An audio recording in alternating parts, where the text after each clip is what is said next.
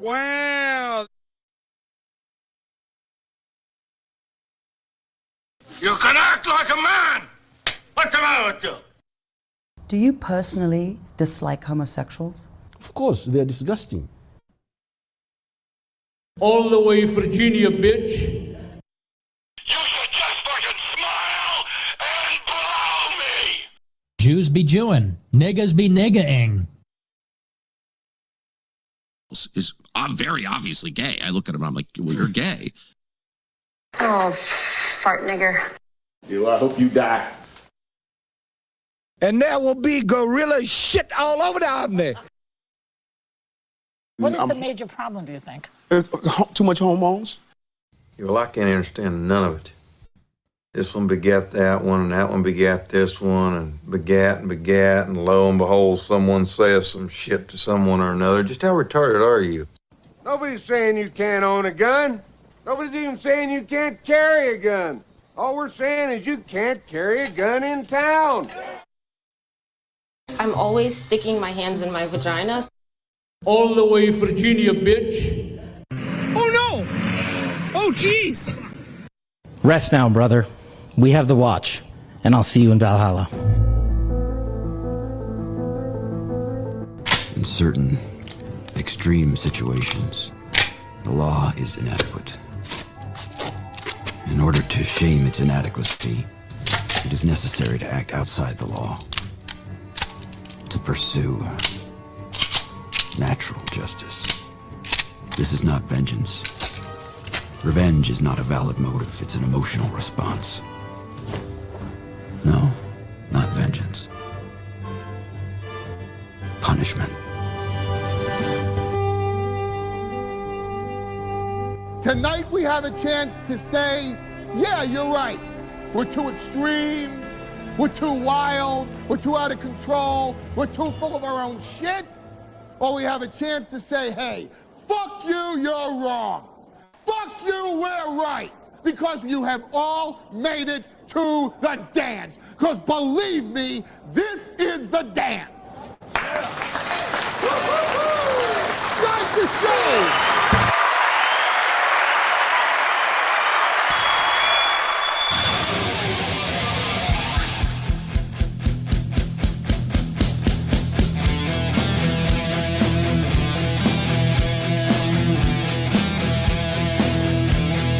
Yo, dogs. Good morning. Welcome. It is the Steel Toe Morning Show. It's me. It's Aaron. I bet you thought I'd come on this morning all sad and just all beaten up. Oh, what a terrible loss we had yesterday. But then, like goddamn slut magic, this audience is always just down for the toe. We had a big evening show. Nobody saw it coming from the evening show last night. They haven't, it's been a struggle the last couple of weeks while the morning show's been absolutely crushing it. Here comes the evening show. They get us back within $100 of making up for yesterday. Go over by 30 today. Go over by 30 tonight. Go over by 30 tomorrow. Why the hell not? I hate hope. Hope is my least favorite thing in the world. But here I am having it again. And why? Because of you. MSO says, well, that's true. That's true. I mean, I guess I'm such an optimist. I never consider the fact that we could just miss by another $1.65 and we could just go right back to behind again. But I don't think we should do that. As a matter of fact, I think we should have one of those old-timey days where it all gets hammered out in the first hour. I think that would be great.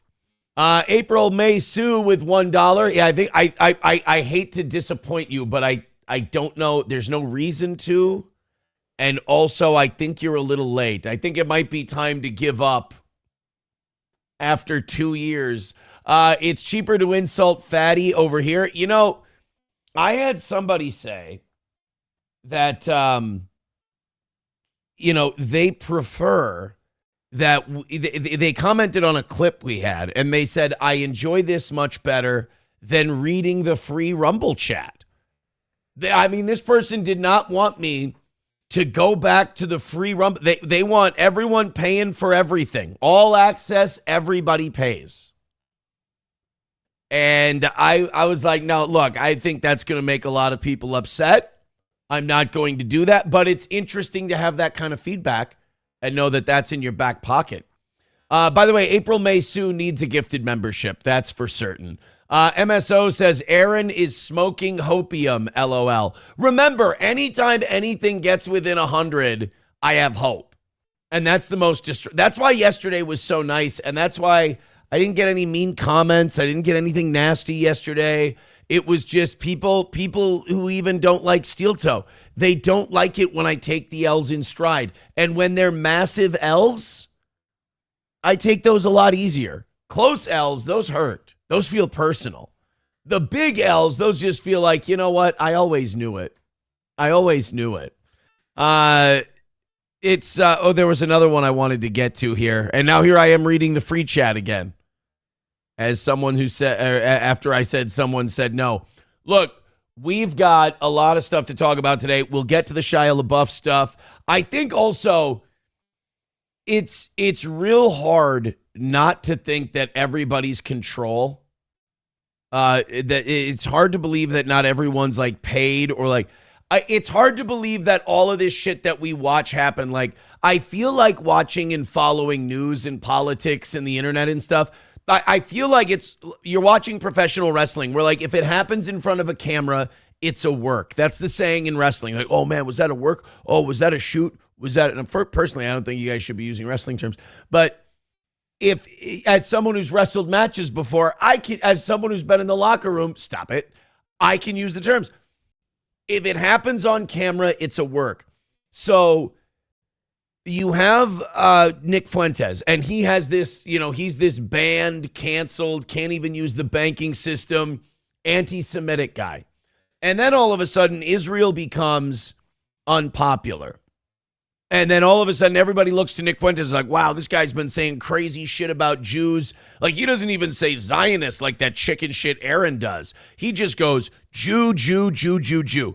We're going to start listening to this guy. He's on everybody's show. He's everywhere. If it's on the internet, everything but Rogan, he's on it. And now all of a sudden, the media is starting to come out with the, Nick Fuentes has a friend who was soliciting underage boys' pictures, which is 1,000% true. Wait until the media starts to get a hold of the cat boy stuff. And then yesterday, Nick Fuentes forget yesterday. We'll get to that in a little bit. These past couple of weeks, Nick Fuentes has been kind of poo-pooing the Epstein stuff and wearing the Epstein pullover gimmick.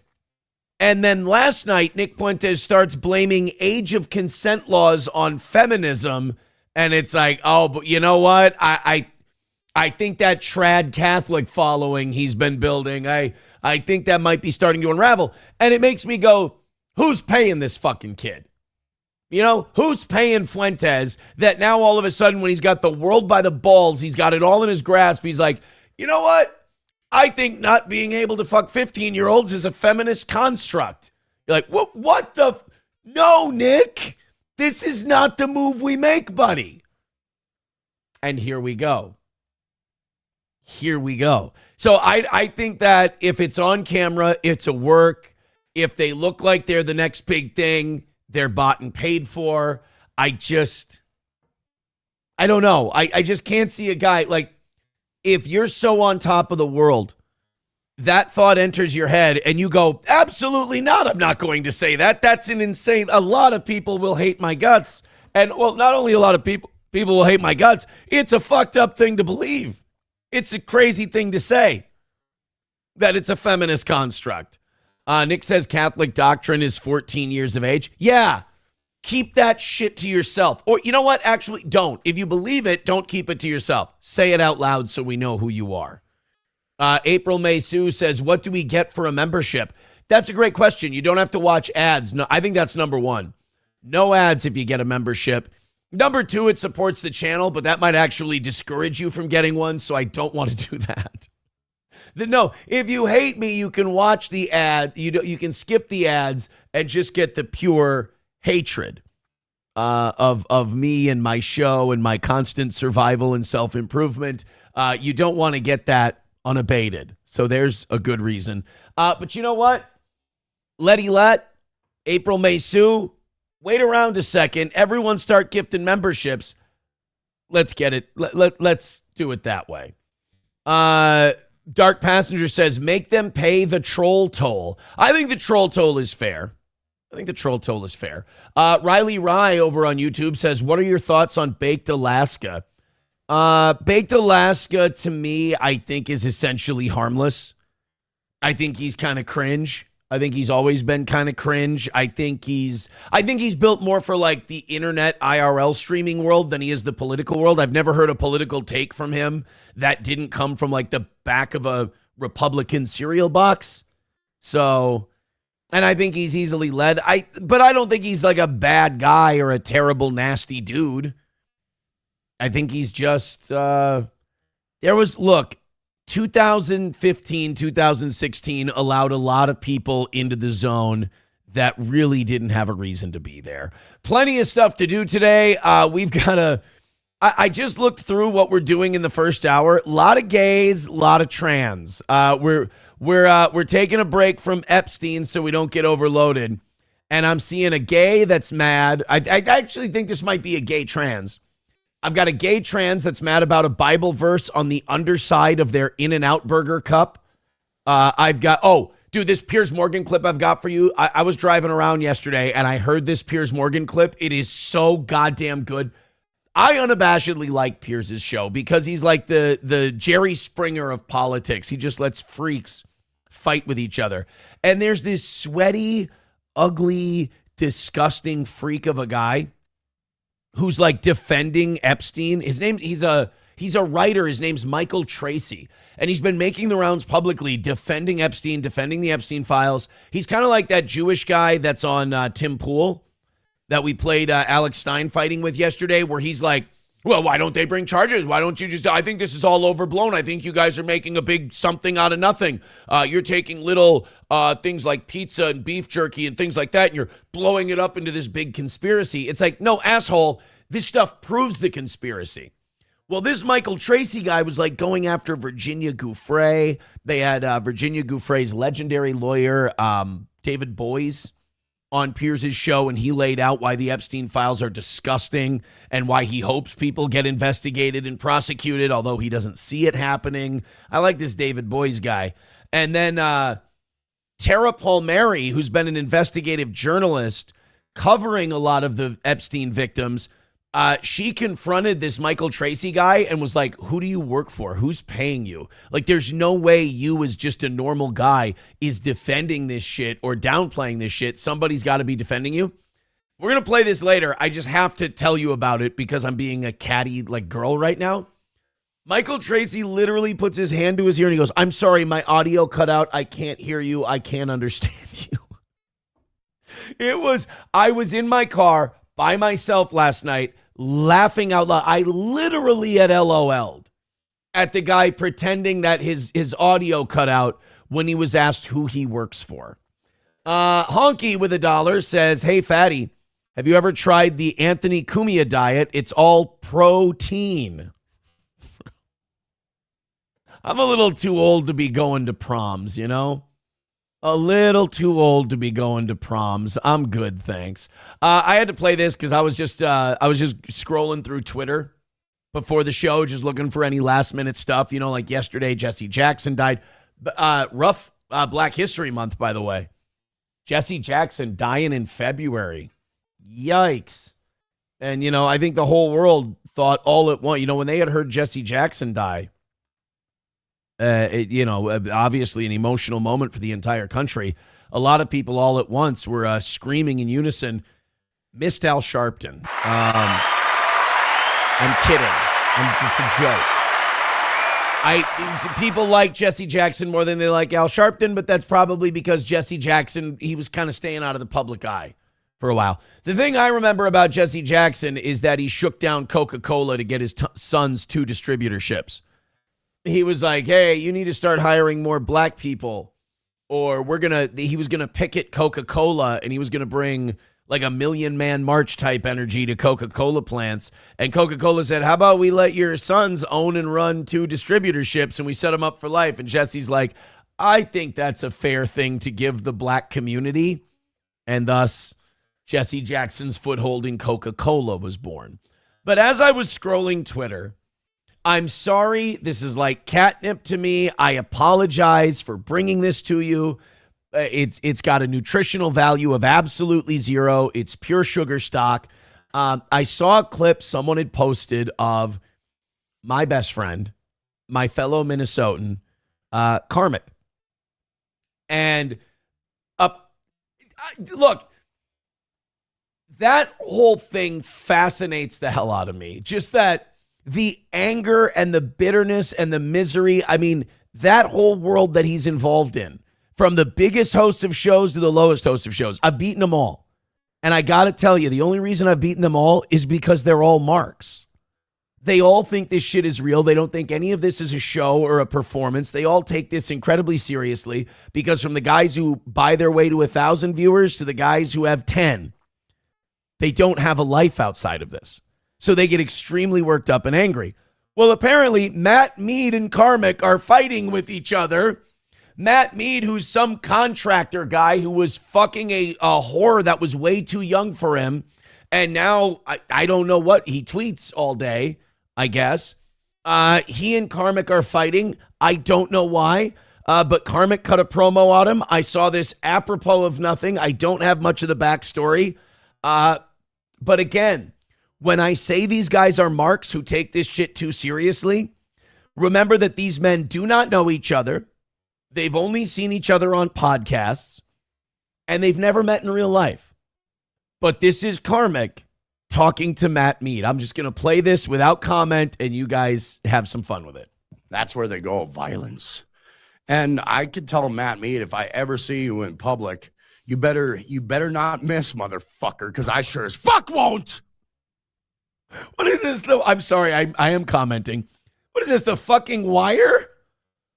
Where if you come at the devil, you better not miss, or you come at the king, you better not miss. What are we shooting at each other now? What are we? High noon, we're going to have a showdown right in front of the clock tower? What are you guys doing? You're both retards. Stop. You come at me, you better not miss, motherfucker. Can we, by the way, the reason I remember why I grabbed this now, I think we can get drops out of this. I think there's some Karmik drops to be had here. You better not miss, motherfucker, because I sure as fuck won't. Why are you You're going to make fucking threats towards me. Do something about it. Make sure I'm not looking, because I'll end it. Matt Mead, you fucking bitch. Why is Matt Mead a bitch? What happened? I missed it. He threw a hat in a fire on MLC the last time I saw. I don't know. I'm out of the loop. Why is he getting this energy? Why are we so mad at Matt Mead? You better not miss, motherfucker. And when you hit me, you better make sure I'm not looking. Let me just say this. Since we're putting out our predilections to how we'd like to be attacked, please anal only. No, I would say that if you're going to attack me, please make sure I am looking. Make sure I'm prepared. Make sure I'm aware that an attack is coming my way so I can counter it in some way, shape, or form, or at least have a chance to. Please don't hit me when I'm not looking. Those always hurt the most. But all right. Can we get the you better not miss because I sure as fuck won't? I think I want that one for maybe a $10 drop. If I ever see you in public, you better not miss, motherfucker, because I sure as fuck won't. He shakes. He gets mad and he shakes. He's so angry. Why? And then I saw the fat PDF was going like, I'm going to take him off Super Tips because I don't like the way he's talking. It's like, you're all gay. You all think this is a shoot and that this is like none of you do a show. None of you do a show. You do this weird anger management class every day. You do this weird, like, exercising your own demons in public for people. I feel like such a hack because I just do a performance show for money. I'm a street performer. And these guys are out here. You better not miss. I'm gonna get you. And we're all Omar from The Wire, apparently. I don't know. If you're gonna make fucking threats towards me, do something about it. Make sure I'm not looking. Should we pretend for the rest of this rant that we're in customer service and he's making a complaint about a product? I'll end it. Okay. Matt Mead, you fucking bitch. Oh, okay, sir. Loser fucking drunk. Is there anything we can do to make Bunch of druggies and drunks out there. That's a good line. Hold on, get that. I'll stop interrupting. Bunch of druggies and drunks out there. He's right about that, though. There are a bunch of druggies and drunks out there. And if you noticed, a lot of people who like these kind of weird, pedophilic, satanic podcasts, they all have the same phenotype. They're all very overweight with the really gross, scraggly beards. Most of them have criminal records, and they all have no social life. Like, it's very strange to see. It's a very common thread, and it's almost universal. Keep me out of your fucking world. Because if you step in mine, it'll be the last fucking thing you've done. Why are we saying that things are going to be the last thing we're going to do? None of this should be the last thing. Doesn't this guy live in a corrugated shed in northern Minnesota somewhere? And who wants to be part of that world? I don't But we're yelling we're going to hurt each other. We're going to do all kinds of bad shit. Or this is just a really hot guy-on-guy rape threat. One of the I'm not sure. Step in mine, it'll be the last fucking thing you've done. Thank you, Anonymous. Oh, that was like a response to a super chat? Oh, well, that's nice. Give him money and he'll yell and swear and tell people that. Is he one of those guys who, if you tell him somebody said something, he just assumes it's true and then just goes off on a rant? Because if so, bravo. Bong Time says, get him on the show, Aaron. Aussie Mark says, fire Johnny and bring Karmic to the show.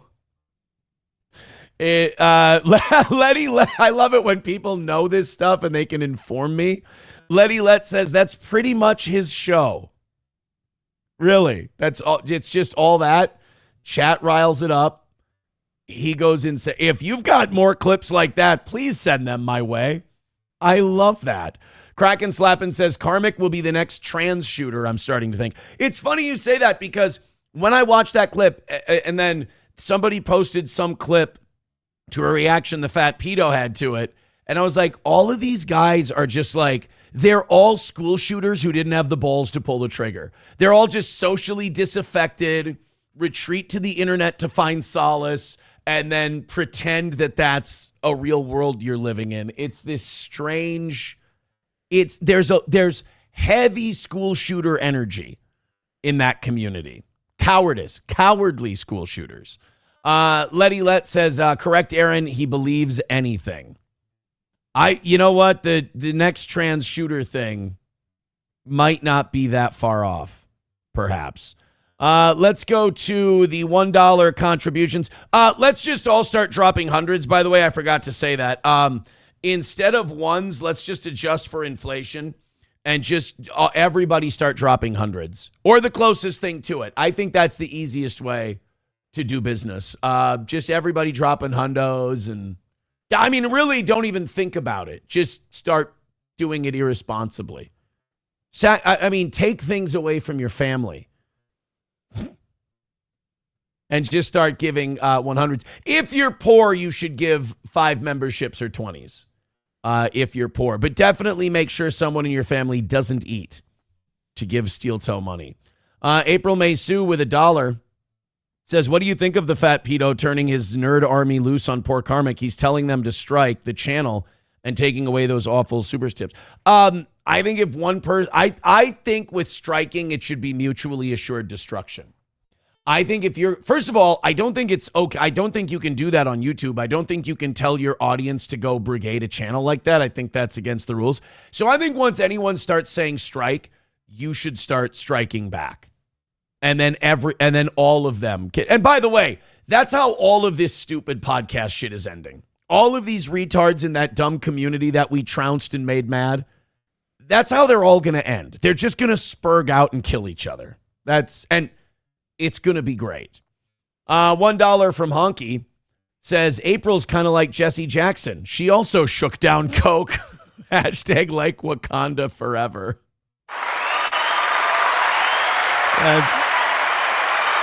I didn't realize that, but April's a civil rights hero. Like Jesse Jackson, she shook down coke. Letty Let says the school shooter analogy is spot on. Well, thank you. Thank you. Veldrain with $1 says, I will get you He-Man if it's the last thing I do. What? I don't understand what that means, but I'm excited. Bigot on Socialist Media says October this year, $100 will be worth $1. That's what I'm saying. I'm just trying to, beat inflation. Mikey says, LOL hundreds. LOL, yeah, okay, I'll get right on that. Well, look, I don't need everyone to buy my bullshit. If we just do it 100, I only need like 2 or 3 of you to buy my bullshit. And if I can't do that, I'm a shitty cult leader. I'm the worst at it. Meg B says, oh my God, you want to see the next school shooter? Rumble account sound for sound. That dude hates pedos and wants to kill them. I don't think that's necessarily a terrible thing. Mint Diggity says, I disagree, Aaron. If Mersh and Ralph are still around, the Dabbleverse ain't going anywhere, not anytime soon. Have you seen how those two live? The assumption that they're both going to be around for any long modicum of time is not guaranteed, as is nothing in this world. As is nothing in this world. I think if you constantly need a villain to stay alive, I think that's just, it's short money is all I'm saying. That being said, let's bully some gays and trans. It's a joke, YouTube. I'm kidding.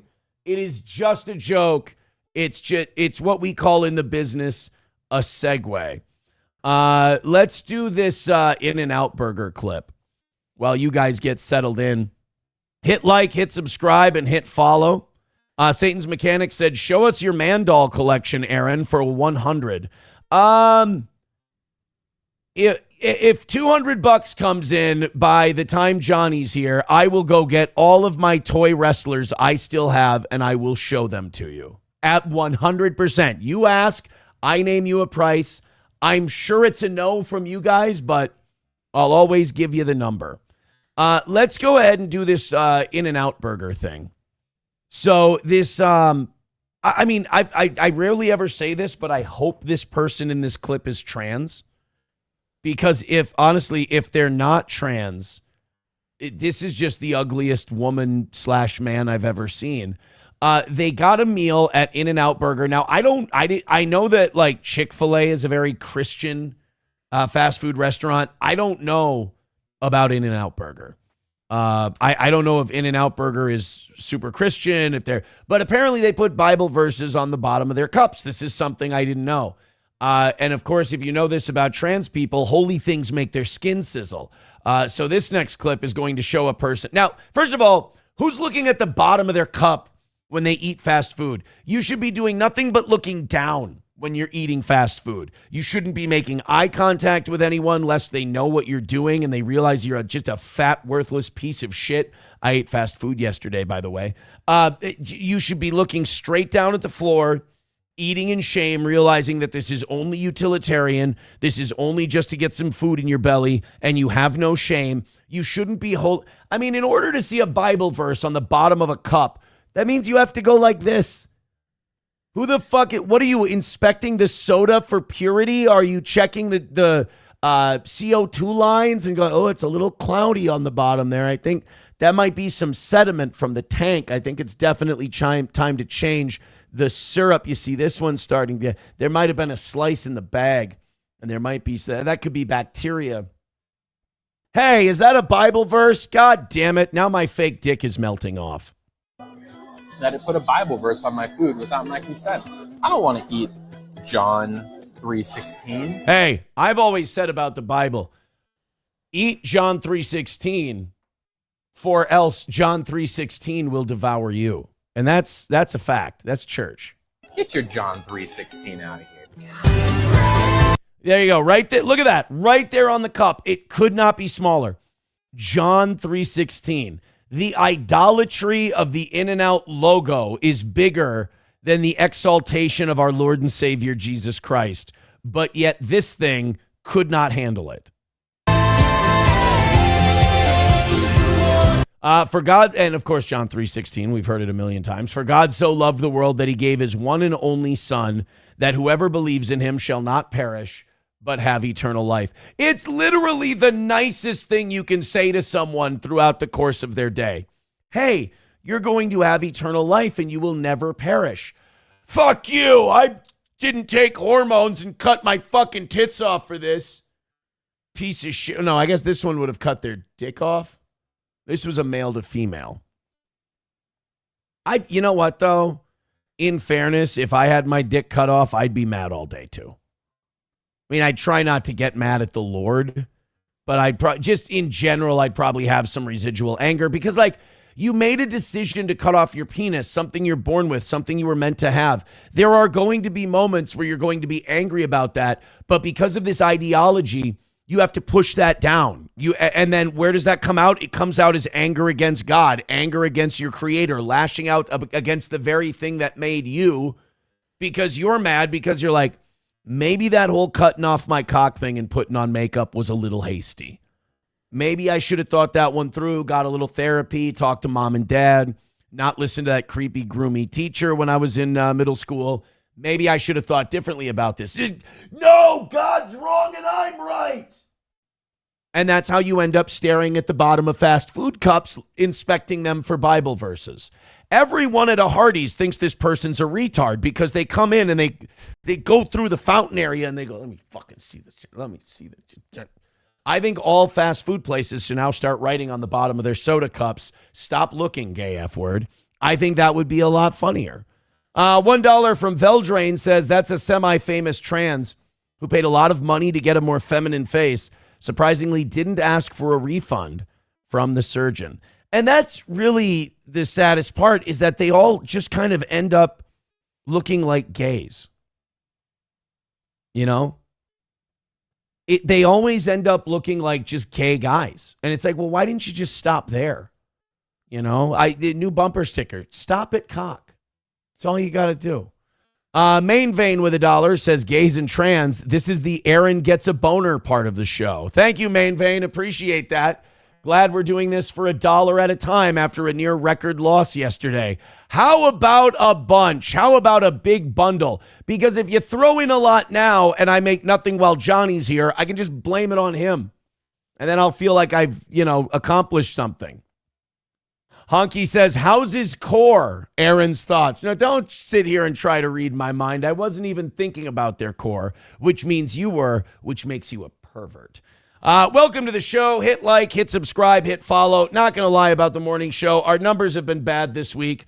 Yesterday was an absolute disaster. I'm very happy about last night's evening show. I'm here in a good mood this morning. I'm always excited to do my show. I just want to make sure the business part doesn't interfere like it did yesterday. So please, thank you, appreciate it. Of course, we can't have the same people doing it every day. I'd like to see a big win today. Please and thanks, appreciate it. I don't want to mention it very much today, so let's get to work. Thank you. A lot of people need memberships out there. We're about 80 memberships away from 600. 600 is our big number on Rumble. Let's do that. YouTube, we're at about 300. So let's, just guys, unlimited amounts. Just go nuts. Like all those drama shows, they do shitty shows. The hosts are incredibly untalented. Yet those mentally ill retards just throw gorilla amounts of money to go, I hate the same person that you hate. Why do you guys have to be well-adjusted adults with responsibilities, families, and jobs? I resent you for that. I resent you for being intelligent. I resent you for being very, very smart and having responsibilities. I hate having an audience that's actually good. I'm kidding, by the way. I'm very glad that I have the people I do.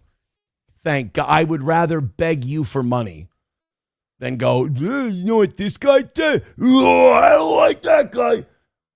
It's the lowest dollar it's worse than begging. It really, doing drama content is where, at least if you do good content and then go, guys, a little something, alms for the poor, a little something for the effort. That's a lot better than going, I'm 50 years old. Let's talk about what this other man is doing with his life. There is no amount of money that makes that better than begging. Let's do this clip from Piers Morgan yesterday. I love this clip. Very short. Piers was talking about the Epstein stuff. A lot of it was based around Prince Andrew because they had on Virginia Giuffre's, the investigative journalist who worked with her to get out all of her accusations. They had David Boies, who was Virginia Giuffre's attorney when she got like $12 million out of the royal family for what Prince Andrew had done to her. And then they had this guy that I've never seen before. His name's Michael Tracy. He's a writer, and I swear this Michael Tracy guy is only on there to like troll, essentially, because he's on there going, oh, well, you know, I don't know why people are making these Epstein files such a big deal. I think they're taking a lot of, unsubstantiated things and trying to make something bigger than it is out of it. And then everyone's just like, dude, what the fuck is wrong with you? Finally, this Tara Palmieri calls him out and says, who's paying you? Who are you working for? And his response is, if you don't enjoy this response, I don't know what you like in terms of content, because this is fantastic. I don't know, Michael. Have you ever actually listened to any of the tapes at the Palm Beach? First of all, this is if Flop Sweat was a person. This is my inner demon when I'm not making any money during a morning show. This is what I see myself as. This is a struggle as a face. And also, I know what you're thinking. You're thinking, Aaron, he is running cover for Epstein. Aaron, he's running cover for pedophilic, satanic elites. Aaron, he must be. Stop. Let me cut you off right there. I already Googled it. No. He's not. I know. Like, he checks every list. The awful hair, the schnozola, the really sad droopy dog face, the general unkempt appearance. You would think, yes, absolutely. And it would also help him because it would make sense why he's defending Epstein and everyone in the Epstein files. He's not, though. I know you. Go ahead, Google it. Michael Tracy, Tracey. He's not. He's just doing this out of the goodness. He might be the best Shabbos goy there is. You know, the police in Palm Beach, the detective. Have you listened to any of the girls that they interviewed that were as young I've as 14? listened to them all. Yeah, and you think that they're not I've listened credible. to it all, Tara. You don't think that entire pyramid scheme in a high school? Do you think Virginia nearby... Roberts Giuffre is credible? She had nothing to do with that initial Palm Beach investigation. We're talking about your former journalistic collaborator who had to recant allegations against Dershowitz, had to recant her allegations against let her speak, please. A Harvard professor, Stephen Koslin, recanted against Jean-Luc Brunel. So you defend the credibility let her speak or I'll cut your mic. of your journalistic collaborator. Go ahead. So, first of all, this guy's, the kids like to use the cortisol spiking, where people get really excited that you can see them tensing up. And oh, my God. This guy just starts blinking rapidly the minute she starts talking about this stuff. He's going through the roof. And he's like, Virginia Giuffre's a piece of shit. And by the way, he does this thing that a lot of people defending the Epstein files do. He throws a lot of quote-unquote facts out there. He'll throw like 10 things that he knows you can't check immediately at that moment. I don't buy a word of what he's saying about all these recantations. I've never heard anyone recant what they've accused Dershowitz of. But at any rate, he just says this person, she recanted against this person, that person, that person, that person, that person. I'm sure if I Googled it and looked it up, this guy's full of shit, but he does this trick where you can't prove it right away. So what you do is you just ignore that point and you go, hey, because you can't look into those files and say that like Lex Wexner, Howard Lutnick, all these other people, like they haven't lied. Bill Gates, they're not involved.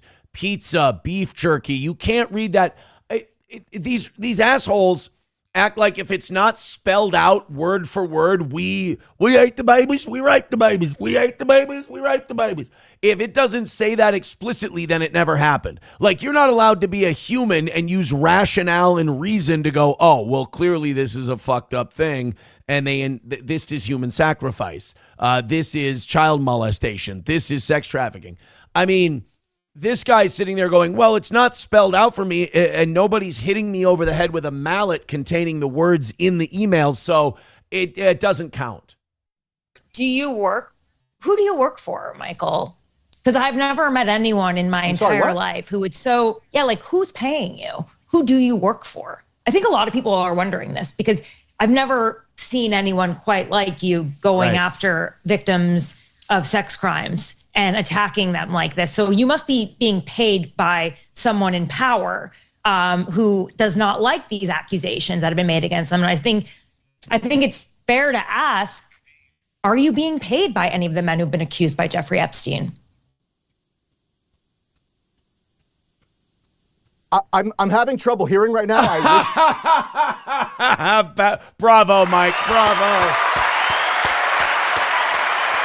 By the way, heard her loud and clear just a second ago when she was talking about Virginia Giuffre and he wanted to throw those names out there and everyone. Heard her absolutely fine. The minute she got to, hey, who's paying you? Like, who are you being supported by? Where's the money coming from here, Mike? I'm sorry. And he's fucking with his earpiece and he's dicking with it. I can hear her voice coming through his earpiece, coming through his microphone. So the fucker can hear. I could respond to whatever nonsense she just blurted out. I'm asking you if you have ever been paid. Wait a minute. He just said, I can't hear you. I can't understand what you're saying. If she's suggesting I'm implicated in something, wait, I thought you couldn't hear. Shut up, bitch. You can hear just fine.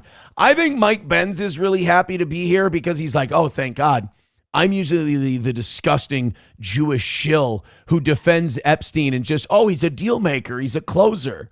I'm usually the disgusting piece of shit that everybody finds too slimy and they have to take a shower after they listen to me, give the okay for this disgusting stuff. At least Michael Tracy, this greasy, sweaty, extra in Ray Donovan victim, is out there just doing the dirty work for old Mike Benz. And here, Cutler from Mad Men is just having a great time watching this guy backtrack. By any of the men who have been accused of crime, maybe somebody can astonishing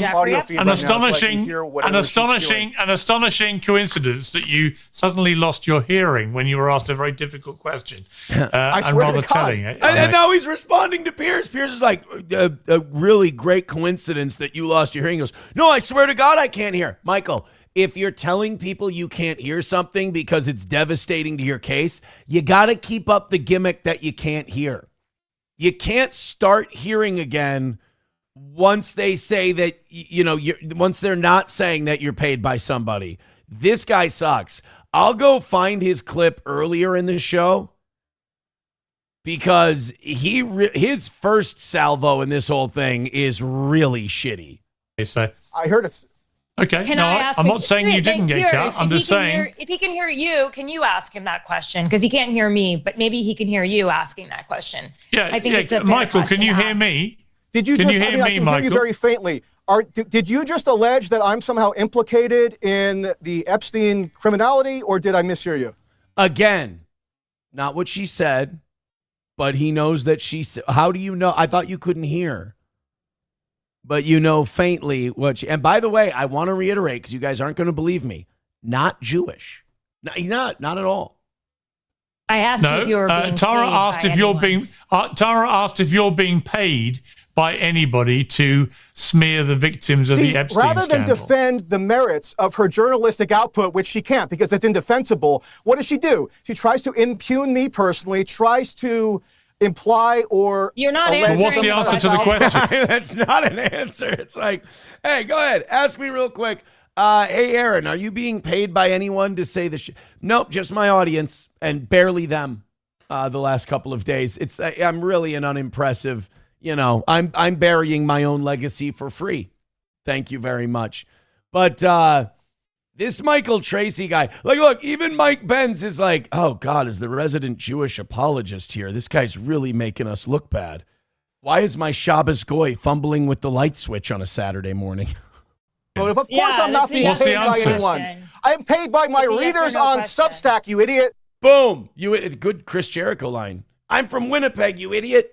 But that Substack shit and that, the stuff like that is a perfect way for people to worm into your reporting and get you to shill for them without it being public. Because Barry Weiss had that same thing. She had that free press. And it was a blog that nobody watched, nobody listened to. But obviously, Israeli people, the Ellison family, they were backing it big time. And they were throwing a bunch of money at her. It's like, who cares if nobody reads this? Who cares if nobody watches it? We need you to be a staunch ally here, and we'll compensate you for you saying the things we need you to say. And don't worry, the best part is nobody will ever know because you're not a 501c3. You're a blog taking contributions from its audience. So you'll never know it was us. You just can't engage on the merits, Tara. You are a disgrace. I mean, you I'm are happy going to to go be through all of my remembered as reporting, somebody who which was was integral fact-checked. in fomenting this moral panic and mass hysteria that's led to mass defamation like you just tried against me. You know how Ro Khanna and Thomas Massie got caught a few days ago accusing a random auto mechanic in New York and a random IT manager of having been complicit in pedophilic sex crimes? No. You're just following on in that tradition, which is so emblematic of how this issue has functioned in popular. He's running out of steam. I mean, imagine being this guy and imagine like history is going to judge you for all of this stuff. You know, history is going to judge you for the way you took this. And Ro Khanna and Thomas Massie help exposing a Jewish satanic blackmail sex ring and human sacrifice cult. You're going to shame Thomas Massie and Ro Khanna and Tara Palmieri. They're the real problems here. And by the way, if you want to, if that mechanic really did get smeared, because again, I don't believe a word this guy says. If those guys did get smeared, I said this on the evening show last night. If we're going to break this thing down and we're going to smash all the guilty, people are going to catch strays. And I'm okay with it because this is such a big, bad deal. There is no constitution or law book that can hold these people. This is an evil that's bigger than our institutions. They've embedded themselves in our institutions. They've corrupted the very institutions that are supposed to take care of stuff like this. So if this becomes kind of inquisition-y, I'm okay with it. I'm clean. If some people catch strays, like we're okay. Like conservatives are fine with like legal Latinos getting picked up by ICE, being held for 72 hours, and then being released back home again. They're like, oh, it's part of cleaning up immigration. Well, let's do this same thing with satanic pedophiles. If a couple of mechanics get scooped up and we go, oh, sorry, you weren't in there. Our bad, different John Franklin. You're free to go. And the result of that is we round up and eliminate this entire cancer from our society. I'm okay with some people catching strays. Can we also seize Michael Tracy's hard drive by chance? I'm going to give Tara. Weaponized politically. Tara, let me just. Of course, Piers. Tara, I resent the implication. I resent the question. I asked her straightforward questions about her own journalistic. Yeah. You know what's funny about this, Michael? A simple no would have sufficed, but you have a hard time coming up with that simple no. I'm morally. You know, when liars get caught lying, they get really self-aggrandizing. They get really sanctimonious. How dare you? You accuse me of not being on. It's like you lie all the time. You know, I mean, I've been around people like that. Not a lot, but one in particular. You'd call him out for lying, and you know, he'd lash out at everyone around him. Okay, I'm going to Tara now. The problem is he lied all the time. It's like if you lie and you're manipulative, when people call you out for it, you don't get to be sanctimonious, and that's what this guy's doing. Single aspect of it. You don't just get to Instead, she talk tries to ad do her infinitum. whole little defamation song and dance because she can't actually engage in an intelligent way because there's no defense. Tara, let me. No, there is. Nor for David. Tara, let me ask. I can talk about my reporting on the Broken Jeffrey Epstein Tara, let me ask you. Tara, you don't need to justify your reporting. It's been excellent on the whole scandal. Why not? Tara, let me just ask you. What was your? Let me ask Tara. What was? All right, and that's the end. So she starts talking to this guy. Hey, what? You being paid by anybody? Who you being paid for? What? The thing in my ear. It's not working. It's a goddamn comedy sketch. The hearing not working. You know what I heard? What I heard was as soon as the Dow hits 5,000 or 50,000, these guys they can't hear anymore. Their hearing goes as soon as they get that Dow hits 50,000, they're not able to hear anything. So I don't know if the Dow hit 50K yesterday. Are we allowed? Should I even be talking about this right now? 49,533 is where the Dow's at. So we are allowed to talk about criminal sex pests on today's show. Congratulations, everybody. Silver Wolf with $5. Thank you very much. Appreciate that. He says, I'd give more, but I'm getting into a new hobby. Silver Wolf, you don't have to give $1 more. We need everybody who watches the show to chip in a little bit, not the same, 10 or 11 people. We need everybody, all the tens of thousands of people that appreciate this program. Throw in 12 cents, for Christ's sake, we'd be fine. Throw in 2 cents. I'd give more, but I'm getting into a new hobby, satellite listening. That sounds like some spy shit. And I'm building my own sat receiver at the moment, all I can spare for the rest of the week. I really do pick the most unfuckable hobbies. Yeah, not a lot of people get pussy in the sat listening community, and it's kind of like prison. The pussy you want, you ain't getting, and the pussy you getting, you don't want. Los Federales with $1 says, Silver Wolf, we all have unfuckable hobbies, man. Right now I'm ordering stuff to build a racing sim rig. It's running me about $4K so far. Don't worry. Just enjoy the hobby. Come on, guys, you're supposed to be the cool audience. Quit ruining it. $1 from Silverwolf. Now they're just phone sexing in our chat. Amen, Los. Have fun with the sim. Those are extremely fun. Damn it, you got me to dono again. Well, there you go. Don't worry, it's only $1. I hope it doesn't break the bank. Veldrain with $1 says, I'm not looking for any mechanic. I'm looking for a satanic mechanic. Oh, well... we need to look up these. We're not making any money anyway again today. So let's just, we're almost an hour in. I can kind of tell early on in the show that it's going to be a rough one for me. Prove me wrong. We need some, after yesterday morning, it's such a roller coaster doing this show. Cause like after yesterday morning, I'm like, fuck this. And then after last night, I'm like, holy shit, I've got hope. And then this morning's start is just rough. I want to look up some of these. I just want to do the show I want to do. I mean, if it's going to be free, I want it to be. I don't give a fuck. It's going to be mine.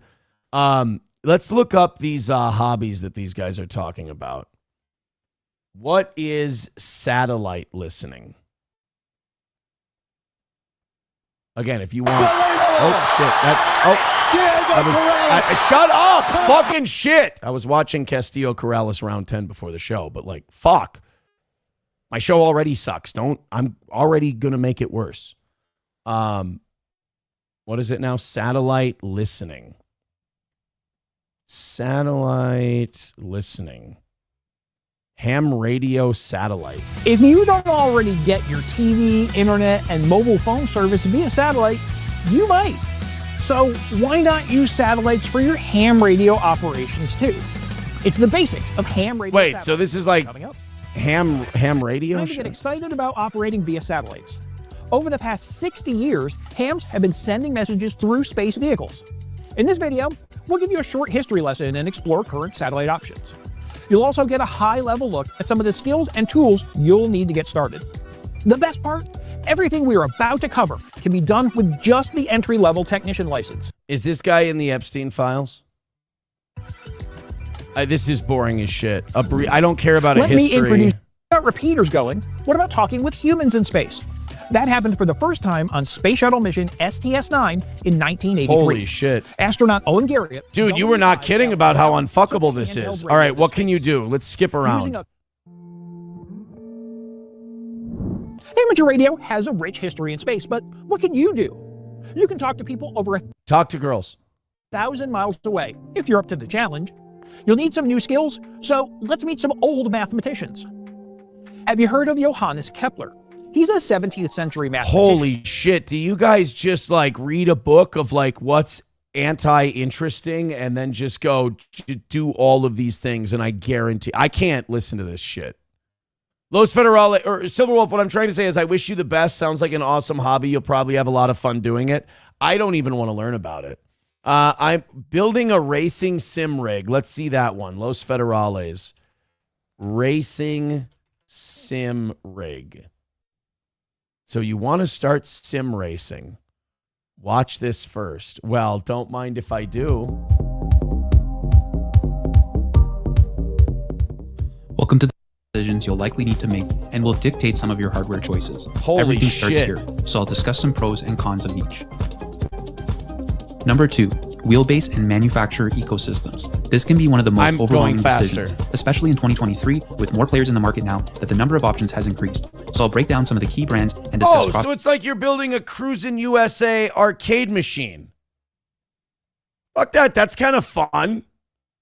Yeah. example, it's only sometimes consistent. For example, a PC can relay more detailed data and telemetry. And I guess like with Silverwolf's thing with the satellite ham radio, you can talk to like Silverwolf will talk to aliens before any of us do.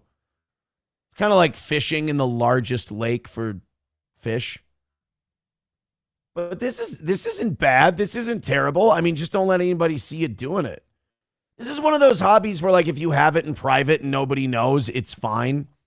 But if someone finds out that you're building like a whole like Gran Turismo building around you, it's like, okay, that's overkill. A simple, gaming controller will do just fine. To the wheel, and in turn provide a more Can you detailed and shoot realistic turtle experience, shells in as well this as the one? ability to further customize the feel, if this is important to you. Another major thing to consider is that on a console, you're going to be locked to a single monitor. All right, pedals. So I recommend potentially investing more of your budget here shit. for significant benefits, because being accurate What's on with this 2-foot shit? You're supposed to be driving with 1 foot. This is sacrilegious. brakes and throttle can make a difference in your lap times. So here are some things to consider.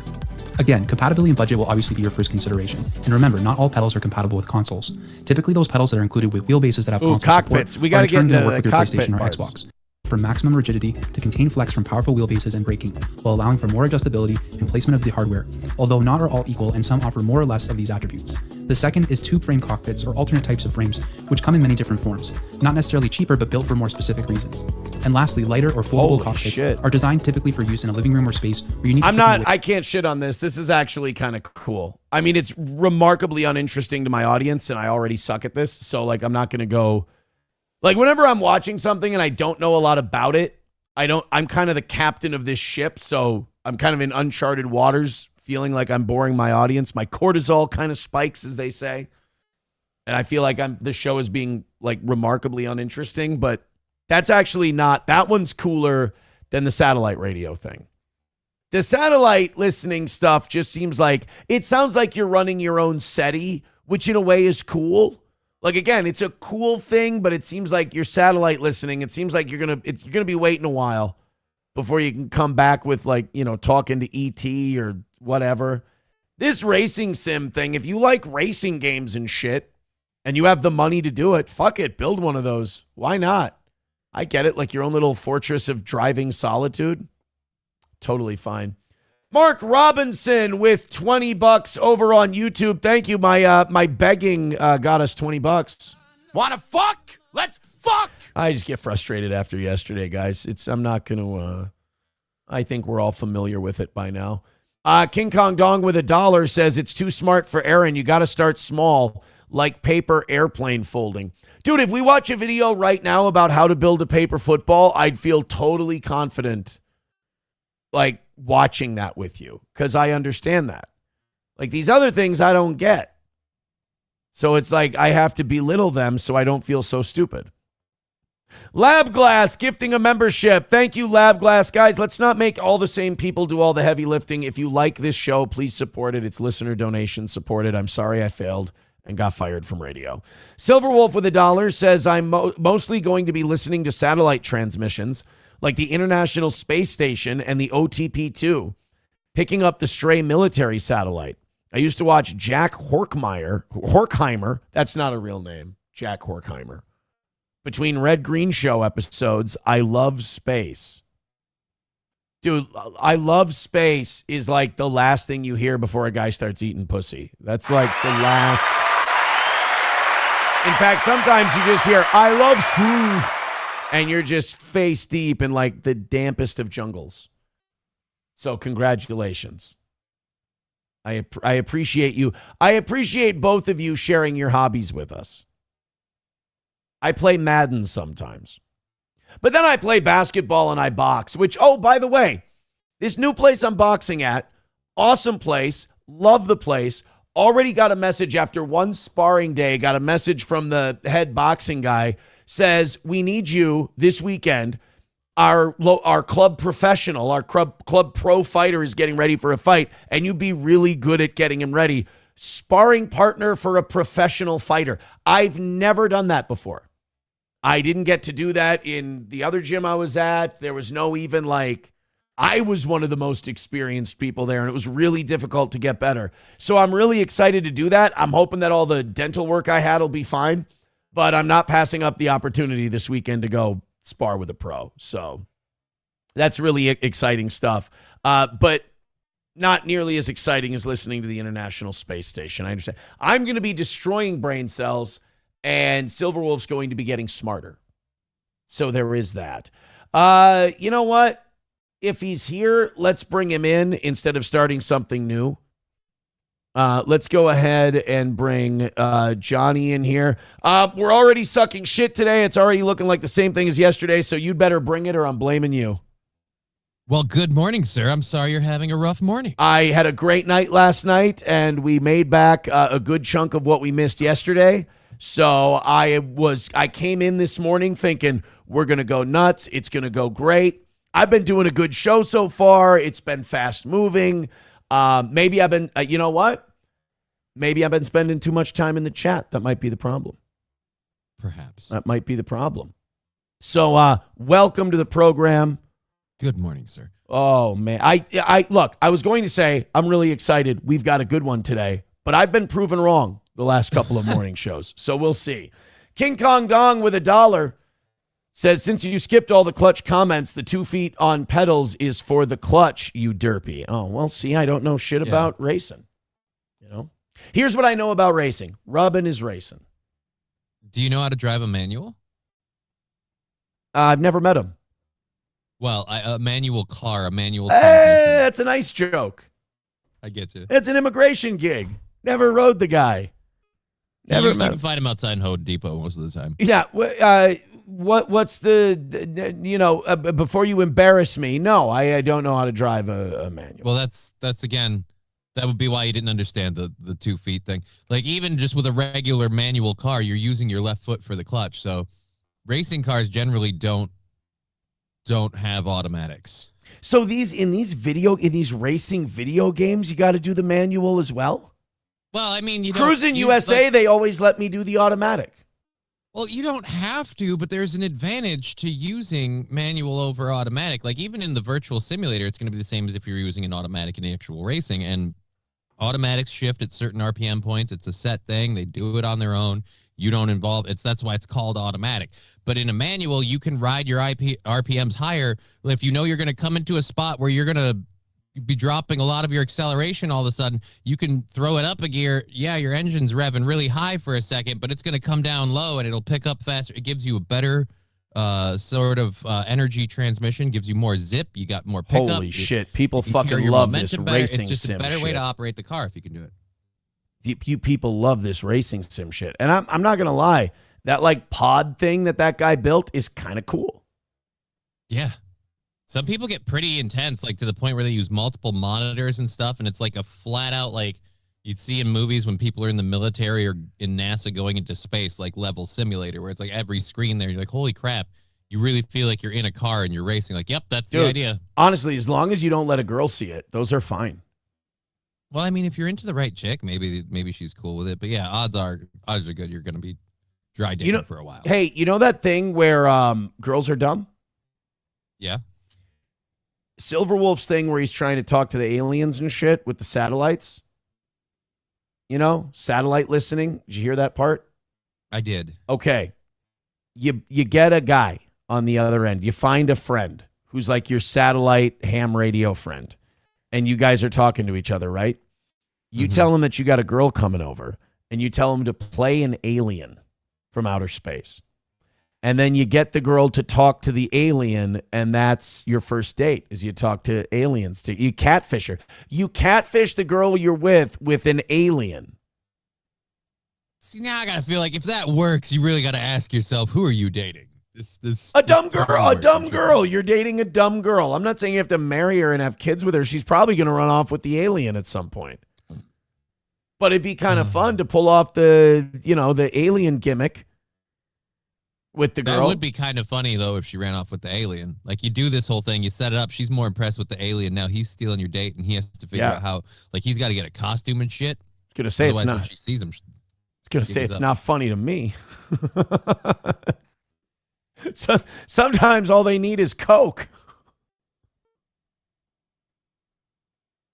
Some people have higher and lower, price points. It's all about who you are as a person and what you think your worth is. It seems fine to me. Doesn't seem too soon on my end. Mark Robinson with another $9.99 says, can't drive a manual? Dude, I'm a millennial. None of us can drive manuals. Johnny couldn't drive one in real life. He can drive one on a video game. Actually, Shut the fuck up. I used to have a 5-speed Ford bike. Tempo. You have a 5-speed I bike. can't drive one now. Yeah, so fucking brag now, bitch. Yep. All day long. Fucking brag now about your man. How to work out. Hey, how driving a manual work for you? According to the studies I've done with one person as a control, driving a manual gives you multiple sclerosis. Fuck, I can't refute it because I do have MS. It's something about the transmission. You're burning up your nerves because you're thinking too hard with all these fucking pedals. Exactly. You got 3 pedals. You got 2 feet. What the? Can I ask you something about driving a manual? How are you supposed to text while you're driving if you're handling the shifting? Well, you don't. Exactly. What's driving nowadays is for texting. Dan Vicious with $5 says for Johnny's new racing rig. No, I'm not paying Johnny. Are you kidding? No. Veldrain with $1 says my hobby is throwing spare change at a monkey online. The monkey gets so upset when they don't get enough. Something about a goal. I don't tell anyone about it, so people don't think less of me. Well, let me tell you something. That monkey probably feels like shit because he usually spends an hour plus a day trying to think of exactly what you'd like to hear and talk about so that he can entertain you at some of your most boring moments of your life. So it's good that you just fuck with that guy. Joey Caravello with $2 says, Johnny, have you ever tried on your old lady's bra and panties and rubbed your nipples and pretended you had Yeah, we're going to miss by $200 today. We're missing by $200. There's no fucking way. I'm a joke. Silverwolf says, how dare you insult Jack Horkheimer? Fuck you. I'm tanking the show. This man was the main reason I got telescopes and into space. R.I.P. Jack. You are missed. You know what? Fuck it. You guys have been on a good rally, though, the last couple of minutes. I'd like to see that continue. But because of yesterday and because of our slow start today and because I'm not even looking at our listenership numbers right now because this week they've been in the shitter and I don't need that energy right now, I'm going to watch some Jack Horkheimer. I don't give a fuck. You want a good you know what? This is a listener-supported show. You support it, I'll listen. But right now, Silverwolf gets his way because we've had a 20, we've had 2 or 3 5s, but it's mostly 1s and 2s. So the 1s and 2s run the show today. Thank you very much. And the 1s and 2s want Jack Horkheimer. They've got, holy shit, this looks dreadful. I can't see your camera, so I won't be able to Well, see guess what? You can now, you silly bitch. Thank you so much. By the way, is the audio better today? It's better. There's still like a modulation thing. I don't know if maybe dropping your mic input setting on your computer settings would do it, but that might affect everything else, so it's not worth fucking with right now. I fucked with something yesterday, and I thought it is a lot better. I can at least hear you all the time. You're not cutting out at all. It's still overmodulated, but I can hear you. So that is my computer. I can't figure that out. That's after the Google thing. I fucked around with it again yesterday. It works on OBS. It works for the show, and that's all I'm going to fuck with for right now. That's all that's important at the moment. Confused by the cosmos? Can't tell a planet from a star? Then give us just 5 minutes, and we'll show you what they are. Jack Horkheimer, stargazer, director of the Miami Space Transit Planetarium, tells you all about the nuts. Holy shit, this is like some old school PBS shit, isn't it? This is made by stuff of people who are on acid. Holy Christ. Jesus. This is like, what is this, 1998? That can't be right. That's got to be when they put it online. This looks like it's 1988. You're just old now. So 1998 seems like it was way more technologically advanced. This tracks, man. Go watch football from 1998. Remember how modern you thought it was? They all look like they were wearing the largest shoulder pads you've ever seen in your life. And the biggest show of all, the universe. And now, this week's episode. In like a lion, out like a lamb, and how to find them in March's skies. This is what got Silverwolf into stargazing and satellite talking. Is this Jack Horkheimer? Greetings, fellow stargaters, and boy, don't you just love spring. I mean, although I All right, really is love he on the the brilliant stars of winter. Right? Can you guys go on those apps where you can search the Epstein files? Look for Jack Horkheimer. I'm not saying I think he is. It just wouldn't be surprising. No, I understand. Everyone's suspect now. And Jork Hackheimer. Jork Hackheimer is standing on one of Saturn's rings. I also really look forward to the soft, muted stars of spring that echo the gentle colors of Earth's landscape. Nah, dude, he's just gay. Okay. Yeah, I think he's just a Mo. And not even the kind of Mo that gets mad at John 3:16 on an In-N-Out cup. He's just a mind your own business, fuck a guy in the butt every now and again, gay guy. You know, the tolerable ones. He might even be a one-man guy. He just has his dude, and that's it. Yeah, he's got his main cornhole, and he's Jack Kornheimer. Spring. And you know, I have always been fascinated by folklore, especially. Oh my God, no, that's Gunther in a mustache. I knew it. I knew I'd see. Oh God, he's got a fucking members only jacket on. This guy rules. Now I know why Mike Lindell started doing drugs. Holy Jesus, look at his early career. I want you to look to the stars. And when you look to the stars, look at Orion's belt. Doesn't it look oddly like a giant crack rock? That's right. It's time for Stargazers, spelled Gayzers. We're wowzers for starsers. And here, brought to you by MyPillow, it's time to go searching for the stars and biting for the pillows with Mike Lindell. I ditched my members only jacket because I'm not a total 90s fag. This was even out of style in 1998. But as we look to the cosmos today, I want you to remember the MyPillow promo code SecretPillowBiter99 for you to be able to get 20% off your next Giza cotton mattress sheets order. So let's go look at some stars. We're going to find Canis Minor, and while we do, you're going to feel my penis major. Whoa. We're going to find Canis Minor and not the anus of one. We weren't in the Epstein files. Phrases that we learned during childhood and repeat all our lives and frequently have little or no idea where they came from. For instance, I'm sure all of you have heard that old phrase that if March weather comes in like a lion, it'll go out like a lamb. Rawr, right? You want to throw it up on the screen? Oh, I'm sorry. He's That's okay. I was enjoying. I didn't want to interrupt. You seem to. I'm Bogart, yeah, dude. Oh boy. I'm Bogarting all the gayness. Well, it's just you can hear it in his voice, but it's hard to understand just how gay he is for this. Till you see his face, like the expression on it. He's really excited to show you this stuff. And I'm glad this is what gave Silverwolf like inspiration. Yeah. We shouldn't be shitting on this Are guy. we sure that this isn't Silverwolf? Like, is Silverwolf Jack Horkheimer? Because, like, who else would plug Jack Horkheimer? Like, nobody would admit. Fair question. I would have never thought. Nobody would admit that they liked Jack Horkheimer in the 90s, except Jack Horkheimer to keep his YouTube views up. I suppose that would make a lot of sense because I've never even heard of Jack Horkheimer.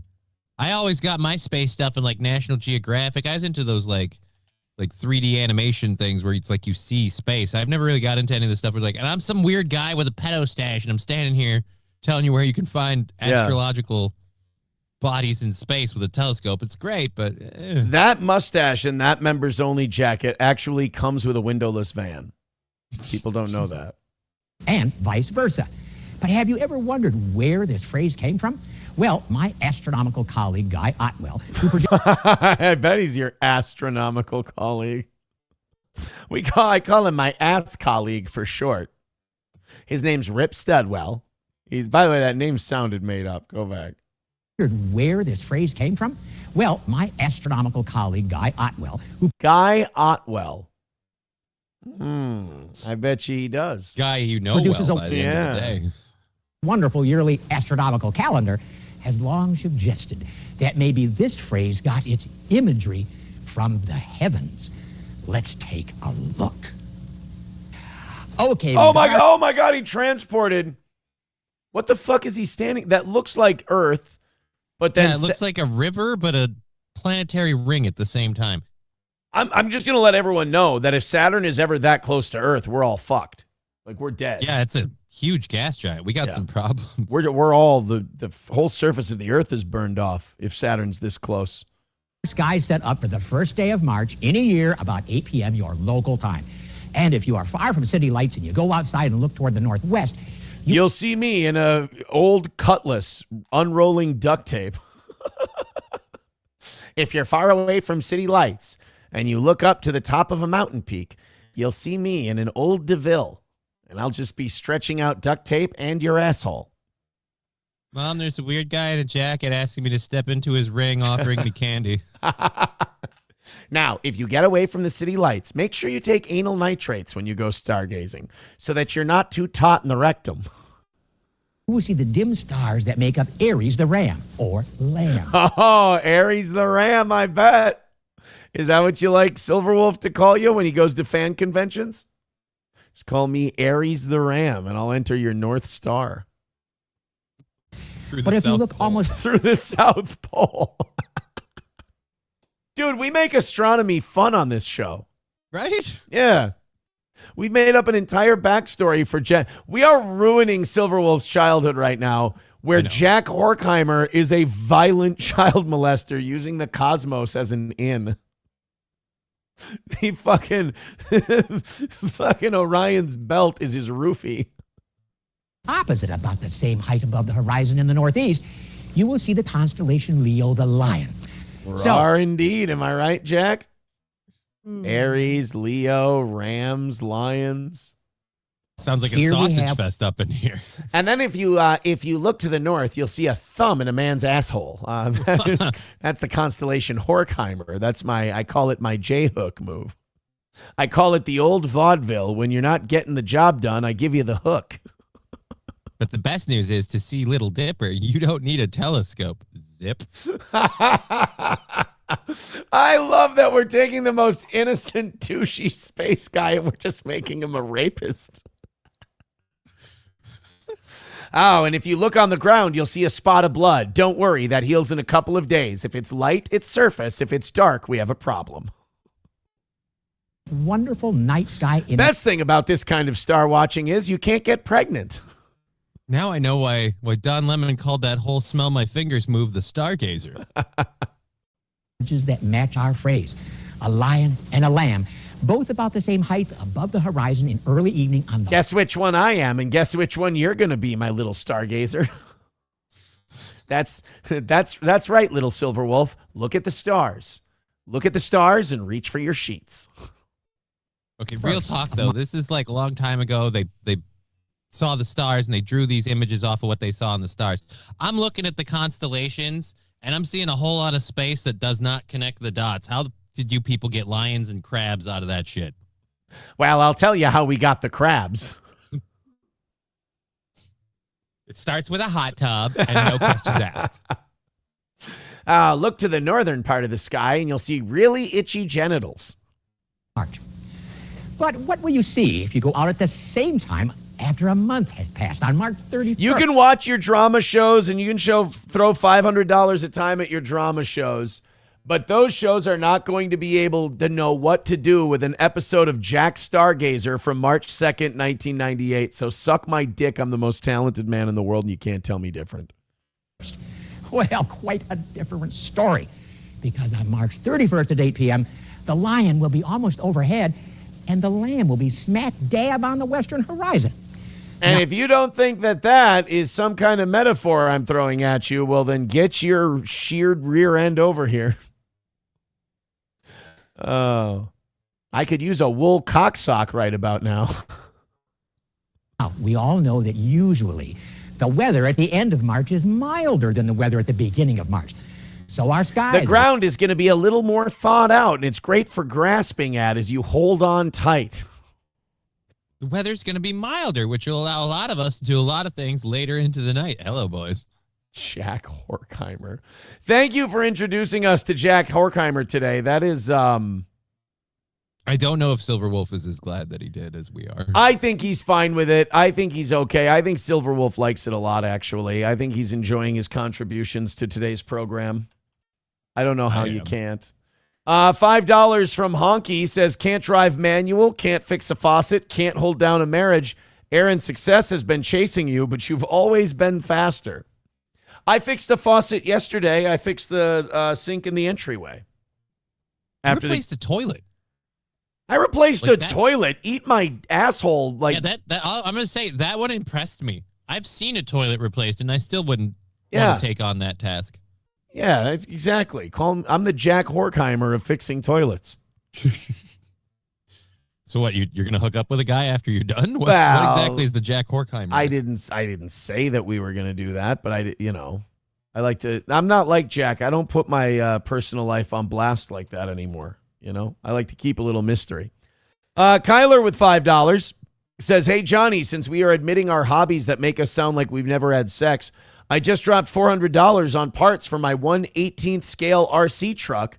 Baby is going to be badass." Those RC cars are actually kind of badass. Yeah, I still have my Batmobile and my bowling digger, which is a stunt car that I never had to make it gay. Had to make it gay, dude. Had to make it gay. I've got the 1989 Batmobile with remote, so it's what is it, 1/8 scale? I hope it gets a rocket shot at it by a penguin in a sewer. That's what I hope. No, it is the same one. Yeah, so it's the same one from the first two movies, but it's got an all metal bottom. It's fucking awesome. Hey, that's what you needed around Jack Horkheimer. An all metal bottom. An all metal bottom. Oh, I can't get in there. It's pop riveted shut. Well, I guess we'll look at the stars and I'll stick a finger in your mouth to see if you're plucky. Joey Caravello with $2 sends us a link. It's called Johnny Crutches Throws a Tantrum and Ends His Stream. Oh, is that when you spilled the water or what? June 11th of last year? Yeah, I guess. Is that when you spilled the water? And we're talking about Jack Horkheimer molesting children. Thing about, I keep explaining this to people. It was a shitty thing, but the thing about the water thing was a lot of people overreacted, which caused me to get super emotional because the water was bright red and they thought I'd severely fatally wounded myself. They thought Uncle Jack Horkheimer had come over. He just tore my asshole open looking for the Big Dipper. Jack Horkheimer is officially our new mascot of child molestation. There's no doubt about it. Check that motherfucker for the Epstein files.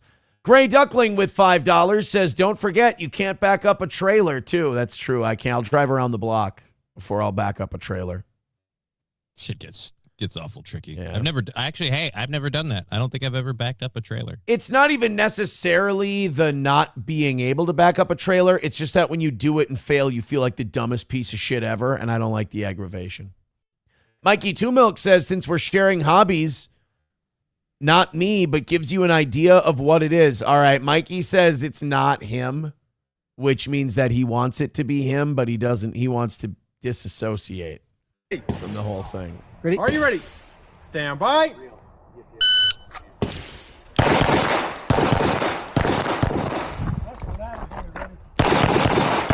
Oh, that's just fun. Ready? Are you ready? Shooting range. Stand by.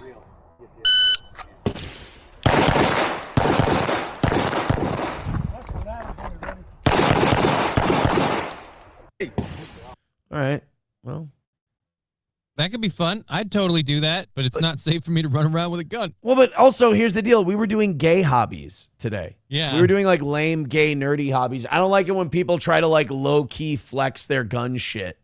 It's we just watched a guy with a pedo stash and a members-only jacket stand on fake Saturn rings talking to us about stars, and we turned that into him making you look at the stars while he molests you. And you're like, you watch this fucking base Chad shoot guns and shit. That's not what we're doing today. We're watching people be dorks so we feel better about ourselves. And then we're making down, goddammit. Yeah, we're punching down at Silverwolf to feel better about ourselves while also admitting that's kind of cool. $1 for Silverwolf says, "And before you ask, yes, I was bullied relentlessly." I mean, I don't think it's okay to bully people. I don't think bullying's a good thing. But if you watch Jack Horkheimer, you're not trying not to be bullied. You're definitely going to get bullied if he's one of your heroes. Yeah. And the important part is it seems like he's made his peace with it and he's happy with who he is. That's all that matters. Exactly. Holly, thank you for the $10 over on PayPal. I appreciate that one. More of those, please. Silverwolf with $1 says, also, speaking of Lindell, there's a Lindell campaign-wrapped RV down by Princeton on 169. We'll go ask him. Go down there and get one of his books. I have one already. I'll also ask him about what he knows about Horkheimer. TDR Shit Show with $1 says, if you shrunk the sun down to the size of a golf ball and the nearest star to the size of about a grape, the star would be roughly 700 miles away from the sun.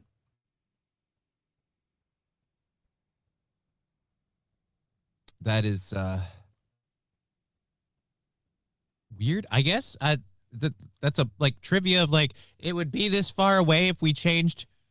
So I don't know what I'm supposed to get out of that. If ifs and nuts was candy, If ifs and buts was candies and nuts, we'd all have a Merry Christmas. Say it. If and a nut, but were a candy and a nut, we all have Merry Christmas. There, was that so hard? TDR Shit Show with $1 says light travels at a speed of 186,000 miles per second. That's important to know, especially as we're traveling the cosmos with, as Kyler calls him for $1, Jack Porkrinder. Okay. Silverwolf with $1 says, I'm too young and I'm still alive. I watched this between Red Green episodes with my dad. Wow, you guys were just drowning in pussy at your house, weren't you? I'm also a member of the Possum Lodge. Oh, no. What's the Possum Lodge? I don't know, but it sounds like a thing where you get molested. Does the Possum Lodge sounds like, it doesn't sound like there's an uninvaded butthole in the Possum Lodge. The initiation is rather unique. A lot of people do blood in, blood out. Our take on it is rather singular. Because we're the Possum Lodge, you play dead and we viciously grape your butthole. So that's where the bleeding's going to come from. Why? I don't know why they said that part in an upward inflection. Honky with $1 says, oh my God, it's Carl Gagan. He calls the Milky Way, quote, a bukkake. Oh. TDR Shit Show with $2 says the sun is roughly 7 times closer to Earth than Saturn. Dude, we got fucked up so bad yesterday on this show that if you guys want to send in money to give me space quotes, man, whatever makes dollars makes sense today. Silverwolf with $1 says, no, I'm laughing so hard I'm crying. This is awesome. Yeah, the Jack Horkheimer bit worked. Nomo with $1 says he's the Liberace of astronomy. $1 from Shit Show says, I got a lot more space facts, but I'm running out of money. I just throw 100 and call it a day. Oh, did you know? Harvey Milk of the Milky Way. Did you know there's more than 200 billion stars in the Milky Way? Okay, I'm broke now. Yeah, it's not going to work for us. We need you guys to be not broke. We need all of you to have $5 in your pocket and give it to us. Honky with $1 says, what does a large meteor hitting Saturn and a mandate with Jack Horkheimer have in common? I don't know. What do they have in common? Some rings going to get destroyed. Should have seen that one coming. Fun fact about the Possum Lodge, says Honky for $1. It has no beavers. Gay. Luzier with $1.99 says, I saw Aaron once while fixing a toilet. Wait, no, now hold on. Chevy Fan says, did the evening show meet the goal? Dude, not only did the evening show hit, they went over and knocked down some of your guys' embarrassing loss from yesterday. So you owe, knock down today and knock down another 30 or 40 from yesterday's miss, and we'll get to a perfect week before the end. Before the end of the week, we'll get there. What did we want to look up? What did he send us? Oh, fuck, I forgot what it was called. The Lodge? The Possum Lodge. Possum Lodge. We need to learn about the Possum Lodge today. You know what this means? All of the really good stuff we have for today, I can save. Because if you can get the Jack Horkheimer shit to hit, you get to save all the other stuff you've got. The Possum Lodge. Oh, it's a red-green thing. Do you want to hear the Possum Lodge oath and the man's prayer? I was never a big red-green fan. So oh, hold on. Silverwolf says he was a member of the Possum Lodge. Now, I may not be a big red-green fan, but I am not going to tolerate any allusions to him being a pedo. Red Green's a good man, the guy who played him. But Jack Horkheimer definitely throwing pork swords in kids. I'm kidding. I'm joking. He better be fucking dead. Holy shit. You can't just go on a show and say shit like that. Give me You're one. gonna get an email tomorrow from him. He's going to hear about it somehow. Jack Horkheimer death. Oh, yeah. That old kid fucker died 16 years ago.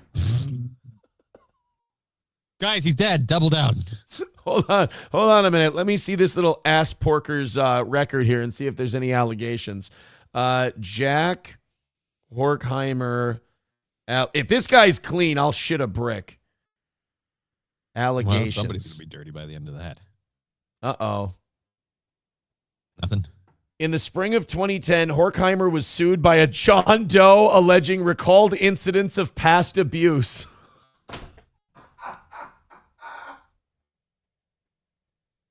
You know, it's funny when it's a bit. When it's a bit and it's a joke and it's a thing. And then when facts come along that reinforce it, it just takes a turn. July 8th, 2010, Miami's stargazer accused of child sex abuse. Son of a... Dude, you can't fight the phenotype. If it looks like a duck, if it quacks like a duck, it's fucking kids in the ass. I've never heard that saying before, but I can't deny in this particular situation, you're absolutely right. This child was a runaway in 1975. And Jack Horkheimer was giving him the old North Star. Wow. You're just flying through space like a lost comet. How about I help you with some docking? How about the fact that you and I were watching this guy making kid rape jokes, and it turns out the guy probably was a child molester? Yeah. Oh, my God. That's the part, like I said, you do a bit, and it's like, it's a bit. I'm just taking a shit on this guy. It's whatever. It's for fun. I don't really mean it. It's like, oh, by the way, he probably totally did. Like, oh, no. Dude, not only that, No, I it's not just funny. realized we've completely fucked over Silverwolf's childhood.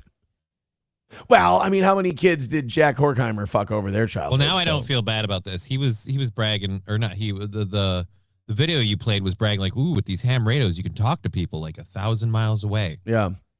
Done it with this thing. With a phone. Right here. Yeah. By the by, people. I did take, there was an email from Red Green himself. He said, take me off the fucking screen while you talk about Horkheimer. So I took Red Green off the screen while we found out that Jack Horkheimer was Porkheimer in a couple of broke boys' hymens. Let's go ahead. That's called alliteration, boys and girls. Let's find out about the Possum Lodge Oath and the Man's Prayer. Oh. That's Jack Horkheimer in the background. Hard at work. Okay. That's the official signal. We got to start the lodge meeting right now. So in a minute, we're going to start an official Possum Lodge meeting, and we're going to do the Possum Lodge salute and the Possum Lodge oath, and you're going to have to stand up to do it. But before we get... Dude, we are learning that Silverwolf's childhood was fucking gay, but probably like super fun for him. Like he probably enjoyed this stuff, and now we're just sitting here like shitting all over it, but it probably ruled. Like he was probably a very happy kid and grew up to be a very well-adjusted adult. And we're just completely burning down his memories. It's I'm me. fine with it. Okay. Get that far, I'm going to teach them to you. Now, I know some of you think you know it, but it's been 10 minutes. All right, first of all, this is the Possum Lodge salute. You put your right hand up like you got to go to the bathroom. Do it, Johnny. You put your left hand up because maybe your buddy's got to go too. In fact, he's got to go so bad he doesn't have a hand free. Because he's jacking off Jack Horkheimer.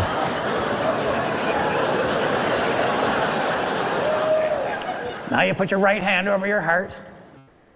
You put your left hand over where your heart would have been if God didn't read instructions either.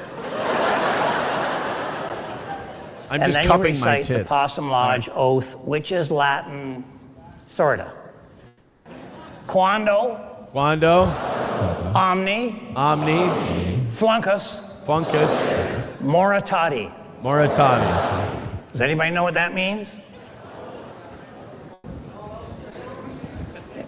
Right there. Another proud moment in that life, I'm guessing. The perfect motto for Possum Lodge: when all else fails, play dead. Because when things go wrong, a man will say, shh, she didn't see us. Holy shit, Silverwolf. You and your dad sucked. I don't have any way. I'll tell you this much. Honky wasn't lying. Ain't no beavers in the Possum Lodge. Although Silverwolf did get us all to squeeze our tits. Yeah. So I guess who lost on that one? Also, I want to point out, somebody just said it in the chat. There was a fucking Rothschild sign behind that guy. There was? Yeah. I didn't see that. Did you see the satanic messaging in the No, I just saw. I was paying attention to all the stuff. He had like duct tape to different things, and I saw a bunch of rolls. I was looking at different little things everywhere. I didn't notice there was a Rothschild sign. 100% this guy was he's Illuminati, we found out. So we're ruining everything. Silverwolf's what do you call it?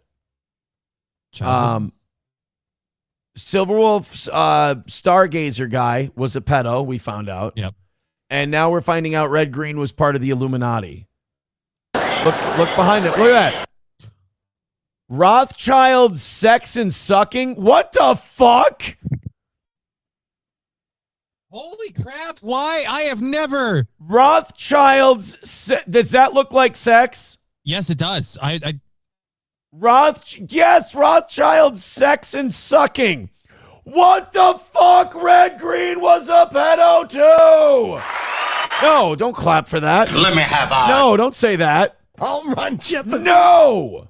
Yay! Go, No.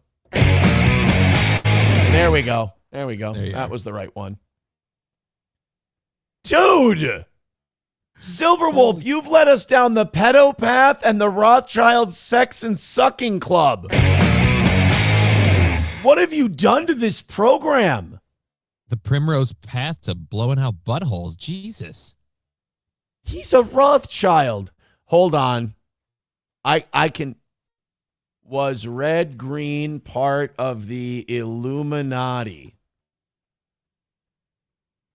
No, I'm not seeing anything. Should we just write Red Green allegations and see what comes up? See what comes up? Nothing. Red Green's clean as fuck. The first thing you get is a rape charge against an ex-USU linebacker named Mike Green. Red Green's clean. Well, you know why he's clean? The Rothschilds protected him. Yeah. They paid their fixers to get it all swept under the rug. That's exactly what happened, dude. So congratulations, Silverwolf. You just let us all into the Possum Lodge, and you taught us that the Possum Lodge is actually a secret Jewish sex camp. Good job, asshole. Silverwolf with $1 says, not was, current. I am a member, so I have access to his podcast on the Red Green Show. Doesn't seem like as big of a flex as it was before, does it? You old possum fucking creep. $2 from Dan Vicious says, sorry for Silverwolf's butthole. Yeah, he got fucked in the ass at the Possum Lodge. Poor guy. That I can't blame Red Green though. You had to work for it, but it was on the sign. You should have known what you were in for. It does. Yeah, at least they had signage. That's a good point. And also, it's also one of those things where like a guy like Red Green getting famous, you knew there had to be Jewish butt sex and blackmail involved. I just honestly, like, I always assumed it was just a lot of like Polacks like my parents that thought that shit was funny. Like, I assumed that for him and Gallagher. I'm like, that's how they got through. It was like, yeah, well, Polish people, I have often said, are the reason for most of the maladies in society. So, considering I have one and I'm half Polish, I can't say you're I get wrong. it. It's fine. Silverwolf with $1 says, to be honest, after reading the files, who isn't a fucking pedo at this point? No. Don't try to I'm not a pedo. Don't excuse your boy Horkheimer by saying everybody's doing it. Don't give us the schoolhouse fucking excuse. Yeah, there's a goddamn Rothschild sign behind Red Green. Silverwolf with $1 says, hey, it's okay. It's okay, Aaron. Unlike you, I didn't have to salvage the relationship with my father. All right, you know what?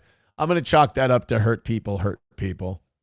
That's what I'm chalking that one up to. All right. Sorry all my heroes weren't butt pirates. That's all. At least my dad, when I was a kid, my dad steered me away from the vicious stargazing pedophiles that were out to destroy my O-ring. Hey, we can't blame Silverwolf for this. It's not like it wasn't, it's not like it was glaringly obvious the minute you look at that Stargazer guy to the point that we called it on the spot. He was wearing... You didn't know. He was wearing the mustache and a members only jacket. Jesus. Now, Satan Claus says it actually says Rothschild sewage and septic sucking services. Dude, it's all Jewish code. Well, convenient. They blocked all the parts except the part that looked like sex and sucking. Right. Exactly. None of us are buying it. Hit like, hit subscribe, hit follow. 5:45 today. Yeah, it's probably good that I didn't look at the numbers. Rumble behind, YouTube behind, but our numbers have been shit all week in the morning. Hit like, hit subscribe, hit follow, spread the show, share it. Shit, what are you going to do? Monetarily, you guys are coming in $1 at a time. It's not as bad as yesterday. But God, let's just do a win early and we'll keep doing a fucking really fun show today. Silverwolf with $1 says, I would like to address the rumors of me being molested. The rumors in the chat. My butthole is intact. I was too fat and ugly to be butt fucked. Well, that's sad. That's a sad way to defend yourself. Now we all feel bad. To which Jack said, challenge accepted. Yeah. Sorry, God. We were all having a good time, then you had to go and shit all over yourself. Well, if someone blows out your butthole, that's what's going to happen to you, too. You want to watch black people commit crime?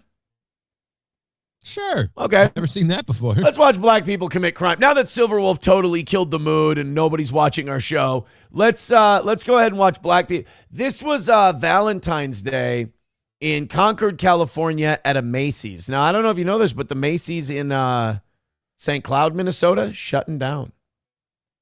Oh, really? Calling it a day. Yeah, my kids are waiting for a phone call from the Toys R Us section of Macy's because they're closing down, and we were walking through there, and my kids want the Jerry Giraffe park bench. Okay, so they want the furniture. There's a park bench with the Toys R Us giraffe on it, and my kids want it, and they made me fill out a thing, like a request from the Toys R Us people. Do you think anyone else is asking for it? I hope not.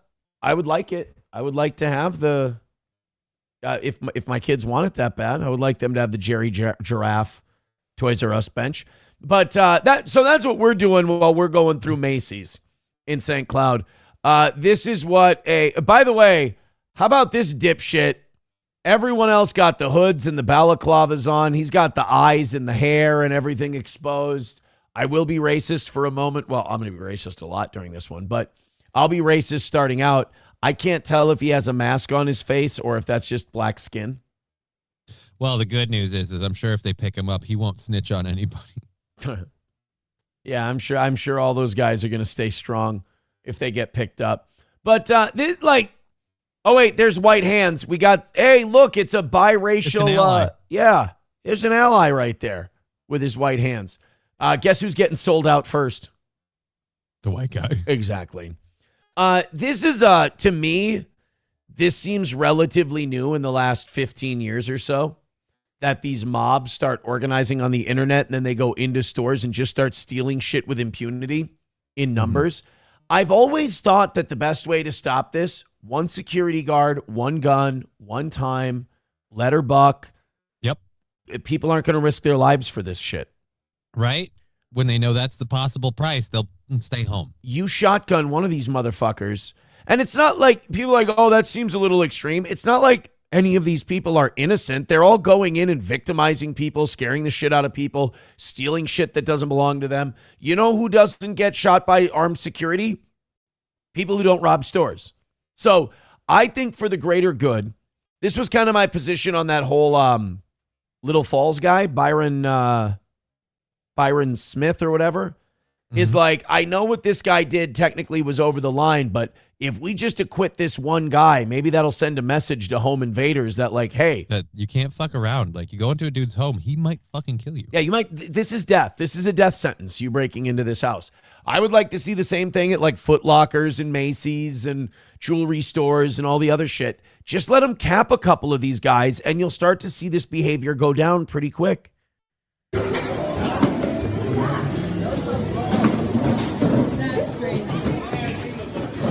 Look at that. The worker there's nothing she can do. What's she going to do? Grab one of them?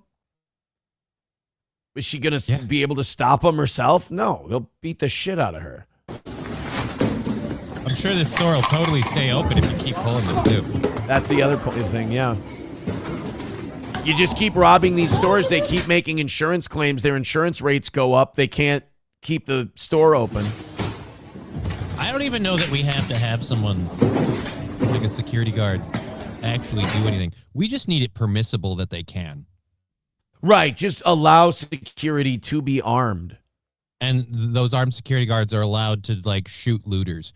Like, make it very clear, like when these flash mobs looting places, those people don't get the benefit of due process and put your hands up. No. The guard can just take out his gun, no warning, bang. That's excessive. Yeah, but it's the only thing that's going to stop these assholes. So yeah, I mean, there's no amount of just like, hey, this is wrong that's going to fix this.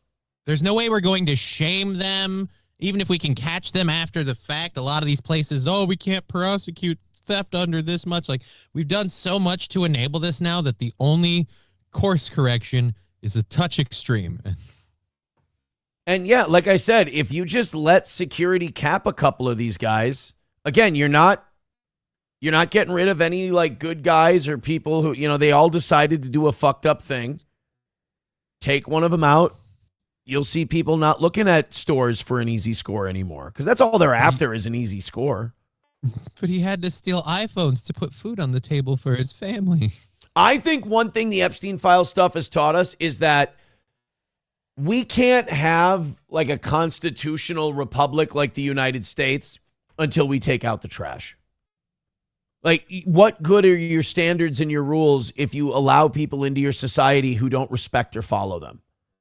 And if you don't have people who respect and follow those rules, you can't build this good society. You can't build this constitutional idea that you have. So get in line.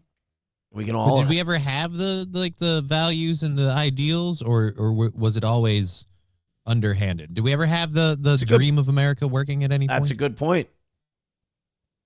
Well, because obviously up until 64, people are going to say, what about black people? That's the obvious one.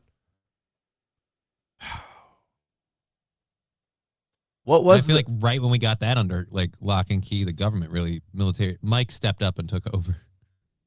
I mean, they said Epstein was operating as early as the 70s. So, and that's another. Is anyone asking who the new Epstein is? Because we thought it was Diddy. I thought it was Diddy. You thought it was Diddy, and so now Diddy's in jail. Who's the new Epstein? Because obviously, like I was saying before, I don't think these freaking satanic kid-eating clubs just went, you know what? Our organizer went down. Guess we're going to hang it up. We had a good run. Yeah.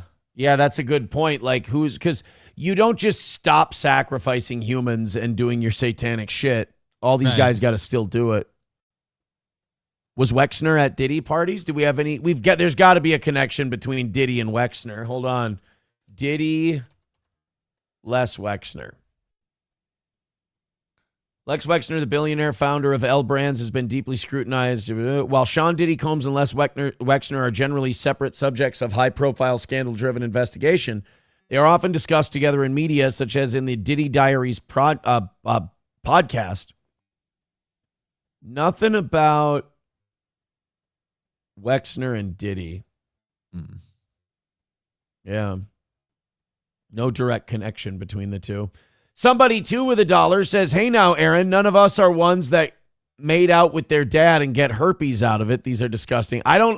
Look, it's funny when we accuse Silverwolf of being molested by Jack Horkheimer. It's not funny when it turns to you. Right. Not having as much fun now. Hulkabasha Baby with $1 says, no, your heroes were homos in tights with 3 divorces each, so I guess you're close to being them. What you gonna do, brother? $1 from Mad Max Mardigan says, you want to keep black people from looting shit, let them know they could get shot over it. They'll stop real quick. How do you think they were kept as slaves for so?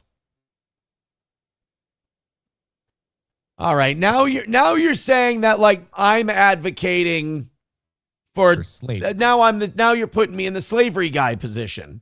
Here's a nice one for today. Walter with $50. Today should be a big day, guys. Let's keep going. Don't let this go to waste. $50 from Walter.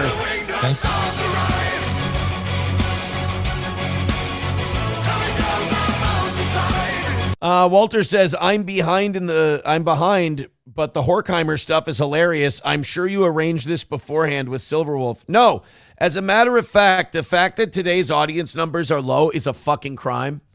Because the Horkheimer and the shit we've been doing today, like we can talk about the news any day of the week, all day. These were always the funnest shows on radio too. We just find a random thing that day, it hooks, it catches, and you roll with it. That $50 is fucking massive. Guys, don't let that go to waste. Everybody keep going. We're going to win today. We're going to have a great day for the toe. I'm going to be in an awesome mood, and we're going to keep chipping away at yesterday, even though, oh my God, our numbers are fucking anemic. 520, 330 on Rumble. Facebook is up higher than it usually is. Not even 200 on YouTube. Holy shit. We're like 100 low on Rumble right now from where we usually are. This is becoming a trend. Hit like, hit subscribe, hit follow. I'm not kidding, guys. When you first get here, this is a hard audience to train. Like the drama club kids, their audiences are easy to train. They do anything. Our audience is harder to train. I'm not joking about the thumbs up thing. All right? Hit the thumbs up thing. That's important. Hit like, hit subscribe. Do all the gay shit that YouTubers tell you to do. They tell you to do that for a reason. It works. Get us in algorithms. Help this show grow. This is a small show. It has to be an active participation kind of a thing. So hit like, hit follow, and let's knock that out and call it a win for today, baby. Let's go. In the UK, they are having this thing where like tens of thousands of people a year are getting checked on by the police because they write stuff on Facebook that the government decides is racist. That's bad enough. But watching some of the like white British people that have bought into this and actually think that typing in right-wing or anti-immigration things online is something to worry about or think that it's a sign of some kind of terrorism. This woman in the UK called the police on her own son for being right-wing. And she is in her house sobbing her fucking eyes out. Like her son, like she caught him getting fucked by 3 black guys. Like she's yelling to the cops and crying as though she found her son like murdering small animals in his bedroom. And then other than having a right-wing political stance, he's done nothing? She's sobbing about him being right-wing. Check this shit out. I don't mean to play this clip and go, hey guys, the UK is lost. Because like I understand it's one person, it's one time, one thing. Mm-hmm. But like the fact that even one type of this kind of person exists shows that we have a serious problem just in general. You did hear about the new party though that's starting there. What's right? the new party? The Horkheimers? Like all like Britain's MAGA, pretty much. Oh. Are they going to sell out to Jewish pedophiles too? Well, that's the difference though. It's not being spearheaded by like, you know, an owned and operated guy. It's all like local people. It's about Britain restoring people in the parliament and everything being in favor of restoring Britain's lust for its its old heritage and all of its history. And they want to kick out. It's big on mass immigration and a lot of other stuff. So it might turn around. It is going downhill fast though. Cross your fingers, I guess. That's all you can do at this point.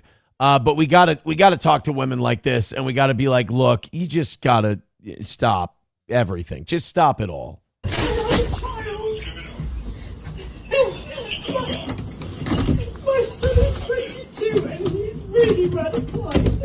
Radicalized. That's her son filming. The mom is out there telling the police, my son is in there and he's really radicalized. She's crying as though her son ran off to join Al-Qaeda. Maybe because she knows she can't afford all the fees he's going to pay for getting arrested for what he writes on Facebook. Yeah. They're censoring. I'm not harming myself. What's your concern with him in his room? I'm a political commentator. Really right wing. He's Oh my God. He's shouting at us. You think to come at us? This is so dramatic. You heard her. She said, he's really right wing. Dude, this is how you defeat a centuries old culture. Is you just socially shame and brainwash people. And this is boomers who continue to watch just television media and listen to the radio and shit like that. Is you just keep, it's that incessant pounding of fear and anguish and stuff you need to be nervous of. And this is going to kill you. So her son's in there just having which by the way, even if he is right wing, it's fine to, you're allowed to be right wing. You're allowed to be left wing. You're allowed to have radical political ideologies. And the fact that you would cry over that, ironically, she's calling the cops and she's the problem. That'd be hilarious if the cops addressed it. And they're like, look, ma'am, that's not a crime, but clearly someone needs to send you to a psychiatric ward because you are unstable. That's the thing about the UK now is that these cops are 1,000% empathetic to this woman. Nobody gives a shit about the kid who's like, I just wrote some shit on Facebook about my political beliefs. That's all I did, which is like something boomers invented. And now this kid's going to get called out by the police on it. And by the way, I don't think they like throw you in prison for this in the UK. Literally, the cops show up and they like bully the shit out of you. And they like bully the shit out of you, and I think they fine you. Yeah, and they threaten you and all kinds of stuff. I'm so sorry. You don't scare me, Dad. Do I not? No. What is wrong with you? Why are you assaulting me? Do I not? Why are you assaulting me?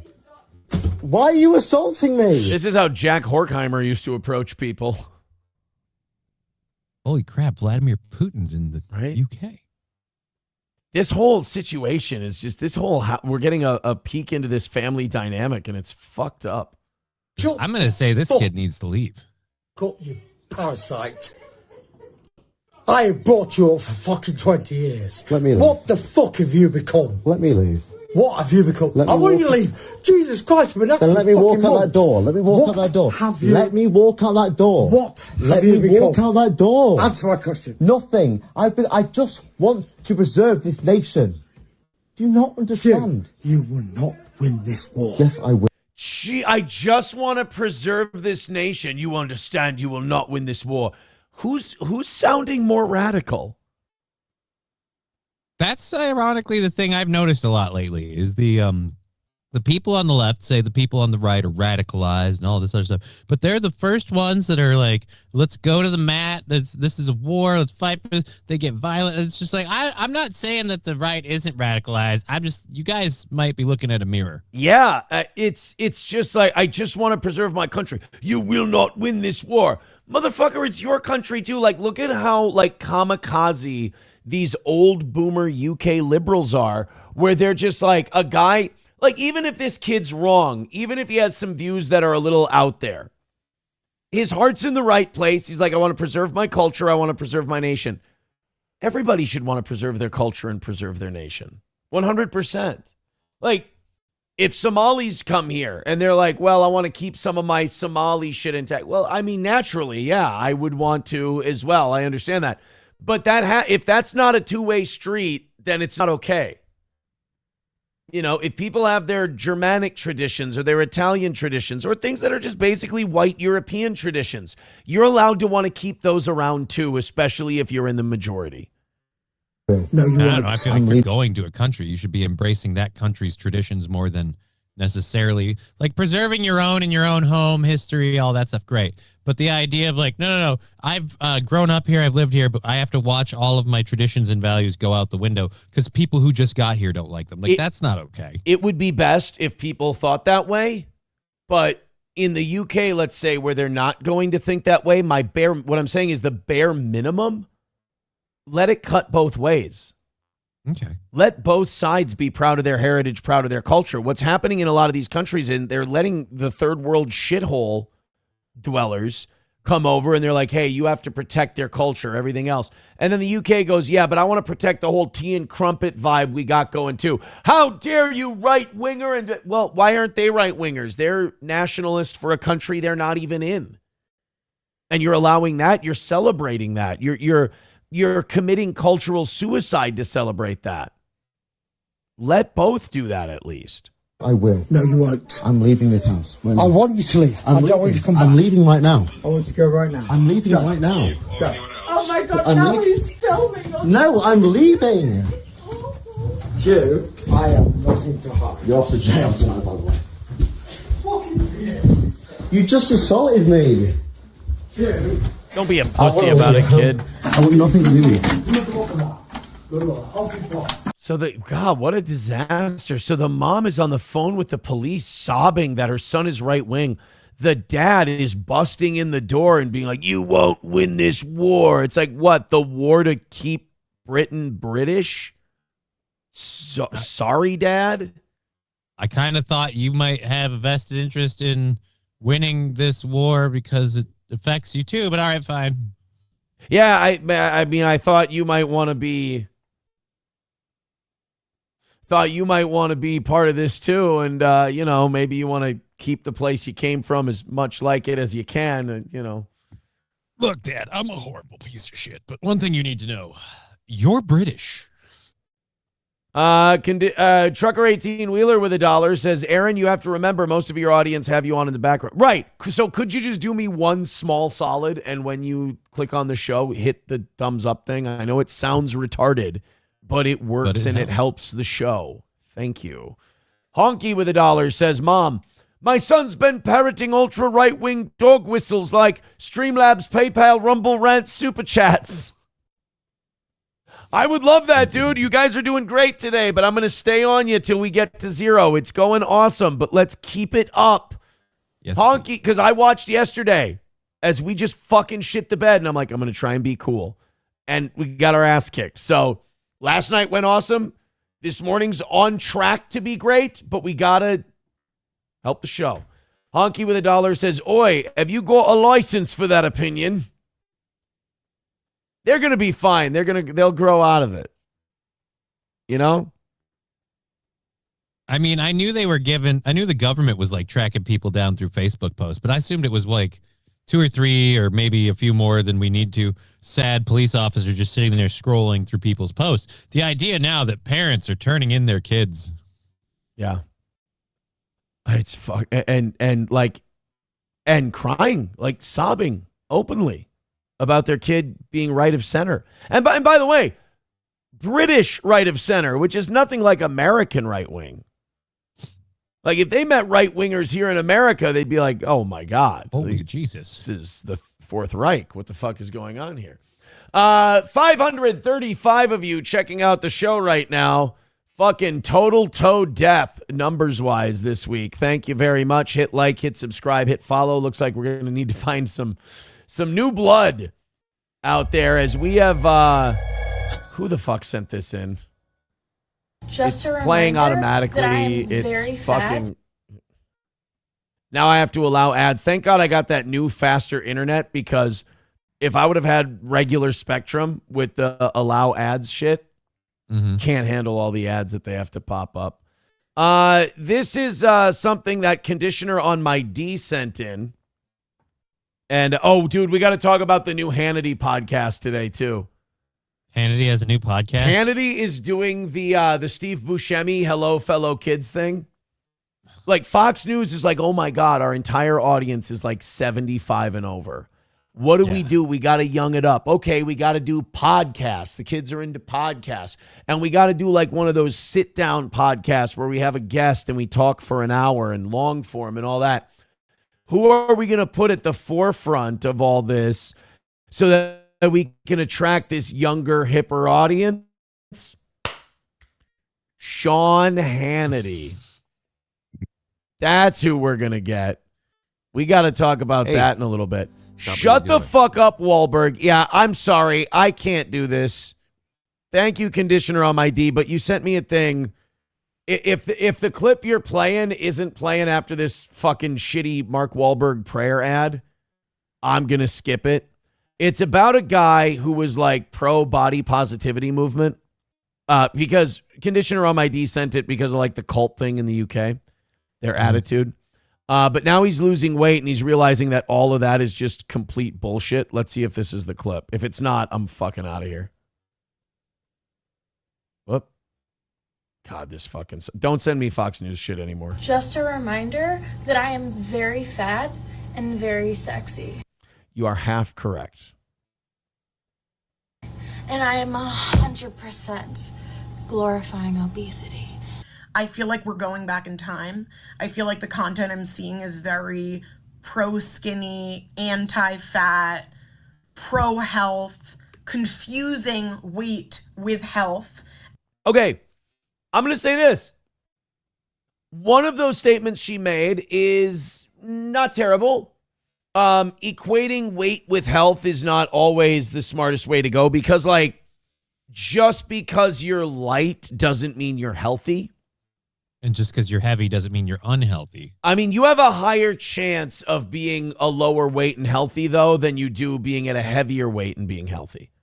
True. That's important because I feel like this argument is always made in a really disingenuous way where you're not saying that you can be healthy at a higher weight or healthy at a lower weight. What you're trying to do is kind of gaslight and backdoor the idea of I'm just going to stay fat, but I'll pretend it's healthy.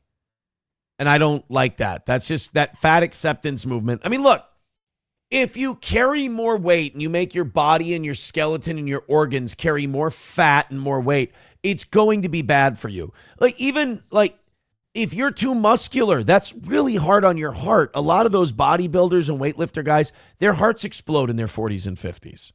Because they fucking overworked them and put too much stress on them. You're just putting, you know, it's like anything that's load bearing. You're just putting too much weight on it. So the whole body positivity movement, I feel like it's kind of gone away. Like part of me feels like we've got it under control. Like you see people like Jelly Roll being celebrated for losing weight, Lizzo being celebrated for losing weight. So I don't feel like it's as bad as it used to, but I would say when it comes to healthy weight and shit like that, trainers, medical professionals, don't listen to fat chicks in sports bras on TikTok. Nothing socially productive has ever come from a fat chick in a sports bra on TikTok. And people trying to make that like it's the same thing when in fact you can look at a person and you will never know based on what they look like what their health is. I try to stay positive. I try to stay out of politics. To each their own. Boy, Seth Rogen's changed quite a bit. Yeah, but he still sucks. You notice the Star of David in his window? Oh, wow. That's really out of place. Would have never guessed. I'm going to try really hard to like this guy because I think his opinion's right. But I had a wake-up call in the middle of 2022, and I can tell you that at over 400 pounds in my body, there wasn't very much positive that was going on, and I definitely didn't feel healthy. Dude, he chewed his teeth all the way down. Yeah, dude, how are you eating so much without teeth? Yeah. And that culminated in the middle of 2022 when I found myself getting on my home scale and it couldn't give me a weight because it maxed out at 400 pounds and I was over that. That's really one of those moments where you got two directions you can go. There really is no staying in that moment. Like when you step on a scale and it won't give you a reading, that's either fuck it, I'm going to eat myself to death, whatever, or I'm going to drop an inordinate amount of weight. Like there is no status quo at that point. You're going one road or the other. Hey, Hamilton Beach freaking floor scale. Learn the difference between we have a problem and you have a problem. Exactly. What the fuck do I weigh? He gets on the scale. It just says, "What the fuck did I ever do to you?" Why do you started hate noticing me? that Yeah. I was getting to the point where I was concerned about like my life on a daily basis, along with not being able to do or struggling to do very basic daily tasks, like tying my own shoes, looking at my like dick. seatbelts were Yeah. starting not to fit. I was moving Touching from a my house that dick. didn't have stairs to a house that did have stairs, and I was like, I can barely get up these stairs. And that sort of was my coming to Jesus moment, as it was. So after I was Oh no, it almost says plate fitness. No, that's a bad place to send that. Don't send him to plate fitness. He's going to clean up, but not in a good way. They couldn't light up the whole the word planet on the sign because he had walked in and he was the planet. So the lights started going out. settled in the new house, I joined a gym and I found a local doctor, had blood work done for the first time.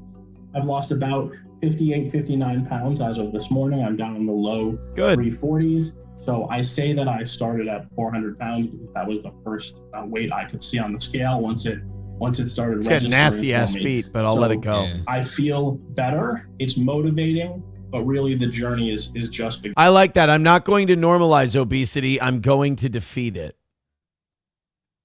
Yeah, the Go on a whole hunger strike. Well, and also the body positivity movement, the shittiest part about it is it's literally fat people who can't lose weight who are like, well, fuck trying. I guess I'm just going to pretend that this is good. That I meant to do this. I meant to get myself to this point, which, nobody means to get to that point. It's going to take too much work and too much personal commitment to do this. So fuck it. I'm going to say my new normal is good. Exactly. So good for him. Never, if you're at a gym, don't you ever judge anyone. Don't you ever shame anyone. Don't you ever make a judgment in your head about how much or how little weight someone's doing or how fast or slow they're going on a treadmill or how shitty they are at a sport or anything like that. You just be really fucking proud that someone that big is not giving up and that they're doing shit about it. Buildings full of people who did. Right.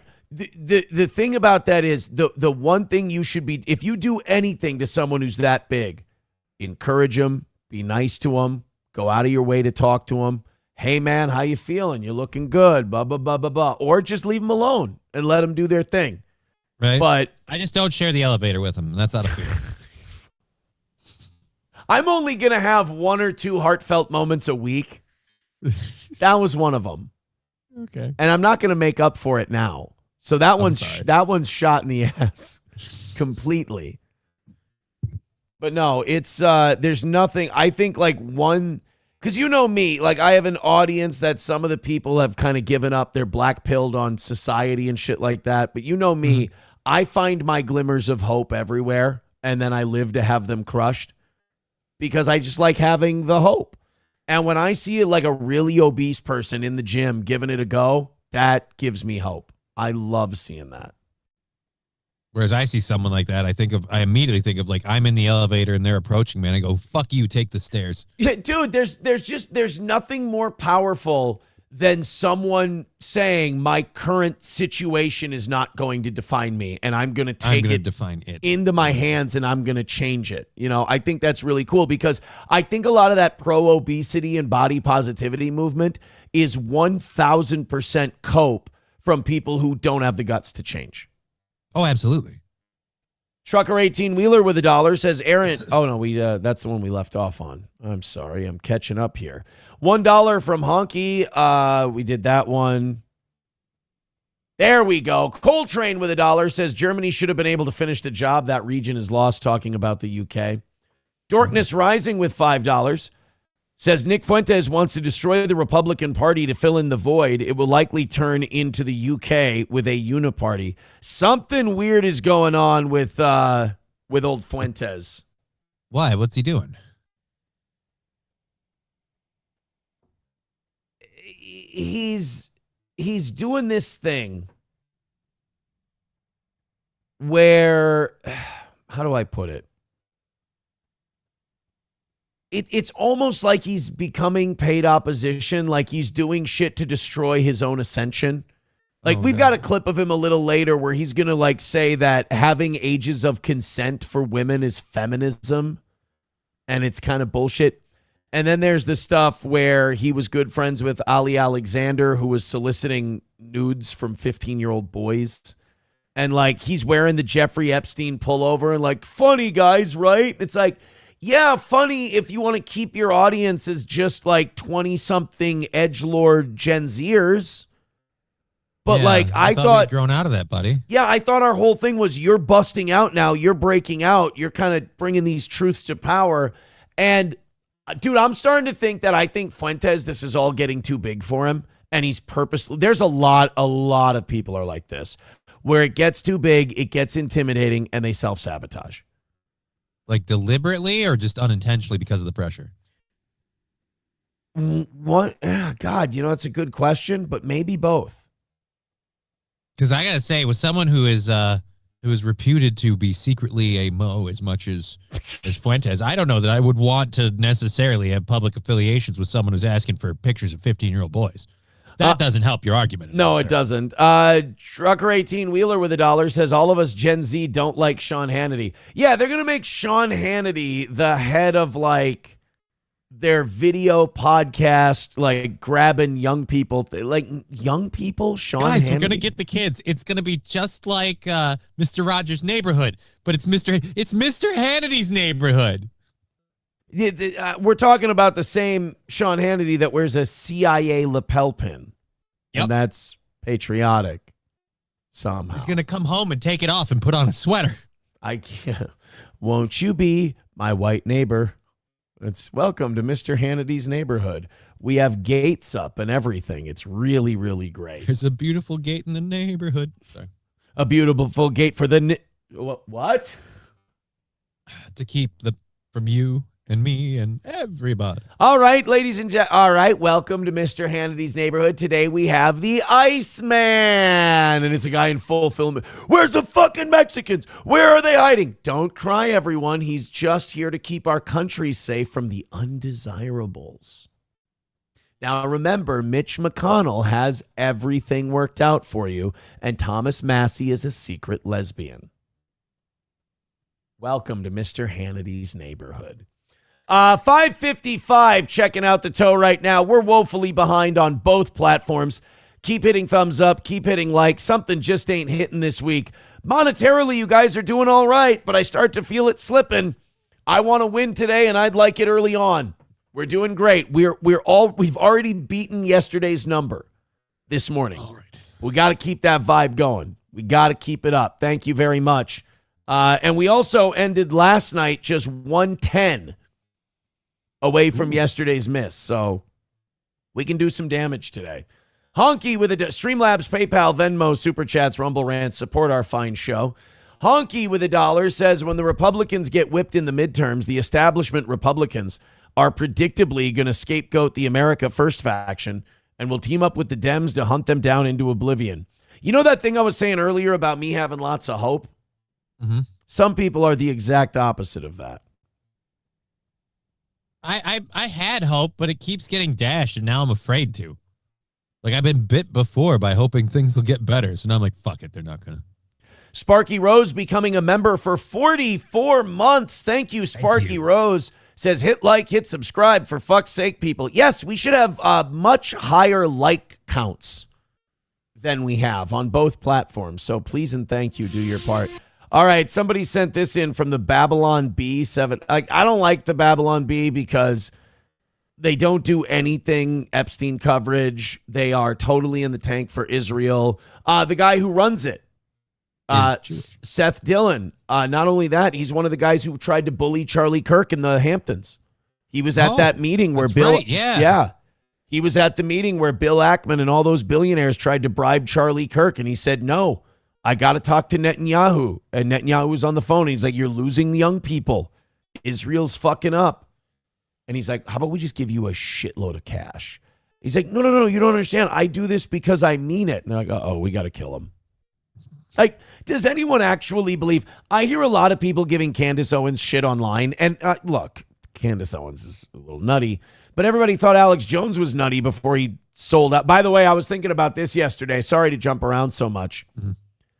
But we got to do a deep dive at some point on this show. Maybe when, maybe when I'm not worried if I'm going to, lose people and shit. But like maybe on the Thursday, maybe on tomorrow's members only, we got to do a deep dive into, somebody's had to have looked into it by now. What exactly caused Alex Jones to basically turn state's witness? My guess is just the way that the court case and everything went out, because he fought it. He railed against the system. He didn't cooperate at all. And he opened up the door enough for them to just completely fuck him in the ass. And I think after that, when he's looking down the receipt of a freaking, what was it, like $9 billion bill? Yeah, maybe it's more. I thought it was at least $1 billion, though. It's at least $1 billion. But yeah, just an astronomically huge number of money you got to shell out. Like, you might stop fighting the system because, I mean, after all, it's not like you've changed anything. You've just brought attention to stuff. Yeah. Did anything happen? So, like, Candace Owens is filling that void, and I'm sorry, but I need to know, like, this, and people make fun of her. They're like, how dare she say these things about Erica Kirk? But does anyone out there believe that Erica Kirk's not up to some shady shit and that she hasn't been up to shady shit? I feel like if you're mad that Candace Owens is digging into Erica Kirk, then you haven't been paying enough attention to what Erica Kirk might be. And as far as the Charlie Kirk thing, does anyone believe, like, I don't know, I guess I haven't asked you, do you think Tyler Robinson shot Charlie Kirk? No. I don't either. It doesn't make sense. Not the way they're saying, like, he was shot with a 30-06. I'm looking at that impact, and I'm sorry, but that ain't enough damage. Not only that, because people have said, well, if it's a different kind of round, it might stay in the body. Okay, I'll accept that. Just for me, the angle 2 football fields away, a kid who was never like military grade, good shot, anything. Not that that's a difficult shot for someone who's just basic with guns, but like the angle at which he'd have to hit him. Charlie Kirk's head is like this. You're shooting from an elevated position, yet you got him in the neck, but you didn't go through his face. You didn't, I don't know. It just doesn't. And then you add on the fact that Charlie was being lectured and talked to by all these people, and they felt he was going off the reservation, and they brought him in for an intervention essentially 2 weeks before his death, and he rebuffed them. I'm just saying those people, the people with all the money had more reason to kill Charlie Kirk than Tyler Robinson Some did. anti-trans person, yeah. Yeah. Let's see this Babylon Bee thing about a liberal going back in time to kill Hitler. I'm going to say right now, somebody did send this into the show. I'm going to say that this is probably goy slop. I'm going to say this is like right-wing shit slop and probably not funny, but let's find out. I'm willing to play along.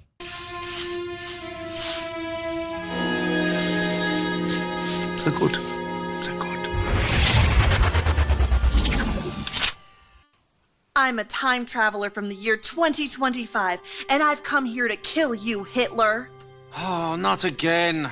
Yeah, guys, here she's got a Planned Parenthood shirt on, a Palestinian flag. Remember, guys, liberals are the enemy, not the secret pedophile cabal running your country. This is the person you should be fighting and arguing with. Dude, she's cute enough to hook up with. Like, don't fight her because she's, like, anti-you on some stupid political issues that don't matter and are controlled by billionaires. I've never seen a flare blunderbuss before. That's a weird-looking gun. Yeah, this is the Babylon Bee's idea of humor. I'm never gonna have enough time to finish these paintings with all of these time travelers trying to kill me. Well, I'm going to succeed. Before you pull the trigger, can I just ask why? Why do all of you people want to kill me? Isn't it obvious? I'm a progressive, a liberal, a fighter for social justice. And you are a fascist who implemented a reign. You know what it is? This shit just doesn't work on me. And I don't think it works on people anymore. I mean, who watches this and goes, yeah, libs? Unfortunately, more people than you would. Yeah, maybe you're right. It's just that, like, how have we not been shown who the real enemy is? And seen, like, this liberal thing. In a way, the Babylon Bee and these other Jewish organizations have kind of fallen victim to their own propaganda, because it's like, all right, you've told me for so long that these people are all pussies and feckless retards. I believe you. I believe they're stupid pussies and feckless retards. You know who aren't pussies and feckless retards? the people running the hedge funds and the islands and the human sacrifice and the baby murder and rape, they're really smart. Those people are diabolically intelligent to the point where it's going to take everyone working together to push back against these people. So I don't need to worry about these stupid libtards anymore because they're all dumb queers, right? You shouldn't have to, but apparently they're also all warriors and fighters for social justice and progressivism. Forever Two Wheels says, Feckless was so 2016. That's a good point. $1 from Main Vein says, Aaron, what are you talking about? I listened to Alex after your show during the week. He's been bashing Trump all week. He's having General Flynn on to bash Trump. Is he bashing him about the Epstein files? Is he going on about the, what the Epstein files are, what they really mean? Because Alex has been really kind to Israel as of late. He's been really kind to the Jays. To the point that Owen Schroyer isn't there anymore. Yeah, more so than he used to be. So that's... You should be jumping for joy. I mean, this is proof that, as he said, they eat the babies. Like, we've got proof that they eat the babies now. Right. This is a guy... I told us so victory lap. This is the guy who's been telling us about the babies and the frogs and everything else. This is a win for Alex. Fauci's Pangolin with $1 says, how many are there, Aaron? 9. Thank you. Also, I'm not going to lie. I think the killing Hitler bit is played out. I think killing Hitler is kind of a dead trope. Los Federales, this is not an accurate. He's saying that this is the episode of Stargazer we were watching earlier with Jack Horkheimer. I don't remember him looking like this, Johnny. Do you? I don't. I don't remember him looking. His hairline receded and he lost his mustache. Yeah, he's got way shittier hair now, and that mustache and his face is much more troubling. I don't look awful in a members only jacket. I don't know that I'd want to admit that to myself. Got to be honest with yourself. Otherwise, how can you move on? Dorkness Rising is saying that Alex did do his show shitting on them yesterday. Okay, I'm wrong. I'm willing to admit that. Toad Climbs Mountains with $2. He wants this as his drop. All the way Virginia, bitch.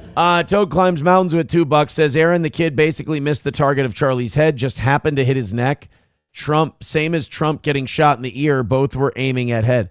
I just mean like the way he hit his neck, the bullet traveling down. It came at an upward angle in the picture. Yeah. You know what? Maybe I'm a crazy conspiracy theorist. It's totally possible. I believe in the exploding microphone pack. I wouldn't have before the wave of IDF built exploding pagers. Right? The same people who are mad at Charlie Kirk are the same people who made the pagers blow up in people's hands. And now I'm crazy for thinking they can make a microphone pack explode. They turned his lapel mic into a weapon. That's just preposterous. Yeah, but they also turned a bunch of Motorola's into IDEs. All right, fine. I mean, don't blow people up with pagers if you don't want me to think you can do it. Hit like, hit subscribe, hit follow. Where are we at? We're at 554. Maybe we can eke our way to 600 today. But boy, if the Rumble numbers would just pick up, we could be there. Main Vein with $1 says he was talking about he's talking shit about Israel yesterday. He just doesn't solely focus on Jews. Well, you probably got me there. You got me there. Eudice Concito says Candace Owens is getting ridiculously huge numbers on her streams, like 150,000. Oh, yeah. I mean, she's doing incredibly well. She's gossip girling, though, so it makes sense. Can't even hit 600 this week. She's hitting 150,000. Who the fuck am I? I have this one's gold. This one might be Horkheimer gold, although we might get kicked off of YouTube for this one. This says it has periods.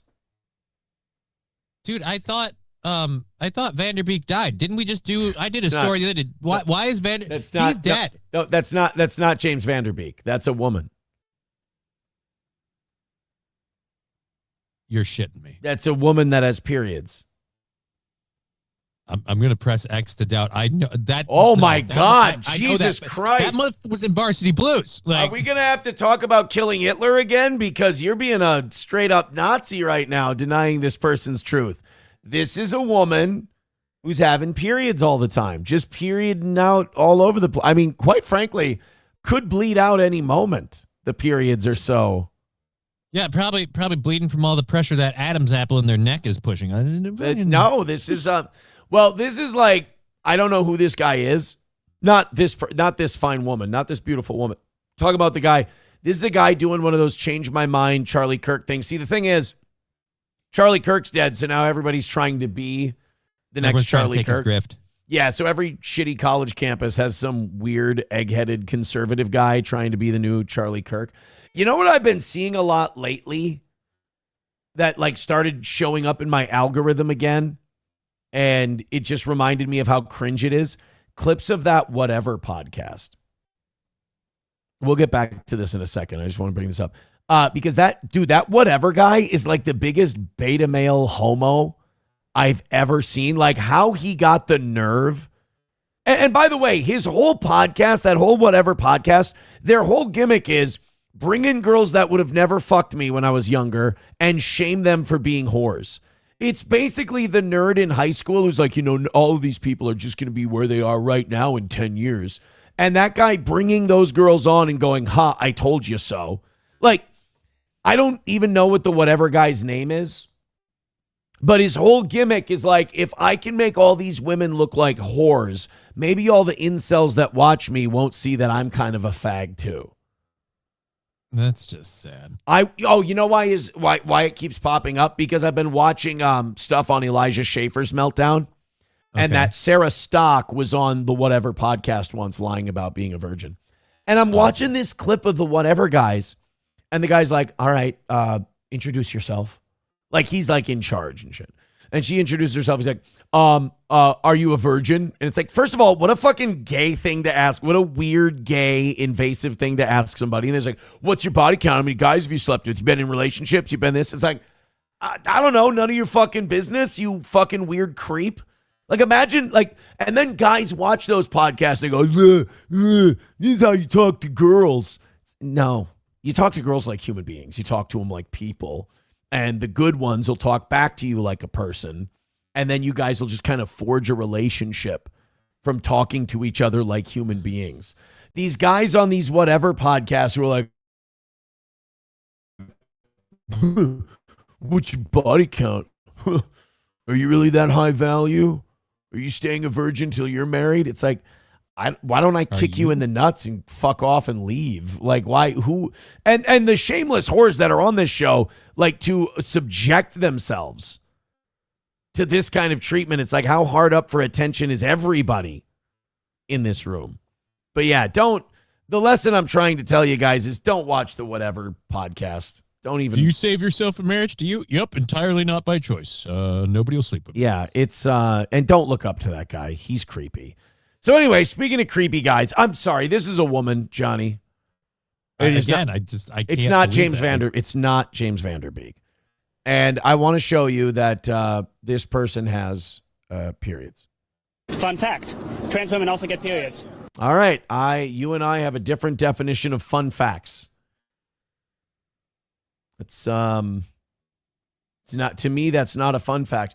Hey Johnny, I have a fun fact for you. Mm-hmm. Did you know, I have to fact check this one. I think it's true. Let me just look it up real quick because I'm thinking of one of three guys, as I always am. Yeah, that's nothing new. I just want to make sure I have this right.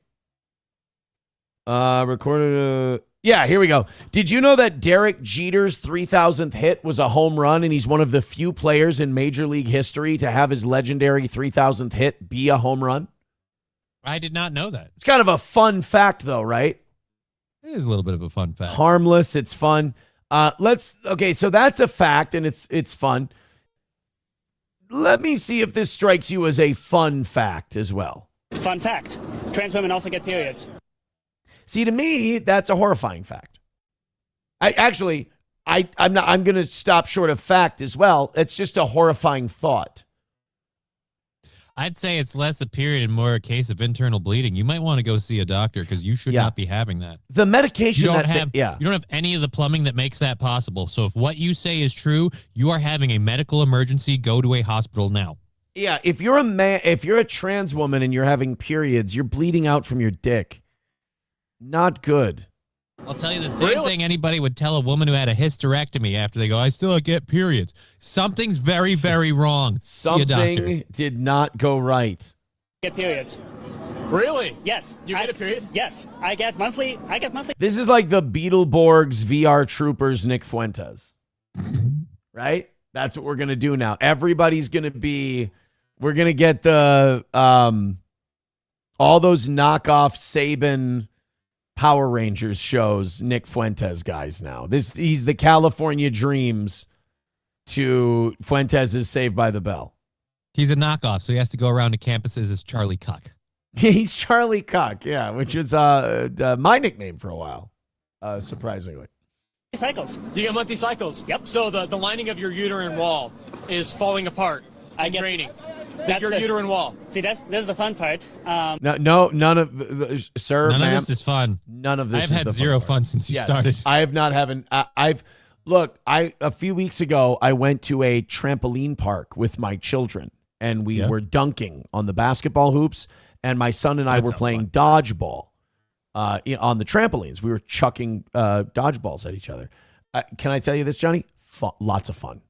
Sounds like a great time. Really I'd love fun. to do it if my legs worked. I would rather snap my neck in half on that same trampoline than listen to this monster talk about their bloody cock and how they get periods. This is not fun. This is not and I guarantee whatever they're about to say is not the fun part. See, this is the fun part. Due to not having a uterus, the weird part is I still get the cramps. But okay, but that's because you're still a dude and you're a bitch. Yeah, dude, you can get that from just eating improperly, or that could be psychosomatic. I have be very quiet. I'm having my period. Oh, you mean I don't have a uterine whining, but I'm getting cramps in my tummy. Yeah, eat lunch. You'll be fine. It's just those cramps. Every time I get a cramp, it must be my period. No, you just skipped lunch today and you're incredibly bitchy. It's not your period at all. And when are women going to get pissed off at this shit? That's the problem. Some of them do, and then other ones have to feel this weird need to bow down and protect these people. Be like, no, I support them in their struggle. Have you ever? They hurt themselves as much as they help. Have you ever seen the guys who the trans women who carry tampons? No. Yeah. Oh, yeah, that's a thing. Is it just so the hole doesn't close up? That makes sense. Are they gauging their? That could be. Yeah, it could be gauging, or you just shove them up your ass. I don't know. Or the nosebleeds as a side effect from the medication. I'm not sure. Maybe the hormones give you nosebleeds. I just don't get the. Are you sure it's just not from Lupron messing with your body? Oh, what? Are you sure it's just not the Lupron messing with your body? Oh, no, it's an actual. You don't think so? Yeah, I got the full on emotional cycles and everything. Right, because you're mentally ill though. You have emotional cycles and you get cramps because you're on medications that are fucking with your body chemistry, and that's going to create all kinds of this. Doctors, if we do remake this country and it does get put back together again, we need to throw some of these doctors in jail for what they've done to people. They need to be in a prison cell. There needs to be a truth commission for the medical industry. And we need to try people for what they've done to these individuals, because these are people who are in dire need of therapy, who have all kinds of childhood traumas, who can probably get better at some point. And because some teacher or some parent walked him into the office and said, my child is trans, the doctor went, well, fuck, we're going to get paid. Yeah, sounds like it. Let's put you on Lupron. The fact that you don't have to go through years of psychotherapy before this is even considered an option. The fact that there are doctors that will do operations before knowing the full psychological makeup and background of this individual, and they'll do something so permanent. And then you look at someone like this and what it's done to them. So, they put their trust in a doctor. There's a good place. If there wasn't a doctor who did this to them, then all they would do is maybe they'd cross-dress a little. They'd probably be a gay man, and maybe they would get some psychological help, and they would live as close to a normal, happy life as you could. But these doctors see a paycheck, and these doctors go, well, why don't we give you gender-affirming care? And it fucks people up. I mean, yeah, but I'm sorry, that person's old enough to know, like, it's not what would I say? It's not a big secret that, like, when you get hormonal, your brain's gonna go all over the place. So, do you get periods? Well, no, I don't bleed, but I go through the cramps and the emotional roller coaster. Yes, because you're taking hormones to force your body to behave like a woman. Yeah. Your body doesn't know what the fuck's going on. How should you? Your body's sending you a message that, like, this ain't for us. Yeah. Yeah, but you're saying you have a period, though. I do, yes. But you don't have any blood leaving you. There's no thinning of the uterine lining, which is what a period is. And some of the results of a period are cramping. I don't like it when, like, young guys know period terms and, like, want to talk about them. I don't know. It's just weird to me. I'm super based. I understand the ins and outs of the vagina. Yeah, like you've never had even your fingers in one, but you know, like, exactly what they like. I don't think any 19-year-old kid should be saying uterine lining. You know a lot about vaginas for somebody who just got done sleeping with Benny Johnson, buddy. Right, exactly. You and Benny hung out at CPAC, and you probably carried, like, those medical OB diagrams of a pussy in your backpacks, along with your vibrating dildos. So you have similar symptoms to a period, but you don't have a period at all. You have no period because you're a man. I don't know. Oh, based. You're based. You called the trans person a man. It's like, these people need fucking help. Like, we're destroying people's lives. I feel like everybody in that video is sacrificable. Get the volcano ready. Let's just throw them in for a better harvest. See, now this, Johnny, I can see what I'm wearing today. I opened up another photo from Los Federales.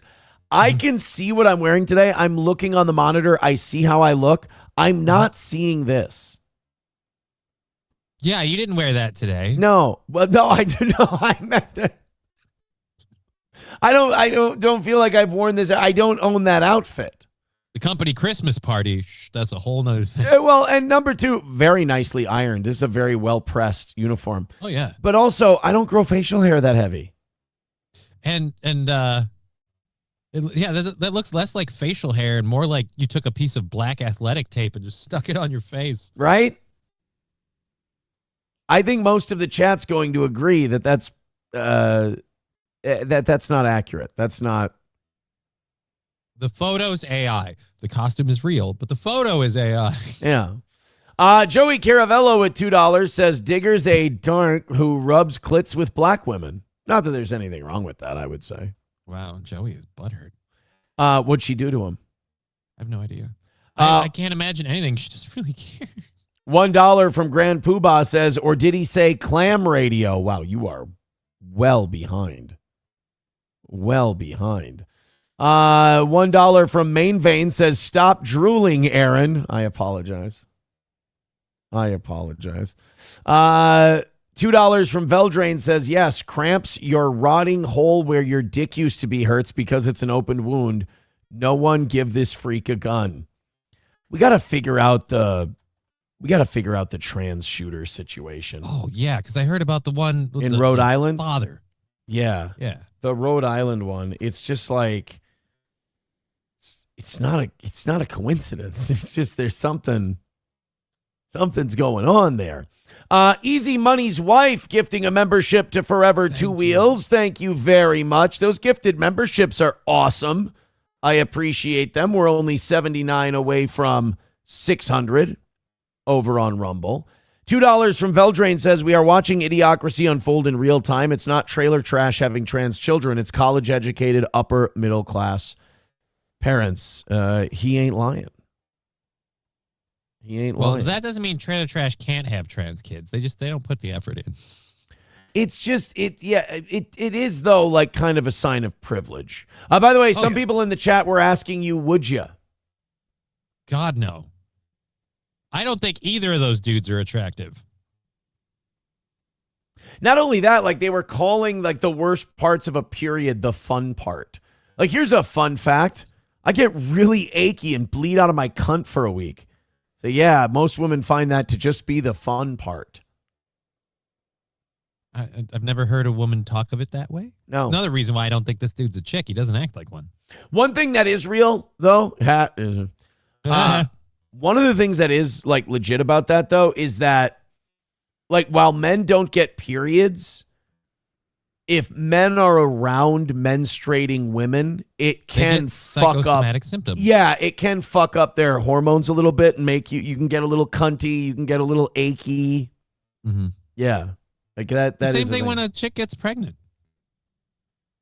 Dudes can go through some similar symptoms. Yeah, it does happen. Chad Buzmak says the way you worded that, Johnny, makes it sound like you do find other men attractive. I'm sorry you took it that way. Yeah.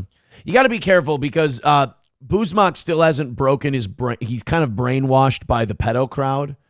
So I worry that Buzmak, I worry about him sometimes because every time someone shows a picture of one of those fans, it's always either someone with a felony record, or they're just that big, fat, neck-bearded pedo phenotype, and it never fails. So I'm worried that that's Buzmak too, like very shut-in, insular people. And really the only way to save yourself from that is if you have a little bit of fandom for Steel Toe like he does, you got to jump all the way because that crowd is they're all creeps. Like none of them are normal people. It's like I said earlier today, and like the audience was saying, it really is like that whole crowd that Chad Buzmak is a fan of. It's all just school shooters who didn't pull the trigger. It's that vibe. It's everyone else was unfair to me. The outside world's an angry, hostile place.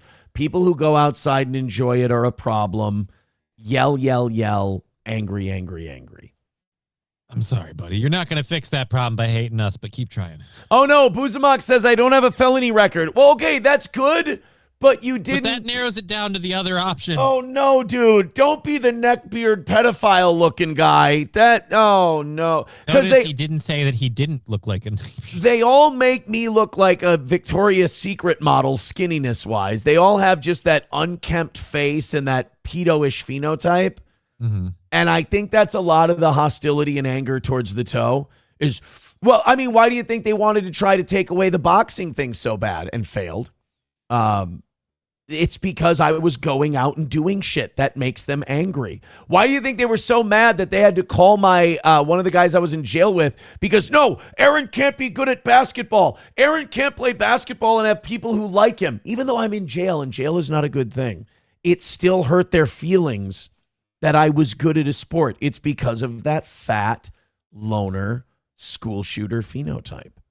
And honestly, I'm mad at them solely for the fact that they make you look good. God, I know that's the worst part. I had my own fans who were like, these guys have lost it. Like, this is the end of the war. Like, you won, but you won by being a piece of shit. Like, you don't look good. Like even people who don't like me were like, you've won this thing, but by no means are you a good guy. We still think you're a fucking creep and a problem and an asshole. Fair enough. But they're like, these guys are way, way worse. Buzmak says, I don't like the way I'm being characterized here. You know what? That's fair. Maybe I went too far.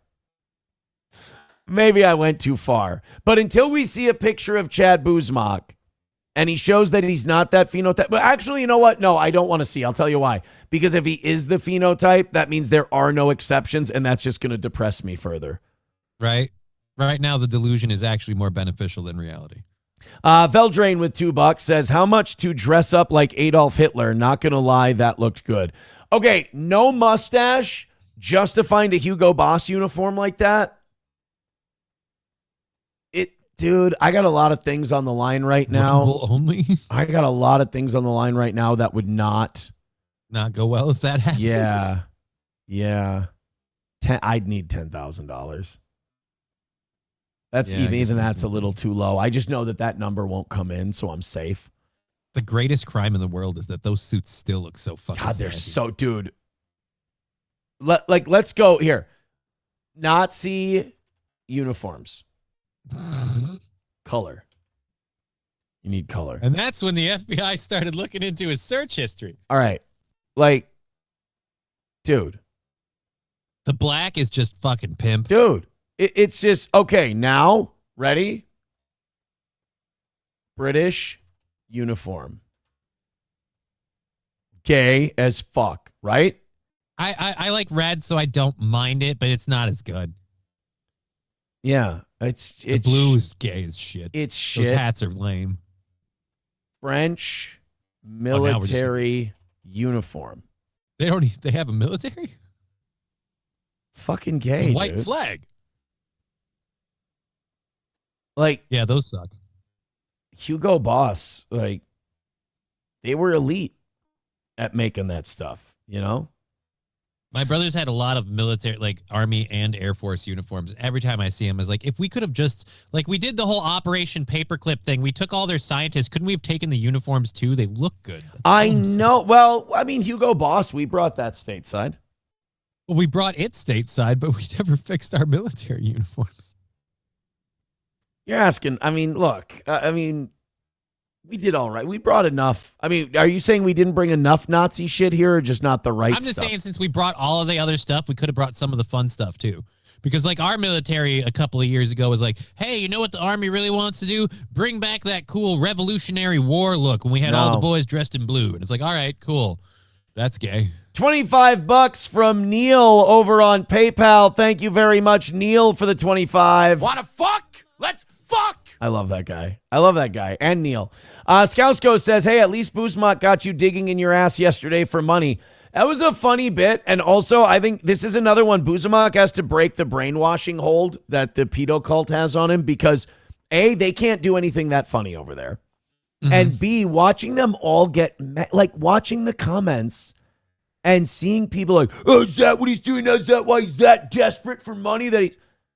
I'm digging in my ass on camera and you don't think it's for a joke? What the fuck is wrong with you? You see a guy digging in his ass and you're like, that's it. He's broken. He's been... Guys, you see these? This is all fake. This is all you guys need to go outside so you stop thinking that podcasts are real life. This is... I don't think this could be more escapism. And when we're digging in our ass on this program, it's always for fun. I'm never digging. When I'm doing my serious ass digging, that's in private. All right. But nobody but SP's around. It was funny to watch people like normal people go, oh, that's a funny, silly bit that he's doing. And then there are other people who literally like, the fucking guy digging in it. Just like, guys, it's funny. You can admit that it's funny. It's all right. And we found money. Oh, man. I love them, though. I can't live without them. They make me feel like I'm doing a good job. You Need Me More with $5 says, good morning, Toe Boys. Hope you have a better day today. Hey, last night went insanely well. Today's going very well. Thank you guys very much. Not a lot of money talk today, which is awesome. But finish it up. I'm willing to go until 11 today if you knock out, even if you knock out half of yesterday and we're $50 away from a perfect day, I'll go till 11 today. You guys have me in a very good mood. Also, I can't get back to working out yet. Why not? Because of the finished up root canal shit they did. You can't what? You can't spike your blood pressure? The blood pressure, yeah, the blood pressure they think will fuck up all the work I had done. Usually what they say, yeah. Yeah, so I think not till, which sucks because no matter what, I'm going to be sparring this weekend. Like Sunday, I got invited to spar at this new place I'm sparring at where the people, I mean, it's so much miles better than where I was. And like they actually, I told them the story about the last place and like, that sounds fucking retarded. They're like, just come in and work. Like, I don't know what all this gay shit they're doing is, but like, I was one of the more experienced people there. And I'm like, well, wait a minute. I want to get better. I'm not there yet. Like, I need to get better. I'm not improving. And now I go to this new place. I spar once with their head boxing guy who's got an extensive experience. And we did some really good work. We're DMing yesterday and he's like, I need you to come up here this weekend. we have our club pro, their professional fighter. He said he's got a match coming up. You're perfect to get him ready. Would you come up and be a sparring partner? I'm like, this is what I've been fucking waiting for, is a chance to spar against guys that are way better than me, that are at that level that I want to maybe be able to hurry into before I'm too old. Clock's ticking, and you get better working with guys like that. The problem is I got to drop that 10, 15 pounds, and if I can't get in the fucking gym for the next 2-3 days, we got to watch, not eat like a fat bag of shit and drink plenty of water and do whatever you can here. Yeah. So, no, I love this new place. It's really great. They messaged you. You responded with, "Oh, you mean the pro? You mean the guy that's got my job? Yeah, I'll come in and take his gig." No, and then I watched a couple of his fights online. Is he good? Shut the fuck up. Not you, TMZ. He's all right. He's all right. But I can work with him. I can definitely work with him. All right, guys, we got a lot to do today. That was self-indulgent. Thank you, Neil. Thank you, You Need Me More. I appreciate that generosity. You guys are getting very, very close. We got over 600 today. Oh, my fucking God. Thank you. Oh, my God. Keep hitting like, keep hitting subscribe, because we're still about, I would say, a combined 70 or 80 off. We've got 700 in us today. Hit like, hit subscribe, and hit follow. Let's get a big win for the toe. The Shia LaBeouf thing, do you care? I know about it. I covered it yesterday. I said it yesterday. It's sad because I've always thought he was a piece of shit, but it seemed like he turned his life around a little while ago. Like he had this whole born-again Christian thing. Yeah. But apparently, I guess his relationship with some lady fell through. He bought a house in New Orleans and just lost his shit at Mardi Gras. So it's back to being a dirtbag. Yeah, he got in a fight. He got in a brawl at Mardi Gras. He got kicked out of a bar, right? And then he fought with somebody and he lost, right? They kicked his ass. Yeah. They smacked the shit out of him and he went to jail. Then he got out of jail and then he went right back to the streets and he started drinking again. So it does sound like, though, he went through a bad breakup like a month ago and he's having a moment with it. But he's like my age, isn't he? He's like almost 40. I don't know. He always, like, this is what I don't like him as an actor or any of that. I haven't really enjoyed any of the movies he's in, but he does always look really young. I hated him in Indiana Jones. Thought that fucking sucked. I thought dude, when I was a kid and Even Stevens was on, I watched Even Stevens and I was like, the fucking kid that plays Louis Stevens is going to be a thing. Shit, you're damn close. 39 years old. So he's exactly my age. He's exactly my age. I think with the Shia LaBeouf thing, he's a child Hollywood actor, and there's damage there. There's a ceiling you can hit. You gotta, and he never walked away. He stayed in the business, and he was always weird. I think also he was weird to start with, and then he came up in the film industry and the TV industry, and I think the Disney Channel. That totally helped. I'm not saying he got butt fucked or anything. I'm just saying I think he did. Hold on. Let's see should we see if Dan Schneider worked on Even Stevens? Dan Schneider, Even Steven. 2024. Oh, no, he was a Nickelodeon guy. He wasn't Disney. Okay. So I don't know, man. I obviously, it's my opinion, obviously, but I think he probably did. I don't trust any child actor to not get messed up at this point. Where to the point where I'm like, if you're a parent and your kid is going to become an actor, you have to be like an armed bodyguard with them at all times. Every interview, everything. Dissipator on Rumble says he's almost as bad as that Corey loser. Corey Feldman? No, is he? We're not putting him at. I wouldn't put him at. He hasn't taken the Corey Feldman fall yet. He's not doing well, but he can still pull this plane up. I hate this guy, and I believe he could fix this. He's not Feldman bad yet. Yeah, I think he's just a kind of a tortured soul, artsy type, and then you throw the heartbreak on top of it, and he's never had particularly good impulse control. Yeah, he's always had issues with getting drunk and starting shit. So and I don't see him pulling the nose of the plane up. And does he have to? I mean, here's the problem with being really like you can do shit like this until the day you die if you've still got money. Right. That's why I'm typing net worth next to his name right Yeah. now. Ablo Pacheco says the LaBeouf incident was sad. Everyone was trying to prevent him from being aggressive. Yeah, everyone was telling him like, dude, chill. All right, fine, we'll do it. We'll do we'll show you the Shia LaBeouf thing, the Mardi Gras 20 million. fight.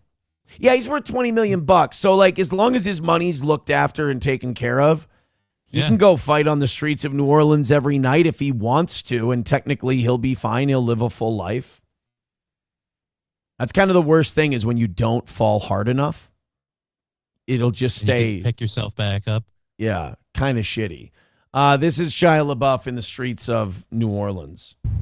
The charge is crazy. The charge is crazy on that, Brian. Happened. It ain't working. Dude, he's literally the what is it, Michael McDonald character in Mad TV? Yep. Who keeps trying to fight people and ends up at their ankles. No, I don't wanna. Yeah. Stay down. Hey, stay down. I'm telling you, chill. Why did Post Malone pick this fight? I don't understand. What? Oh, it's Shia LaBeouf. I forget.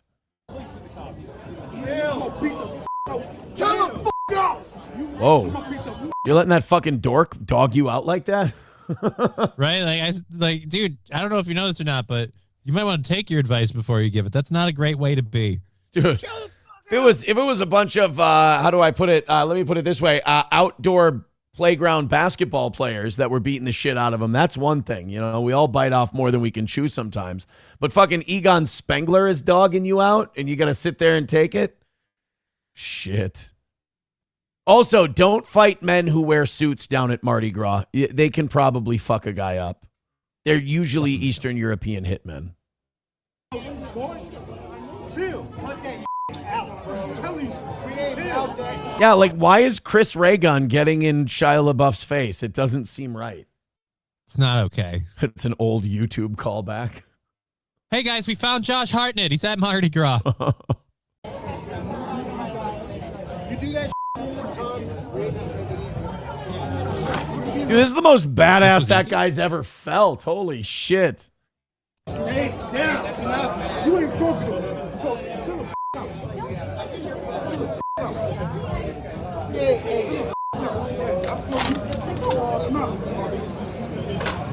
Yeah, that's And then just random goth dude's gonna pull out a cigarette while he stands over you watching two other dudes manhandle you. It's not a good time.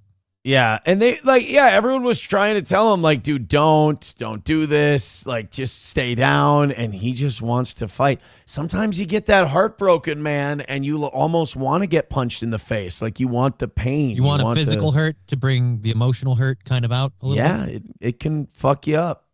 You find the right woman and you lose her, it can fuck you up. I mean, thank God I've never found the right woman and lost her. That would be... I mean, I've lost the wrong woman before.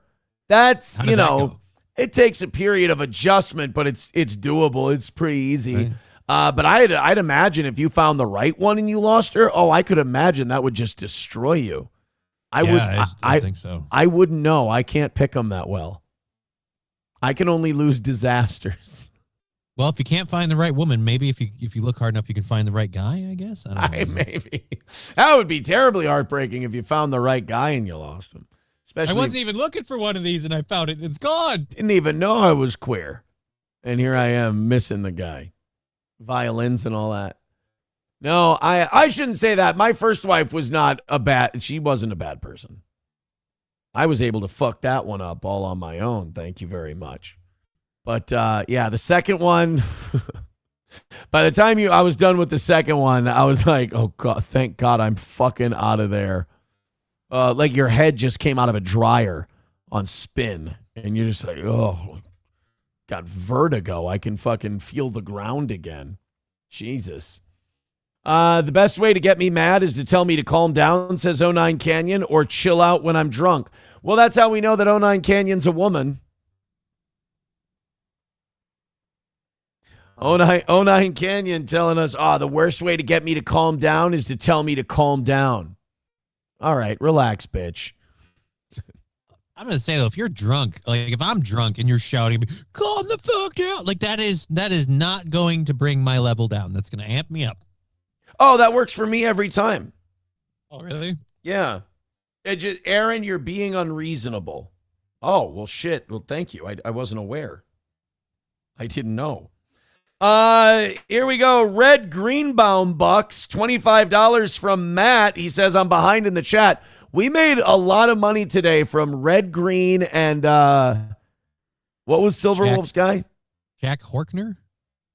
No, was it Jack Horkner?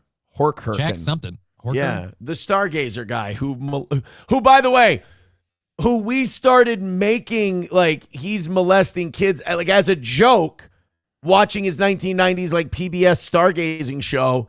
And I'm like, I got a bad feeling. We got to Google the guy in the members only jacket and the Mike Lindell mustache. And sure enough, he was accused of assaulting a runaway in 1975.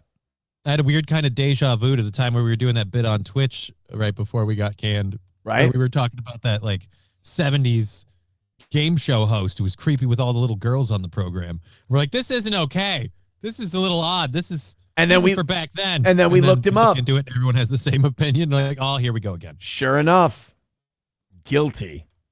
And then we got kicked off of Twitch for pointing it out. Aussie Mark says, hey, your first boyfriend is still mad at you, Aaron. That's a good point. Yeah. Boy, you talk about catching yourself a fatal attraction that just doesn't want to let you go. Holy shit. Oh, boy.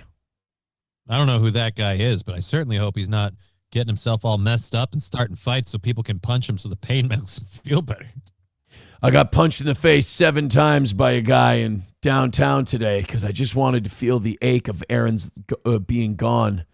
Leave for 1 second. Thank you very much to On a Wall for gifting a membership. Oh boy, double digits. We got this. We're getting there. Thank you, Matt, for the 25, by the way. Wanna fuck? Let's fuck! Thank you very much for that. I appreciate it. T-Mobile is still sending me notifications for my fiber installation appointment that I have on Friday. They already did? They already did it. Somebody's going to show up at my house Friday. All right, I'm ready. Oh, sorry, dude. They don't talk to you guys. They got bad news for you guys. Yeah. Jack Horkheimer. Horkheimer. Okay. Jack Horkheimer. There it is. All right, let's get to this part of today's show. Very excited to get to this part. This is, again, I'm pretty sure Nick Fuentes is trying to self-sabotage. Oh, no. Because he's saying some shit now that's just, I mean, it's too far out. Oh, by the way, still over 600. Keep hitting like, keep hitting subscribe, keep hitting follow. We got room to grow on both platforms, so keep hitting thumbs up and spread the word, as it were.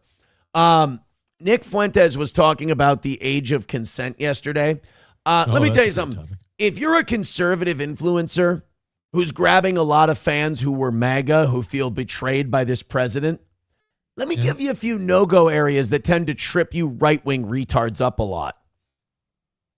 Age of consent, it's fine where it is. Here, ready? If you're a right-winger who's trying to take MAGA votes, here's what the only thing you should ever say about age of consent is, really, I think it could be higher. There. That's the human brain doesn't stop maturing until 25. Maybe there. That's how you can be a man who's, over 25 years old and talk about the age of consent. And then talking about feminism. You can leave feminism alone right now. You can put it on the back burner. It's not a big deal. We've got bigger fish to fry. And then he talks about rape culture. We don't need to talk. He's hitting all the buttons. He's hitting all of them. So this is Nick Fuentes yesterday. He was also saying that the Republican Party needs to be destroyed so something else can replace it.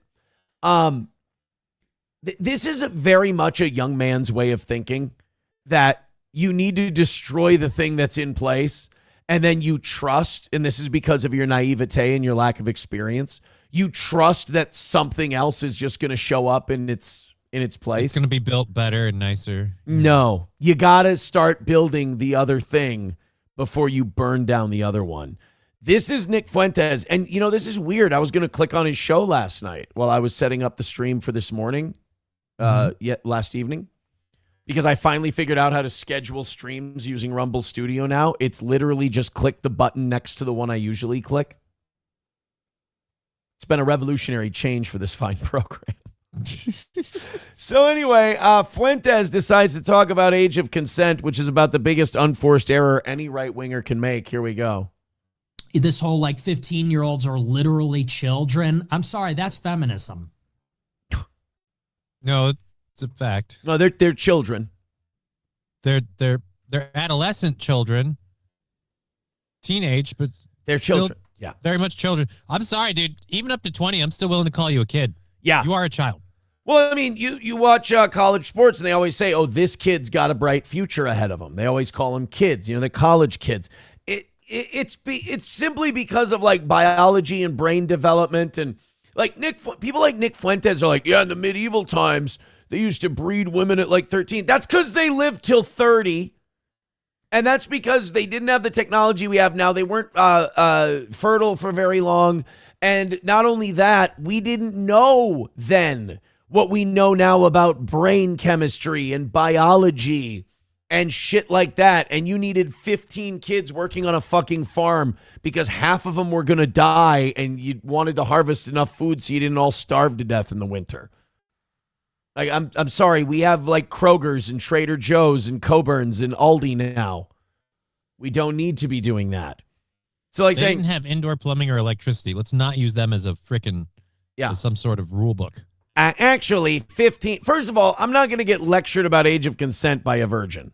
If he wants to, save himself from marriage, that's fine. But you are not going to lecture America about pussy. And also, getting a little too Catholic here, Nick. All right, we're trying to change this image of the church, not embrace it. Whenever I'm gonna stick to my guns on this one. When you see guys saying stuff like 16, 15, that's a literal child. This is feminism. That's a feminist construct. This I will say I get a little old school on. And by that I mean I laugh at a guy like Nick Fuentes telling us what's a child and what's not, who doesn't have kids. Like, you can't make you'd have to be one of the most empathetic, astute people on earth to be able to really feel this topic right without having kids of your own. I don't want to be one of those people who says you can't have an opinion or you can't be informed on this subject if you don't have kids, but it's very rare, and it takes a very special, in-tune person, and Nick's not that guy. You have children, and then tell me that 15 and 16 is, they're good, they're adults, they can make every decision for themselves. This is a first-class retarded take by Fuentes. I think he's going to have to go artificial insemination that rate, though, because personal opinion, I think a vagina will just make him go, ew, icky, stinky. And look, I like a lot of the stuff that Nick Fuentes says, and I think he's refreshing, but like every one of these flash in the pan guys, Milo had it. They all have that moment where they're shining the brightest, and they do their own fuck up, but then the sharks come after that. Consent, I was really hoping the Hitler thing was a one-off. And now it seems like he's heading on a trajectory, which is sad. Feminist construct. Age of consent, feminist construct. Google it. It is literally a What does that even mean? No one even knows. No one even thinks about it. It means that women cannot consent to sex before a certain age because, like, their brains aren't. That's not, no. They can, like, 16-year-old. Look, those of us who lost our virginity in high school know, like, you can consent to sex under 18. You can't consent to sex with an adult. Under 18. Nick. And it's not just women. The rule is unilateral. You guys, it's not like guys are okay at 16 to go bang whoever they want. Society is less judgmental of them, and we don't prosecute that as much, sure. But women do go to jail. Yeah. Women do go to jail for banging 16-year-old boys. It's happened many times. Well, I mean, it's happened quite a bit. Because the women are the ones who tend to get caught doing it the most. But at any rate, the guys can't keep their fucking mouth shut every time. At any rate, this is a first class dog shit, poorly thought out, almost like a shock jock take. Like, the age of consent says a 15 or 16-year-old can't have sex with a 20-year-old, which I would agree with. I think that's a fantastic rule. I think we should enforce that rule. And if you're 20 and you're looking at high school sophomores to get laid, you know, all you have to do to realize this is a shitty take is flip the roles around. How about a 20-year-old going to a high school to get a 16-year-old? It's fucking weird. All right? It's creepy. Developed or something. And you go, okay, so someone can consent at 18. They can't consent. They can't mentally consent at 17. They're too undeveloped and to other 17-year-olds, they can. Yeah. Yes. Not to 30-year-olds. 44-year-old, absolutely fucking not. And by the way, watching a 28-year-old worry about this so much does throw up red flags for me. I don't care how much stuff I agree with him on or anything else. If this is something that vexes you at 28 years old, that's a red flag. I don't fuck around with any of the kids shit, man, because we've seen too many times people, you know, have the attitude of, well, maybe I'm just being paranoid. And then they turn out to be absolutely right. And that's horrifying. So I err on the side of caution. 28-year-olds who talk this way about 16-year-olds, keep an eye on them. Sure. It doesn't even make any sense. And whenever guys get all spun up and they'd go to the violence, I should kill you. 17, you should die. This is feminism. It's like, it would be the same thing like about rape culture. Oh, you think rape is funny? I'll kill you. You think rapists are okay? I'll kill you. Is that? I don't know if that's the argument you want to take, buddy. Are you taking the I'm pro-rape argument? And nobody's saying that, you know, you should be killed over jokes. Like, nobody's saying this is what do they call that? Not a red herring. It's a straw man. I mean, as George Will once said, he's a pyromaniac in a field of straw men. He's just building up shitty arguments and then dismantling them and go. I mean, honestly, this whole rant seems beneath Nick Fuentes. Maybe this is a night he should have taken the day off and said, you know, guys, I don't really have a lot to talk to you about tonight. Nick, I got some bad news for you. One, absolutely nobody is saying that. Two, even if people were, that's not an okay argument of like, hey, guys, you know, we're allowed to make jokes about rape. So that means age of consent is completely a feminist construct. Like, no, that's apples and oranges, my friends. This is a horrible take by Nick. And again, this with the Ali Alexander stuff that's starting to come back to the surface, him not taking the Epstein stuff particularly seriously, his takes on, you know, age of consent. I just feel like this is a guy who's he's at a crossroads now where he has to decide, are you going to do gay, edgy boy, waste of time shit for your 20-something Zoomer audience, or are you going to grab that brass ring that you're on the verge of grabbing, and are you going to, you know, talk really to the go world? Up to Tucker level. Yeah, are you going to talk to the world and give them your message because they're ready to hear it? Or are you going to are you going to keep doing your edgy boy shit and this will all flame out by 2027? Because it's totally in his control. It's the same thing. Rape is something that is played up because of the way that women have politicized sexuality. Nick, shut up. Nick, just stop, dude. Oh, God. Just, dude, turn it around. Just don't even apologize for it because apologizing is gay. I get that. But, like, just don't bring this one up again. Nick, welcome to China. Stop digging. You haven't made it. Give him the old KGB treatment. Just tell him, this not good for you, Nick. Walk away from this one. Bad one. Women want to have no consequences for their actions, so rape is always a convenient excuse. Jesus. It's getting a little incel-y in here. It's getting a little whatever podcast in here for me. Holy cringe lord tryhard. Take your failures with women or your lack of experience with women and take your own responsibility for it. Take it from a guy. Like, look, I'm covered, like, psychologically, experience-wise, I'm covered in scars, and I'm fine. Oh. I'm okay. I'm a happy guy. I've got a good life. Why? Because you accept those scars, you take it, you learn the lessons from it, you're reminded of them, you move on. This is a guy pushing that incel shit away. This is a guy pushing that lack of pussy away and just going, no, you know what? These women, like, I have way more of a reason to be angry at women or upset with women than Nick Fuentes does. I'm not. I think women are fantastic. I think I've picked, the best one. I could have done a better. It took you a few tries. Yeah, I could have done a better job myself, and I could have picked people that were maybe a little more fitting for me.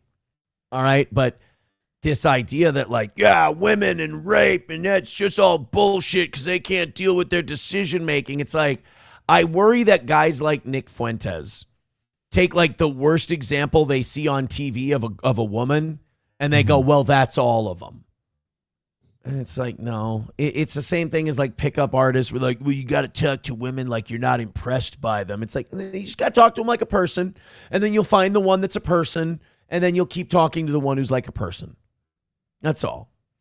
It's always weird to me. These incel groups are like, yeah, I can't get with women. I can't get laid, and you know why? Because they're all whores. And I'm like, wait, what? Hold on. So they're sleeping with everybody but you, and that's somehow their problem. Right. If they're all whores, then you should be okay. You get miles of puss. Yeah. By the way, Miles of Puss, Johnny's autobiography title. My story told in chapters. Digital Soldier says Faguentes, that's not how you spell his name, has done this age of consent shtick in the past. He said this same shit 2 years ago, but for some reason, people give him a pass and prop him up when he says something based. I mean, look, I give him credit when he says stuff that's, risque and out there and dangerous, and he's nailing it. That's tough. But age of consent, like I said, walk away from it. Ain't that time, Nick. Sergeant Holka with $2 says Nick probably loves that pedo song Into the Night. You mean the Santana Nickelback song? Is that a pedo song? The away song Into the Night. You don't know that song? Oh, dude, I'm willing to demonetize. You say Santana, and I immediately think Matchbox 20. Dude, as soon as you say are we going to pretend that Smooth isn't a fucking killer song? Smooth's a banger. But you just now, when you say Santana with anybody, my brain just goes to Smooth. Listen to my homeboy Santana. By the way, I still like Oh Boy by Cameron and Jules Santana. Still a solid track. Nickelback and Santana. Yeah, Chad Kroeger and Nickelback, Into the Night is a killer song, but I didn't know it was pedo. Unless they mean a different song. Yeah, I don't either. It's okay. It's not knocking my socks off. I don't hate it, but not pedo song. People are saying, yes, this is gay, super gay, this is gay. Oh, no, they're thinking of a different song completely. I just used it as an excuse to play that. Oh. I wish it reminded me of an Eric Church song. But it doesn't. They're saying Into the Night by Benny Mardones. Never met the broad. Never met the broad. All right, I got to open up. Oh, my God, I'm not even on the 7 o'clock hour stories yet. We have had a banger of a show today, boys and girls. Thank you. And we are also very close to notching a W today, so let's fucking go. Streamlabs, PayPal, Venmo, Super Chats, Rumble Rants. Whatever we did yesterday, we're doing the opposite of that today. So thank you very, very much. Let's talk about our friends at All Care Towing, 320-253-5203 for All Care Towing of St. Cloud. Of course, with our friends at All Care, when you go in the ditch or you get in an accident or you're stuck in any way, shape, or form, there's nobody that gets there quicker and gets you out of that situation, quite like All Care Towing. So put the number in your phone, 320-253-5203 for All Care Towing of St. Cloud. I was at Midland Armory yesterday visiting Greg and Stacy. You can go visit them too. They've got everything you need for hunting, home protection, personal protection, carry, whatever you need. It's Midland Armory, downtown Foley, Minnesota, midlandarmory.com. And Stoney's in downtown Rockville. They have a St. Patrick's Day party coming up on Saturday. I believe it's March 14th. Of St. Patrick's Day weekend. There you go. They're gonna have Brian the Leprechaun. You remember the bowling thing and all that? Yeah. They're gonna have old Brian back. Brian the Leprechaun will be there. They've got the whole parade in Rockville, the St. Patrick's Day party. I mean, Stoney's is ground zero for all of it. It's gonna be really, really awesome.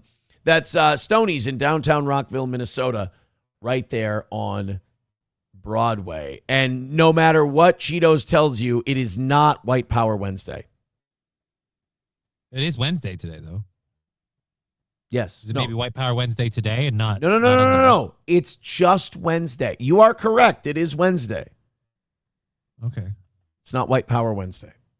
When's White Power Wednesday? It doesn't exist at Stoney's. And if Cheeto tries to tell you it does, I'm telling you right now, he's lying to you. Well, that just seems weird because he owns the business. Why would he lie to me and yet the guy that advertises it? I'm just trying to help. All right. I'm just trying to help. All right, throw a couple 20s in the offering plate, and we'll call today a W and a big bounce back day for the toe. Hit like, hit subscribe, hit follow, and throw in a couple of bucks. We did hit 600 today, briefly. We are back under, but we salvaged 600 today, which is nice. I want to ask you a cat question. Okay. And then we'll get back into news and shit. So people criticize me when I, what word should we use? Revel in the idea of cats dying or being even violently terminated. I can understand that, but yeah, go on. People don't like that. But am I a bad guy or am I just a visionary? Because we have a cat problem in this country. We don't need to make any more. We already have way more than anyone wants. We already have people owning way too many of them. They're damaging their brains from cat piss, getting the rape disease. What is it? What's the cat piss disease that Brazilians have and they're raping all the time because of it? I don't know if they're raping because of it, but yeah, it's causing them to rape. It's from it's not, you can get it from more than just cats, but yeah, I know what you're talking about. But Brazil has such a problem with feral cats that there's just cat piss in the streets. Toxoplasmosis. Yeah, there we go. Brazil has an irregular amount of toxoplasmosis, and it's making them cat shit crazy, and they've got higher rates of rape there. So technically, if you find a stray cat and you do the world a favor and you kill it, you're technically saving a young woman from being assaulted. I don't know if we can necessarily draw a correlation to those two, but No. let's keep. You can't draw that correlation. You can. I can, and I do, and I am all day long. So let me ask you a question. How do we deal with this problem? Stray and feral, this is in Idaho. And if it's in Idaho, it's everywhere. Stray and feral cat population overwhelms rural Canyon County communities. Now, they're not particularly cute animals. They look rather demonic. At what point are we allowed to not even hunt these things, just like, call the numbers on site? Well, I'd say we could just catch them and spay and neuter them all to bring the population down, but we've been throwing that answer at it for a while. Yeah. Cats are really resilient. helped. They keep fucking each other. And you can't adopt those. I've tried adopting a feral cat. We saw how that went. So if we just kill all the excess that people don't want, we'll solve the problem. Why are you cat people so against just wiping these things out? It's not like people. They're not. It's not like dogs where people like them and they want them and you can't keep dogs on the shelf. I got bad news for you. You're totally on the wrong side of this then. Yeah, there's plenty of people who love cats. And cats, like I said, they have personalities like people. A lot of them are dicks, just like people. But again, you find that one that you like and you want to hang out with it for a while. Okay, then I'm not killing any of those. I'm taking the ones that are out on the street and completely useless and making people rape, and I'm killing them. Well, they're not completely useless. They're great for keeping vermin down, but then once you run out of that, you're going to start losing birds and rabbits and frogs and shit. Exactly. But yeah, So you would agree stray cats are a pestilence and we should just wipe them out? No, I don't agree they're a pestilence. I can understand how you feel that way, though. Cats are dicks. All I'm saying is I don't blame anyone for finding a stray, give them the old two-hand twist, chucking them in the garbage bin, calling it a day. I'm just saying I grew up my whole life with dogs, and it's just I got tired of pets that were retarded. The only reason I can see someone even owning a cat is because they've never met or heard of a dog before. No. Literally, I went to cats. I started with dogs. How? Cats were What improving. happened? Is it an MS lesion that fucked with your brain? No, it's just dogs are dumb and they're very vacant and they're blah. There's more of a personality to cats. You find the right personality. you Shitty enjoy hanging out with that personalities. cat. They're cunts. A lot of times, yeah. But so are people. Yeah, that's why I don't keep other people in my house. Yeah, but you have friends, right? Yeah, I choose them. Dogs Yeah, are friends. And that's the way cat ownership really works. You have to choose a cat that works. Otherwise, you're one of these crazy cat ladies like, I just love all the cats. Shut up, bitch. You're part of the problem. Okay, Like, good. Can we at least compromise and say we kill her? Yeah. Oh, totally. Kidding, YouTube. Joking. Feed her to the Minecraft. cats. Yeah, oh, there you go. You know, that's the other thing. Your dog won't eat your corpse. Your cats will. That was actually a plus on the signing bonus thing for me because I was like, at the time of getting the cat, I'm like, ooh, what's going to happen? I don't want people to find me. And I thought, ooh, they can dispose of the corpse. $1 from Veldrain. He says, Cat Piss Fever was a horrible song. Yeah, there have been better. That's fair. That's fair. Main Vein with $1 says 22 LR. That's, he's saying that a 22 rifle should be used to dispose of stray cats. I don't agree with that. Personally. Aussie Mark says Aaron sacrifices kitties to Moloch. No. Let me be very clear about something. If cats lived until about 1.5 to 2 years old, they'd be fine. They'd be perfect. But they outlive their usefulness. Yeah, they go to like 20, 25 in some cases. Kittens are adorable. They play around with shit and they're like tiny and they're, they're fine. That was gay, that thing I just did there. That was really, you seem like a fucking cat person. I seem like Jack Hockheimer is who I sound like. But dogs are just cool until their last days. I mean, dogs are just the shit all the time because they're so loyal. And I hear pet owners say, oh, is that what you need? Loyalty from a live animal in my house? Yeah, I would like it to be loyal. Who pays the fucking electric bill and the mortgage, you little dickbag? Exactly. So yes, I demand loyalty out of my animals. But I also don't yell at Gordy like that. Anytime I even raise my voice with Gordy, I feel like a bag of shit. Somebody with $1 says, if dogs are so dumb, why don't they have drug cats instead of drug dogs? Boom. The cats go into business for themselves. Because cats are drug pushers. They give people toxoplasmosis and they make people rape. This is something we've already established. They take out their dealer owners and they open up shop. Horrible animals. Mikey Two Milk says, we need everyone to get out in the streets with firearms to rid the population of cats. Also, cats is code for muzzies. No, I never said that. I've never heard that before. Is that true, Mike? No, that is not what I'm saying at all. Cats is not a code word. My goodness. How dare we? All right, let's get on. I just wanted to see how you felt about... I can understand people having problem with cats. I like them. Okay, but what are we going to do with all the stray ones is what I'm saying. At the very least, you've got to fucking spay and neuter them because otherwise they're just going to reproduce endlessly. The same way you have the same problem with wild packs of dogs like that. But it's easier to catch, spay, and neuter the dogs. The dogs don't reproduce as much. It's a much more solvable problem. Cats reproduce way more often. They have larger litters. It's a bigger issue. Tridio Gamus with $1 says, so your dog can't sniff coke away from home? Now, Chihuahuas aren't good coke dogs. Well, because if they sniff a little and if it just a little gets in them, they're so small, they explode. Yeah, they just pop immediately. Gordy made it through a very detrimental time in his life, and he's a survivor. God damn it. All right, guys, not that much further left to go, but we have completely stalled out. And today has been a very exciting day. So here's what we're going to do. Everybody's going to throw in a couple, and we're going to get this thing smashed out, all right?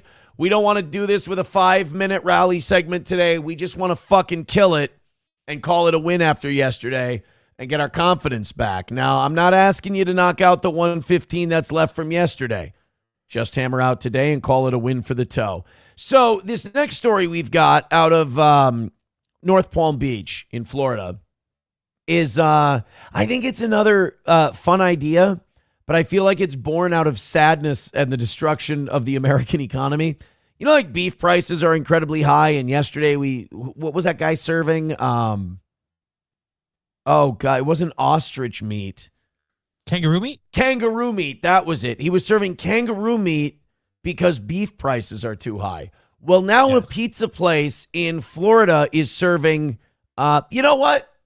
I don't know if you saw the story already or not. If you have, then I'll skip the question. But do you know what kind of meat this Florida pizza place has? Okay, this is a kind of meat that's in abundance in Florida. Yeah, I know what it is. It's iguanas. Iguana. He's using It's iguana. going around. Another I did tacos. It's actually really smart, and I would absolutely try it, and it would save this guy a ton of money. And I want these small businesses to stay in business. I don't want it to all be shitty pizza chains. And like Pizza Hut ain't gonna put iguana in your pizza on a lark, you know? They're gonna keep putting the same shitty mystery meat in there. So having a place like this with the rock concrete pizza oven is fucking awesome. Just like that, there's that place in Elk River. They got a concrete pizza oven? Yeah, they've got the brick oven shit. Cock-sucking pizza. I can't remember. It's not the name. I don't know what drew your attention. No, it's, God damn it. It's really good, and I'm blanking out on it, but you got to try it sometime. So anyway, this guy in Florida is getting some heat about his iguana pizza. And to me, you could leave this fucking guy alone until you pay his rent and his electrical bills. Don't eat the fucking pizza. If an iguana falls out of a tree one morning, you got 6 of them, and you want to cut them up and butcher them and put them on the pizza, and people want to try the iguana pizza, I say let them. And if it saves the guy money on beef, which is out of control right now, it's a win-win for everybody. And I have a feeling that iguana pizza might actually be pretty decent. I've heard it's pretty tasty. It's been used as a food source, even from where they're from, and they're an invasive species. This is nothing but problem solving from top to bottom. Why this is great. If you could find a way to put boa constrictor, or python. If you could find a way to make a python pizza, sounds great. Sounds badass. Yeah, python pizza. Have Dusty Crumb rustle up some Burmese pythons for you in the glades. Bring them on up to the pizza shop. They'll butcher them and put some snake on your pizza. Let's see what kind of shit they're giving this poor guy over there on NBC in North Palm Beach, Florida.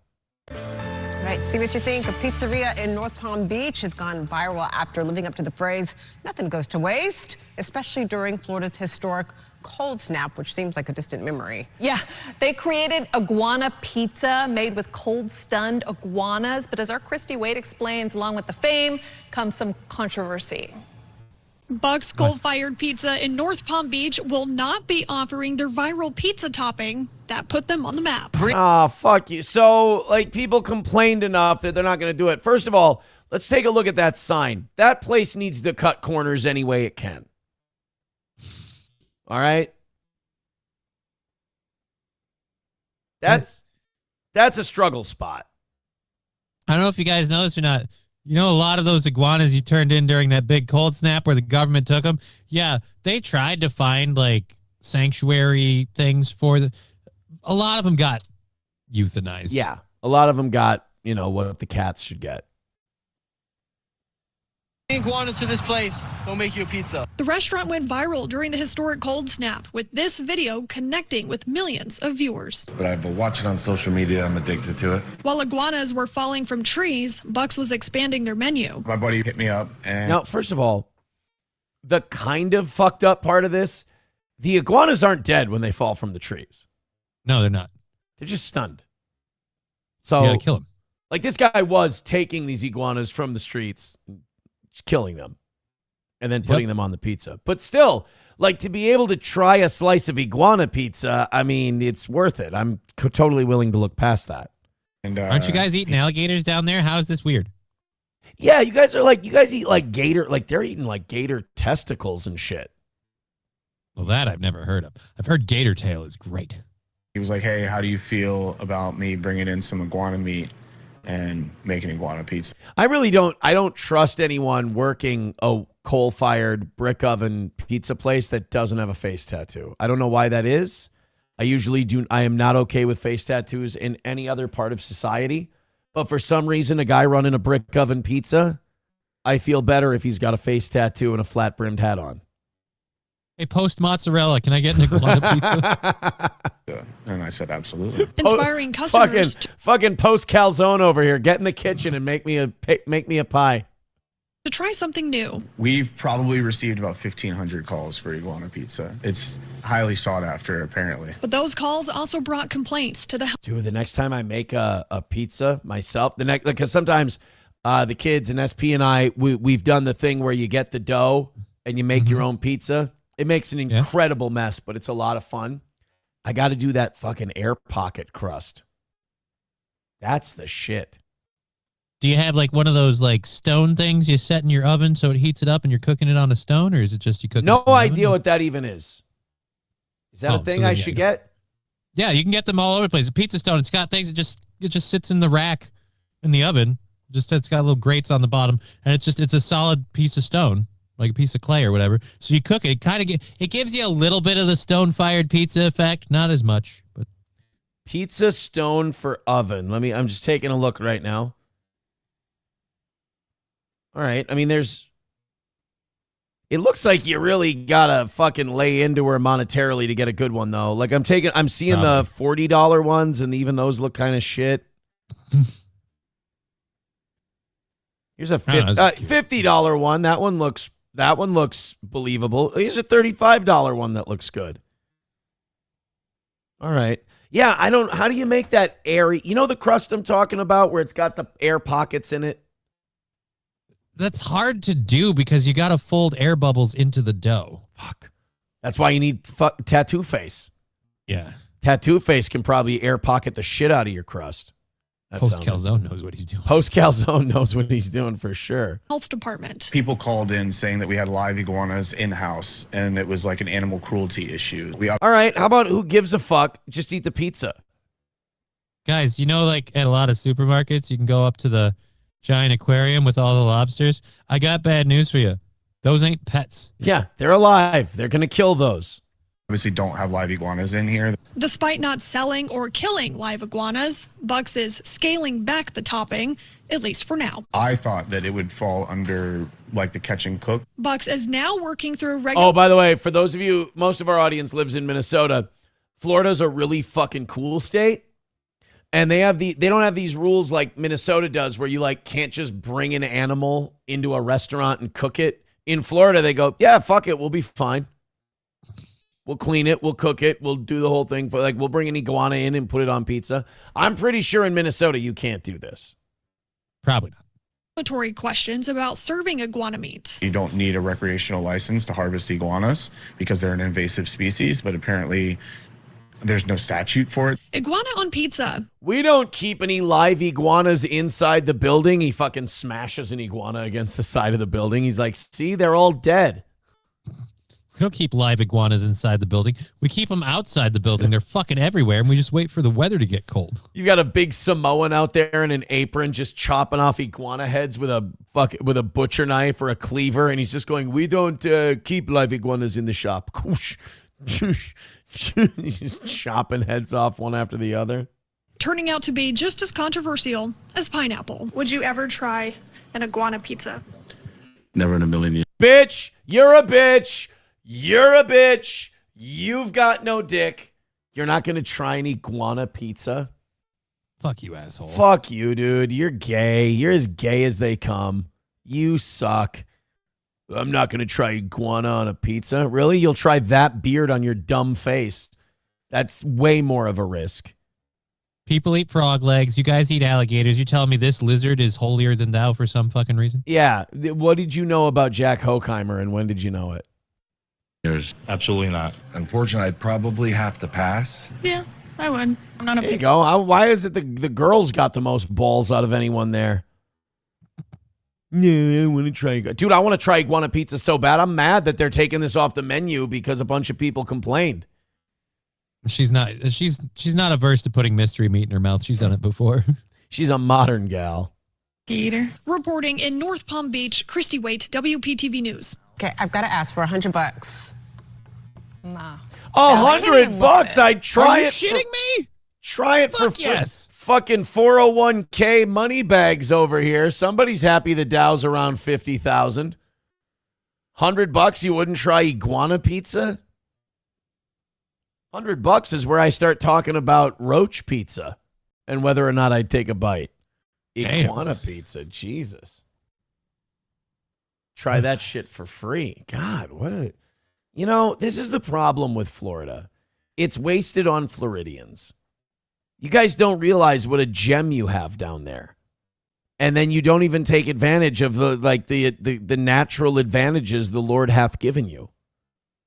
Grass is always greener on the other side, man. They don't realize the privileges they have because they don't live without them. Exactly. $100, I'm not going to try an iguana pizza. All right, wait until the fucking fascist jackboot of liberalism comes into your state and says you can't even have the option of putting iguanas on your pizza. You're going to wish you tried it, you fuck. Dan Vicious with $2 says Cash Patel is on Dan Bongino's show today. Oh, I'm sure they'll get to the bottom of everything. I'm sure that won't be a fucking nut slap fest. I'm sure those two are just they're gonna figure out what's really going on in the world. Like literally 2 former coworkers at the place covering up for the big pedo scandal. They're gonna get to the bottom of it. I hope you've got a big basin for all that ball washing you're going to be doing, Danny. Thank you guys very much. We have completely stalled out, and while today has been fantastic, you guys still make me super fucking nervous because I've lost at low numbers before. So here's what we need to do. Hit like, hit subscribe, hit follow if you're broke. If you can throw a little something at the toe, finish it up because we're very, very close, and we'd like to just do the show without worrying about that being a thing we have to do at 10:25. So throw in a couple of bucks. We only need a couple more people throwing in, and we're good for today. And we're back on the winning side of things. So ICE in Minnesota, Operation Metro Surge is over.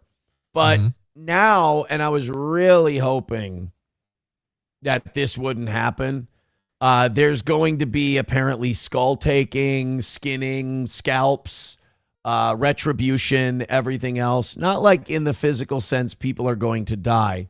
But it looks like the city of Minneapolis, and this is like so wrong to do. This is such a like using political government power for a totally corrupt thing, and people are fine with it. They're talking about removing liquor licenses. The city is talking, or county, whoever runs it, is talking about removing liquor licenses for hotels that allowed ICE agents to stay there. Oh, so the fascism and jackbooted thug shit you guys were fighting, you're just going to do it too now. Yeah. Okay. So a play like at a time where the economy, people are having a tough time, the economy's in tough shape. You've got these hotels that are like, yes, we'll absolutely take federal agent money because a lot of these guys are on a per diem. So, and they want to drink after the fucking day they've had. So it's like, yes, we'll take you in. We'll put you up in a room. You can have some booze. You can eat, drink, whatever. We're going to make bank off of this. And this will keep a little distance between us and the street and our employees and being unemployed. Absolutely, we'll take you. Well, instead, public pressure tried to bully these people. A lot of these people's hotels were vandalized and treated like absolute shit. And now that it's over and these hotels can finally breathe again, now the city and the county are like, well, maybe we'll take your liquor license away. For what? Trying to keep our doors open, you dick? This is Fox 9's reporting on it. 2 Minneapolis hotels are waiting to find out if their liquor licenses will be renewed. A normally mundane process has become highly controversial after it was alleged the Canopy and the Depot allowed federal agents to stay there during Operation Metro Surge. Fox 9's Karen Scullin joins us now with what unfolded. They let Nazis stay there. Well, what are you going to do about it? We're going to use government force to not allow them to serve alcohol and set them at an unfair competition standard that may put them out of business due to government interference. Can we track down and prosecute all the people that paid some of those protesters to be there? I feel like that's just as big a crime. No, we can't do that. They're the good guys. But weird we're going after the hotels then. But the bartenders that slanged the drinks and made the tips and were able to make their rent comfortably for the first time in a few years, yeah, fuck that guy.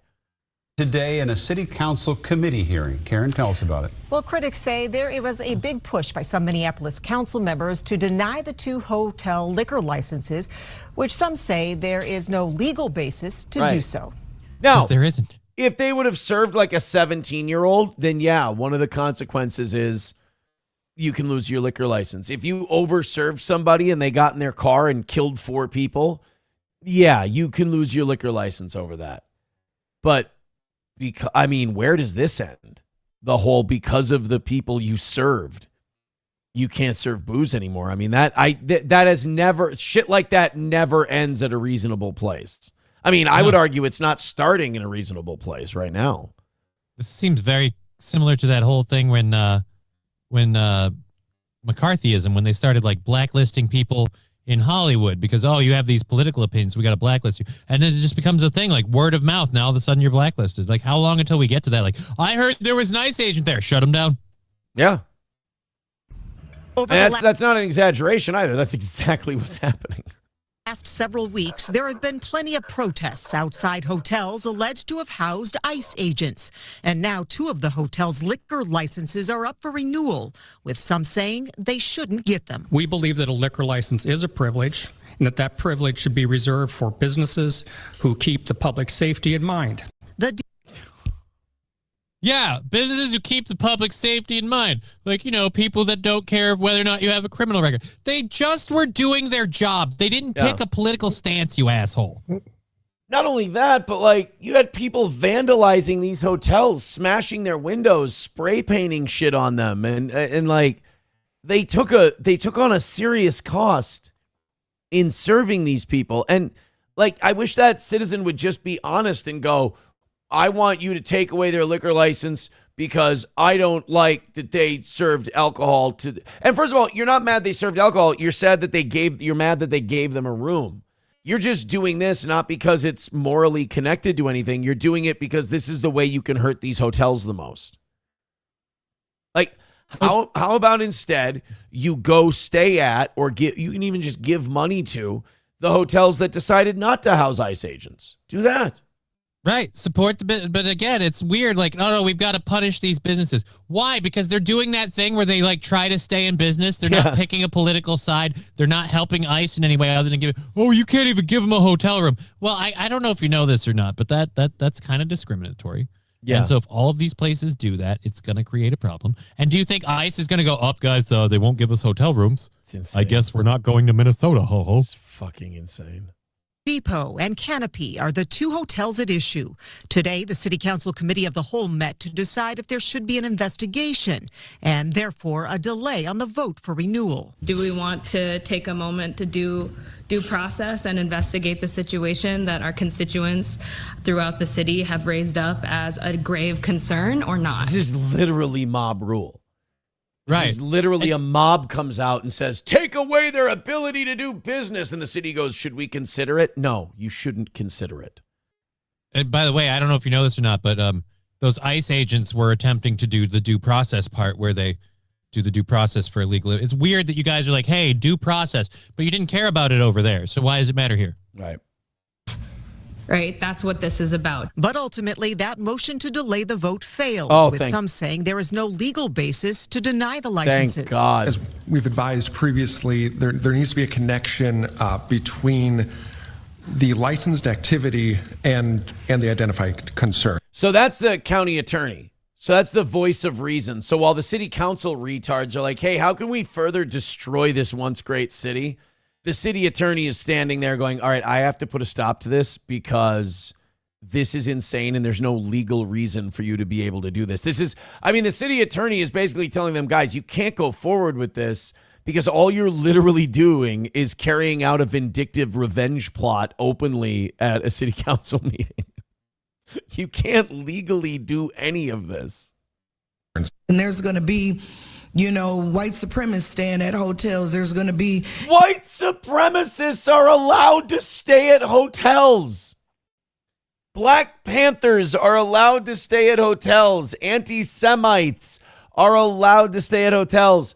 You can't take away the hotel's business license because of it. The hotel can decline to serve the person. They can say that we're not going to give a room to you. We know who you are, Aaron, and we don't want your kind around here. That's fine. But the city council cannot find out that a white supremacist stayed at a hotel and then punish the fucking hotel for taking a $200 fee off him. Most hotels don't look too hard into your background when you book a room, too. That's just it. Like, I've never booked a hotel room and they look at me and they go, so how do you feel about blacks? Like blinds, like blackout blinds or shit? No, black people. I don't really see how that's really. Are they the ones that are doing the turn down service? It doesn't bother me. What's going on? I mean, your maids are all Mexican, right? I'm assuming, because it seems like a good place. You know, all kinds of things, prostitutes, drug addicts, whatever the case is. God forbid. We don't want to get to the day where prostitutes use motels. I mean, could you imagine a society where that happened? Next, we're going to have people who just come into this country and start committing crimes, and they're going to stay at hotels. Yeah, we should get people to round them. Oh. And others said to deny would result in unwanted consequences and that workers would be impacted. So the truth is there has been lots of business at these hotels. People have canceled because of the threat of losing their license. So that has happened. Reduction of hours has happened, as well as layoffs are planned. By the way, you can tell which city council members are representing the wealthier parts of town, can't you? Mm-hmm. That guy's a little closer to the burbs, I think. So now there will be a vote on Thursday on whether these two prominent hotels get their liquor licenses renewed. Jesus fucking Christ. They're actually going to have a vote on it. And honestly, I'm worried that they might lose. They're probably going to lose their liquor licenses. Well, you know what we should do? Let's take a look at the full council. Okay. Because you know that, like, Fry wouldn't veto this if it passed. Oh, God, no. City Council, Minneapolis. Let's see what they look like. And let's see if we can decide. I'm just trying to find pictures of them. We're on the City Council page. View ward map. I don't give a shit about that. I just want to see. Here we go. Council members. All right. Ready? Yes vote. Okay, to renew the liquor license, yes vote or no vote. Ward 1, Elliott Payne, renew the liquor license? I'm going to say yeah. I'm going to say Elliott's for it. I'm going to say Elliott's for it too. Robin Wansley, yes or no? No. I'm going to say no. Michael Rainville. I'm going to give that a yes. I think he's a yes. Well, we already saw him talk. All right, yeah. So, Latricia Vitaw. No. Vitaw, hell no. That's what she's going to say. So that's 2-2. Pearl Warren, Ward 5. No. Jamal Osman. I'm going to say no. I'm going to say no, too. I was going to say yes on him, but he's been really anti-ICE this whole time. Yeah. Elizabeth Schaefer. Nope. I'll say she's a no, too. Soren Stevenson. I don't know anything about Soren Stevenson, so I'm firing from the hip here, but I'm going to say also a no. I'm going to say he's a yes. Okay. So right now we are at 4-3 no on my part. You're on 5-2 no. Jason Chavez. Ooh. There's based Mexicans, though, you know? There's really based Mexicans out there. Yeah, I'm going to say yes. I'm going to give him yes. Benefit of doubt. I'm yeah. Say yes. You know why? Servers. That's racist as fuck, the thing I just said. I was really proud of that, too. Fuck. That was really racist. That was effortlessly racist. All right, so that's 9. I think you're at 6-3 no, and I'm at 5-4 no. Yeah. All right. Aisha Chugtai. No. I think she's a no. Jameson Whiting. Again, I don't know anything about him, so I'm going to fire from the hip and say no. He's probably not going to do it. I'm going to say he's a yes, but again, I don't know anything about him either. Arun Chowdhury. I wasn't she one of the ones we saw talking to? Yeah. I think she's a no. She's a no. And then Linnea Palmisano. Oh, totally no. She's a no for sure. That's a no. Holy shit, they're going to get rid of their liquor license. They're going to fucking cancel these people's liquor license for that sure. That last chick was the chick who played the liberal in the Hitler bit we watched. Right. Put glasses on her. You can't tell the difference. Veldrain with $2 says, my prediction of what Dan Bongino's chat looks like right now. This message has been removed by moderator. Yeah, I think so. Tom, I'm so glad Tom Myers is in the chat today. I've missed Tom Myers. I misunderstood Tom Myers. I thought he was like a mentally retarded, like guy you can't pick on troll type. Mm-hmm. I think Tom Myers is just a guy who likes to have a good time. Well, then God bless him. I think Tom Myers just likes to have fun. I think he's another win for the toe kind of guy. He says spray painting a hotel isn't as bad as shooting someone after you take their gun. Yeah, but the hotels didn't do that. Right. The people did that. You want to persecute the people, prosecute the people responsible, not persecute, excuse me. You want to prosecute the people responsible for that? Sure. No, I don't see how, like, the Hyatt Inn and Suites is somehow responsible for what those dudes did in the heat of the moment. And I do want to persecute, not prosecute the people on Epstein Island. I want to persecute them. I want to put them through the ordeal. Tom Myers says, Aaron seems tense. Is he still smarting from yet another L? Hey, we haven't lost yet, motherfucker. In fact, we're very close. Thank you for those couple of $2 drops there. Guys, finish it off. Tom Myers is watching now. Look, I can look like a failure dick in front of the internet in general. I am not going to tolerate looking like a loser dick in front of Tom Myers. That's a new low for me. I will admit that openly. Tom Myers being here puts an extra level of pressure on this situation. So if you've ever loved me in the past or you've ever might love me in the future, gifted memberships, Streamlabs, PayPal, Venmo, Super Chats, Rumble Rants. I would rather Tom Myers gets the satisfaction of knowing that he's the reason why we knocked it out today and took a win rather than lose in front of Tom Myers. I get you. I want to be very, very clear about this. And we're very close to doing it. Let's go. We are very, very close to doing it. So just push a little bit further. We've had a lot of those 20 and 25 drops today. A couple more of those were home free. Reformed Rapscallion says, I don't hate anyone. Try it. I ignore and I condemn, but I don't hate. It has helped my mental state. I don't think I hate either. I think when I say hate on the show, it's like not hating like the I remember this and I hate this fucking it's it's like I hate that shit. I think that's something people have to grow out of. People do it at different times. I still have a little bit of it. I still have to.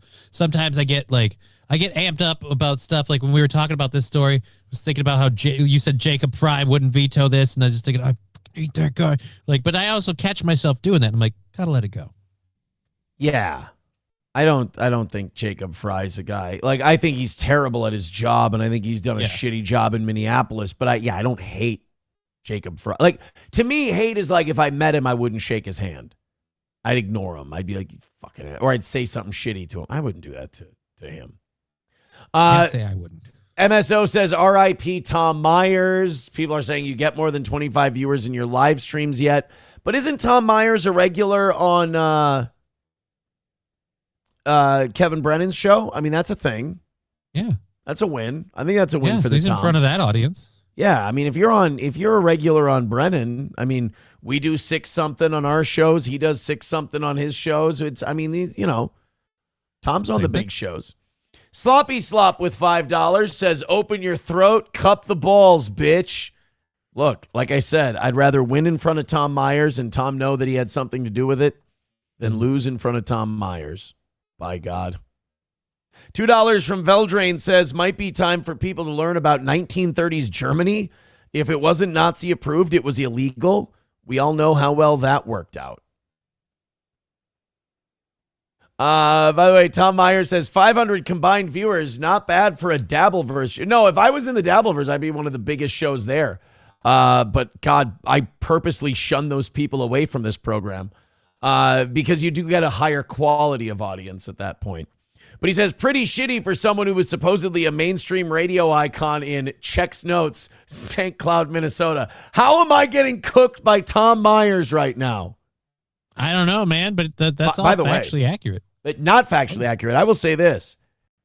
500 to 600 viewers for a St. Cloud radio host online is unheard of. It's never been done before. Yeah. So And I'd like to point out some of your other escapades have gotten you notoriety that I would say solidifies you as statewide. Granted, your market in the radio industry was only in St. Cloud, but everybody knows you. Tom also says, what happened to the donation scroll? Or is that only good for goal weeks? I will say this. The reason I changed that to something else is because it looks kind of chintzy on clips. When it's being adjusted constantly? And not only that, but like when you post clips and you're getting views from people who aren't normally watching, it looks like what it is. It looks like a guy begging to hit a certain number. So that's why I changed it. And plus, you guys have still responded well. Brewer says the companies of those hotels should shut the doors, but don't sell the building. Well, then how are you going to make money if you don't? So you just fire all the employees. So again, people completely not caught up in this get punished. Tom wants us to be a Dabbleverse show really bad. He says they only get attention when you talk about it. Are you kidding? We don't get any traction when we make fun of any of those guys. We did like 10,000 views on the Elijah Schaffer shit, like 10,000 views on some Rogan shit we did last week, and then like hundreds of thousands of views covering the protest. Yeah, if we talk Dabbleverse, our numbers go in the shitter. For sure. I mean, I know that you cling to it, Tom, but that's because you need it for your 20-some viewers. I don't. I never did.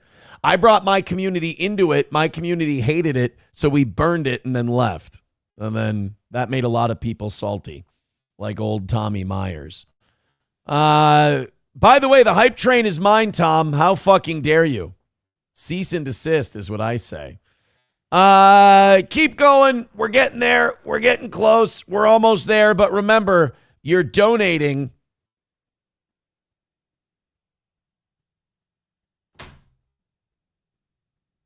You froze for a second. I was worried that the stream glitched. What's up? If you're going to text me really juicy fucking rumors, do not start them with "don't read this on the air." Ooh, somebody texted you. I'm going to forward you this text. We're not going to read it on the air, and I'm not going to tell you who it's from. Okay. But I'm going to send this over your way, and you tell me if this is like, holy shit, that's fucked up kind of news.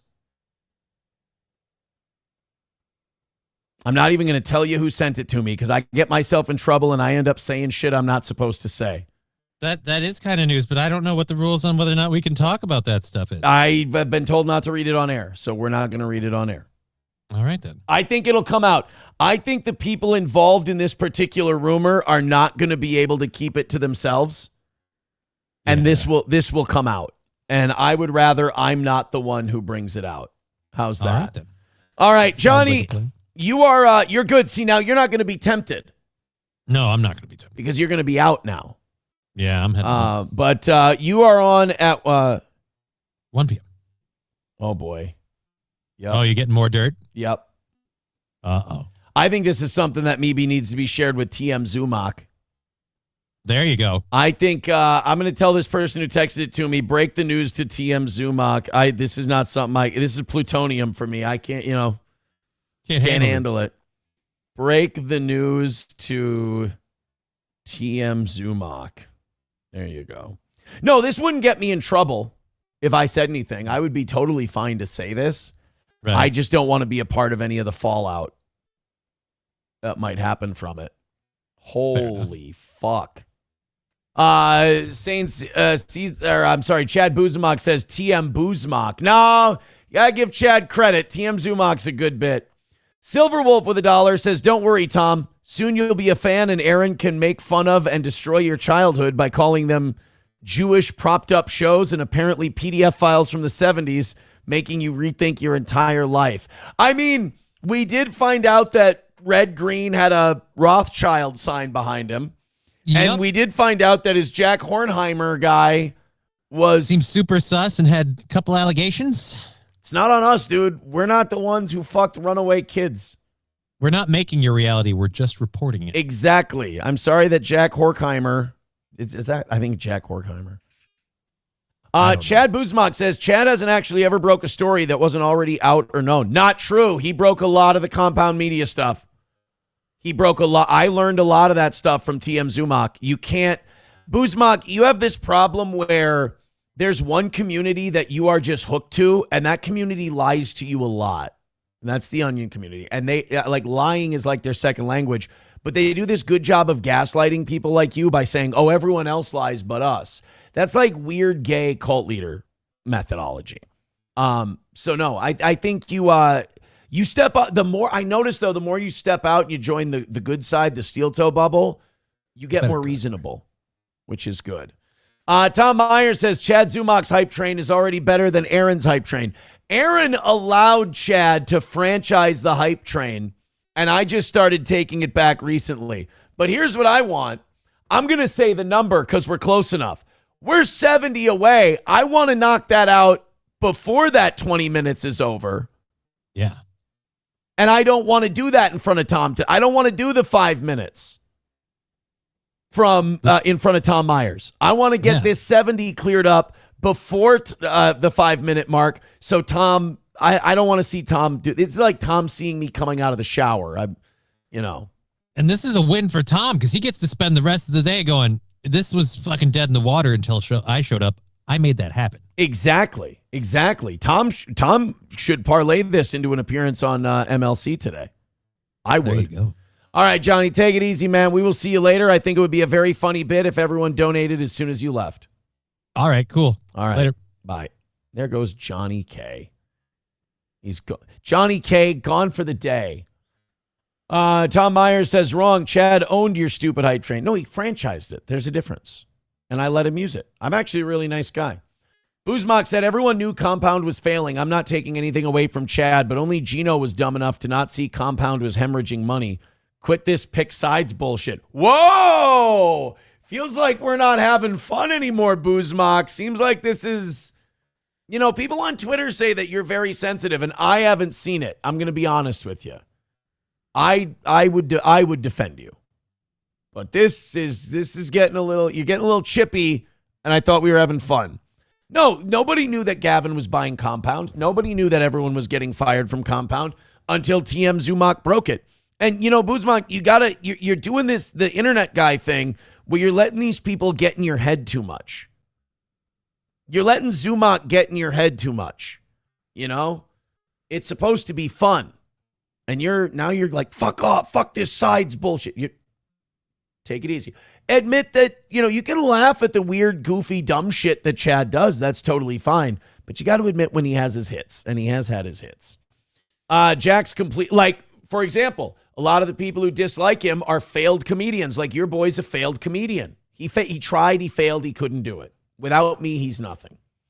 And Chad still does stand-up comedy. He still gets paid to do comedy and open for relatively successful comedians. That's a win in his book. That doesn't mean you can't laugh at the things he does retarded. Phil Herslit says the only thing Chad broke was the Tito's bottle from stumbling. Hey-oh, he's an alcoholic. Jack's complete lack of surprise says, why would you care, Aaron? Tom seems to be a bit of a fag and a douche. He's a faggy douche. Right. I don't want to lose in front of a faggy douche.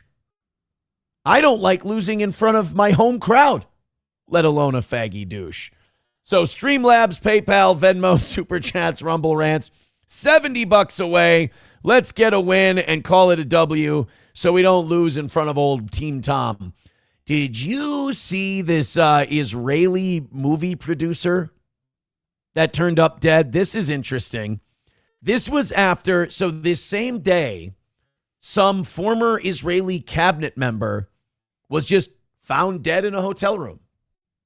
Just former Netanyahu cabinet member, just gone. Not, passed away. Not particularly old. I think they were in their 50s. Well, now this Israeli producer of the Apple TV spy thriller Tehran was found dead in her Athens hotel room. Dana Eden is her name. A producer filming the 4th season of an Israeli spy thriller, which won an International Emmy Award in 2021 and was nominated for a Critics' Choice Award in 2023, was found dead in her Athens hotel room in an apparent suicide. It sounds like a plot to an Israeli spy thriller, but the production company wants to make it clear that it was a regular This is a weird way for the Israelis to put it. It was a regular suicide. Wait a minute. Excuse me, Israelis. Excuse me, the people who pack pagers with explosives. What is there other than a regular... Hold on. Time out.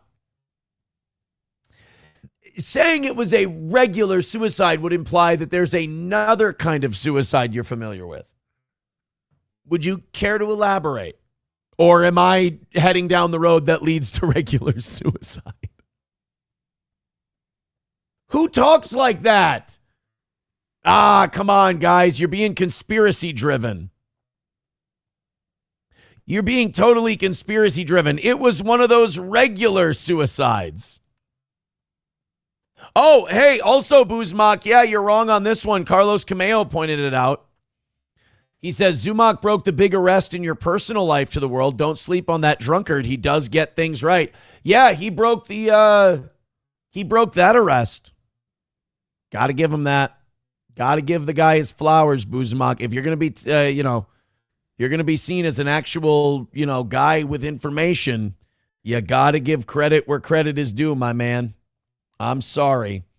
Yeah, I don't know. Like 2 Israelis dropping dead in the same week. One of them a former government official, and the other one is making an Israeli spy film about Iran, and both of them just turn up dead in the same week. I need to know what people are saying in the chat. There's assisted non-consensual. There's diet suicide. Chad Buzamak wants to try and give the credit to NLO. Stop sucking creep dick. It's fucking weird. I'm sorry. I know that you guys have built this very insular community that doesn't get outside the bubble, but outside of that insular bubble of like 700-800 people, everyone thinks that he's a creep and everyone in that bubble's creepy. And it's only because when they find out who a lot of those people are, they turn out to be complete creeps without exception. I'm sorry that you guys have a weird boner for Zumock, but I'm sorry, he breaks some shit. And I'm sorry, Patrick lies a lot. He's not trustworthy. He probably lies more than Chad, unfortunately. All right, guys, we're not here to you got to break Buzmak's reality slowly. It's like clavicular. You can't smash too many face bones at once. Poor Buzmak. Imagine shilling for a guy who talks about fucking kids. Ugh, gross. I hope you don't fit the phenotype. That would just be weird. All right, let's continue on with stories. See, we're going to take an L if we keep talking about this gay shit. I'm proving Tom Myers wrong right now while causing injury to myself and my own program. Hit like, hit subscribe, hit follow. And guys, you have had a great day today. Don't fuck this up. This is a nightmare. This is what happens to Steel Toe. It's just a great day. We're coming back. We're firing on all cylinders. And then you just die on me. Gift some memberships, throw in a couple of bucks. Let's call it a win. The show's been amazing. It's this fucking money thing that I hate. All right, let's go into the next one we've got here. Oh, God, no, we can't do the crippled pickle. The only reason the crippled pickle was going to be a story was because we did it when Johnny was here. We can't do... Oh, by the way, the Argentina thing. Remember that Malay guy they elected and he had the chainsaw and everyone thought he was going to be badass? Millions of Argentinians are in the street now and they're rioting and they might be overthrowing Javier Milei because he wants 12-year prison sentences for anti-Semites. So, every one of these movements from a year ago, whether it's Trump getting elected or this Javier Milei or whatever it is, they're all falling apart. And they're all falling apart for one very simple reason. They all feel like they're going to be saved if they back Israel's play. And all of these guys are just getting left hung out to dry. It's really nasty. Look at some of the riots that are happening. Like, this is millions of people are in the streets of Argentina this week. See, this is how you're supposed to protest. In America, a bunch of billionaires drop off pallets of bricks for you to throw through windows. In Argentina and these other countries where they have real protests, people smash shit and they just grab the pieces and chuck it at things. These guys are they do it for love of the game. Ustedes están viendo las imágenes. Es como que van corriendo hacia atrás en la zona del conflicto, por así decirlo. A las personas que estaban sobre Solís también empiezan a retroceder y ahora por lo que I like this guy here. He's throwing the rocks in a way where he can kind of do it over time. Like a lot of these young kids, they get exuberant and they start firing 100-mile-per-hour fastballs at windows. You're going to be there protesting for a while. Don't burn your arm out. vemos y por lo que escuchamos, el foco estaría entonces ahí en esa esquina de Rodríguez Peña, en la avenida Rivadavia. Oh, bueno, ahí agarraron una mesa y una Holy shit, these people really want to hate Jews, don't they? Just imagine, hey, 12 years in prison for anyone who criticizes Jews. And like, I'll throw fucking rocks at every one of you cocksuckers. Like, wow. You really feel a certain way about this. You're goddamn right I do. Sillas de un comercio. ¿Qué culpa tendrá el comercio? Fíjense. Esas sillas y esa mesa eran del comercio de la esquina. De la esquina, que rápidamente lo que hicieron, claro, es cerrar sus Yeah, puertas. this is Argentina. La van a usar de escudo. This is their reaction to the President Milei wanting to put people in prison for 12 years for anti-Semitism. And this was the same guy that like American MAGA people were loving. Remember Elon Musk when he was running Doge? He gave Milei Milei gave him a chainsaw. Like, yes, this is what we're going to do. We're going to change Argentina and make it based, and we're going to cut through all the red tape and the regulation and make it great again. And yeah, this guy's fucking awesome. And now all of a sudden, we want to put you in jail for 12 years for criticizing Jewish people. Fuck that noise. Same thing with Trump. Like, Trump had record high approval ratings when he came in. Now he's got record low approval ratings because they're pretty sure he's covering for all his pedophile friends. This is where movements go to die. Die a hero or live long enough to see yourself become the villain, essentially. All right, guys, still $70 away. I'm being serious now. Come on. Not today. Not after the start we had. Not after the run we went on. Please finish this off. I'm fucking, the losing's getting tiresome, honestly. Especially when, you know, I didn't want to get to this part even today. I was looking at today and I'm like, we are fucking crushing it. I don't want to get to the part where I'm like, come on, guys, finish it off. But yet, here we are. Ooh, holy shit, I am loving my text messages today. I've got an appointment. I just need to figure out when. Oh, boy. That was a good one. Now all I need is a knocked out goal. And my day is perfect. $70 left. It's just a few of you chipping in a couple of bucks. Let's hit that goal and get a win. I'm a competitive little cunt. All right, continuing on. I will do content until the last second. Hey, this Iowa mom that's advocating for HPV vaccination after her cervical cancer diagnosis, like she is going to her kids' schools and like advocating for like the HPV. Look, I think the HPV vaccine is great. I think it's weird that parents like don't want their kids to find out about it. Like the HPV vaccine is one of the few routes to curing any kind of cancer that we have.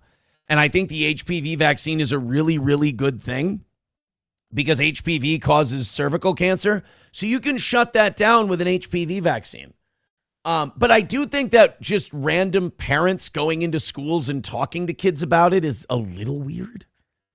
You know, there's like that weird fine line because of the subject matter of what we're talking about. You can have a health teacher talk about this in school. You can have a doctor come to school and talk about it. But like just some mom walking in. Hey, everybody, let me talk to you about HPV shots. Let's leave that to the professionals. I do find it really weird, though, that people,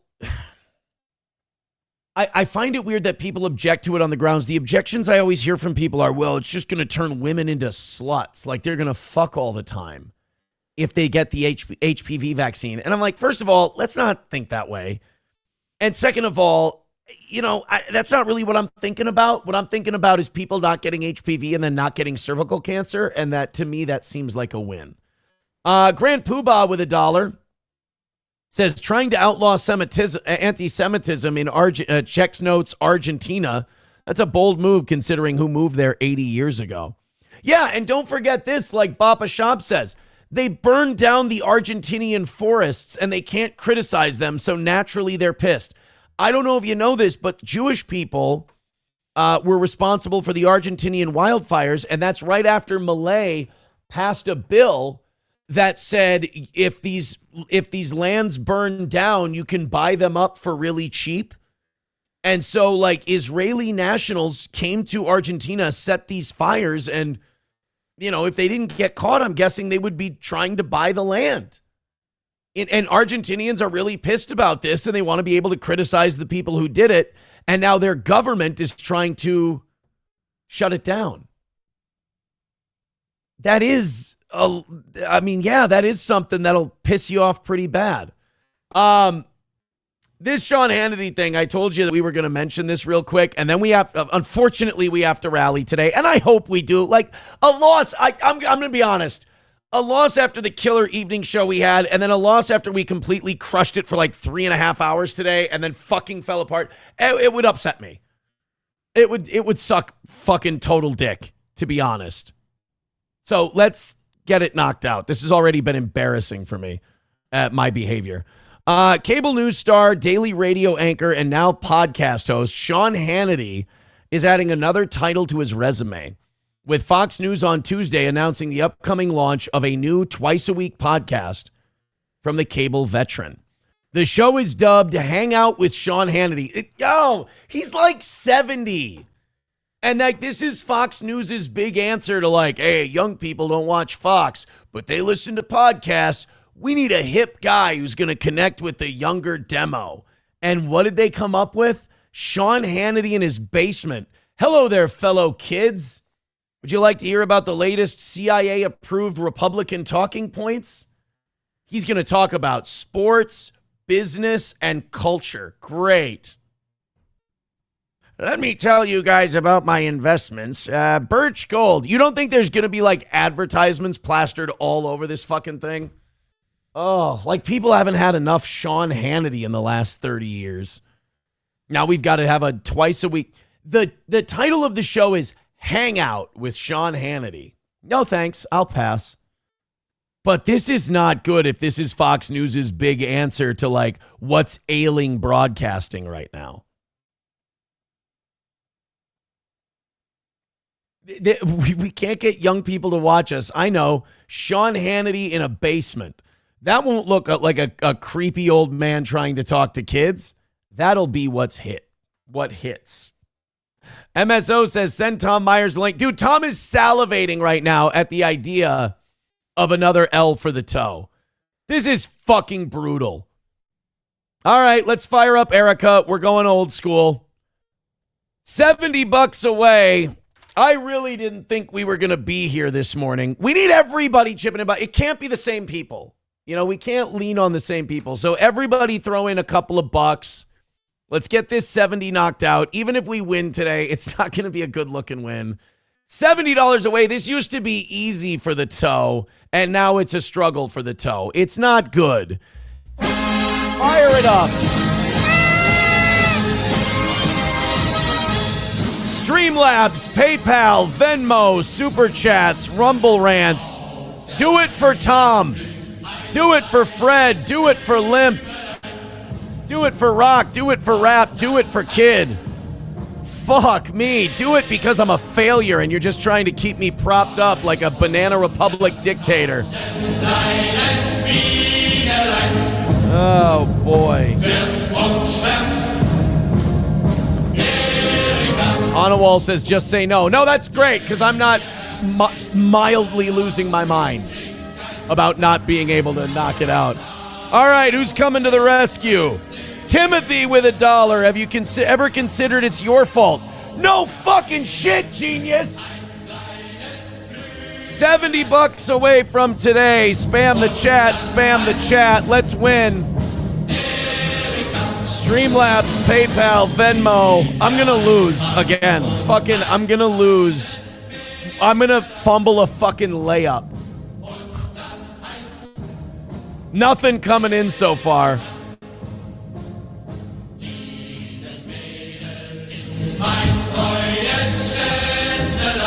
This is brutal.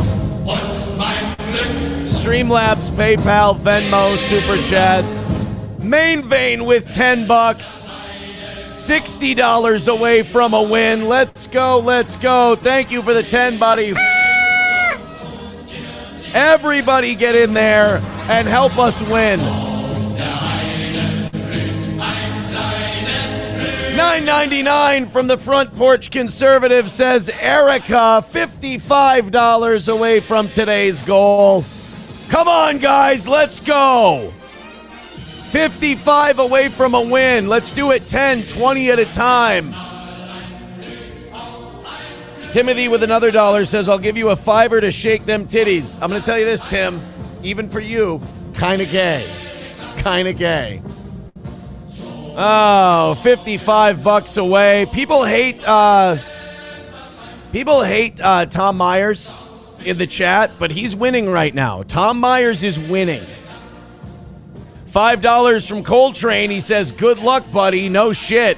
Even 50 away. $50 away from a win for the toe. That's 10 memberships. Golden fucking shower for the win. $50 away. Let's get it. Streamlabs, PayPal, Venmo, Super Chats, Rumble Rants. Gift those memberships. Everybody, not just one, not just two. Everybody, we need you. All right, there goes song one. There goes song one. Here's what we're doing. Here. Here's what we're doing. We're doing the Lucas Gage song to see us off. Fucking hell. We're doing an Israeli song for the win. Come on! $50. Streamlabs, Super Chats, Venmo, Rumble Rants. Everything we've done well today has been cheapened by these moments. $50. I'm begging for $50 on the internet. My career is finished. Tom Myers says, do the hype train. Fucking finish it off for Tom.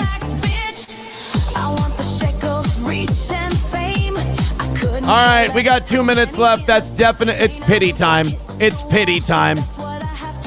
50 pity bucks for the toe. What do you got? Fucking hell.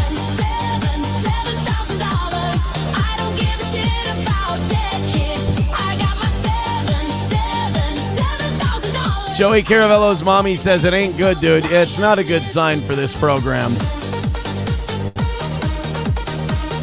$50 away. Streamlabs, PayPal, Venmo, Super Chats, Rumble Rants.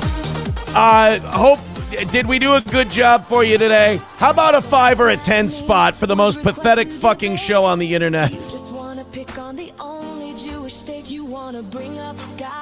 1 minute left. $50 away. 1 minute. I'm the retard. I'm the idiot who thought this was going well today and had hope. That's on me. $50 away. Let's go.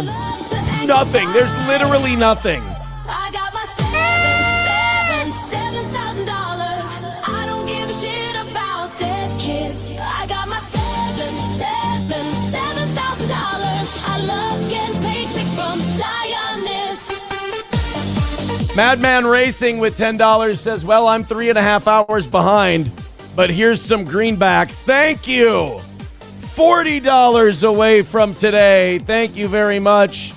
Tim with $1 says, just remember, this is your life now, doing this 2 times a day. This has been my life for the last 5 years. You just never get used to the failure. $40 away. There you go. $40. We were in the double digits at like 8 something.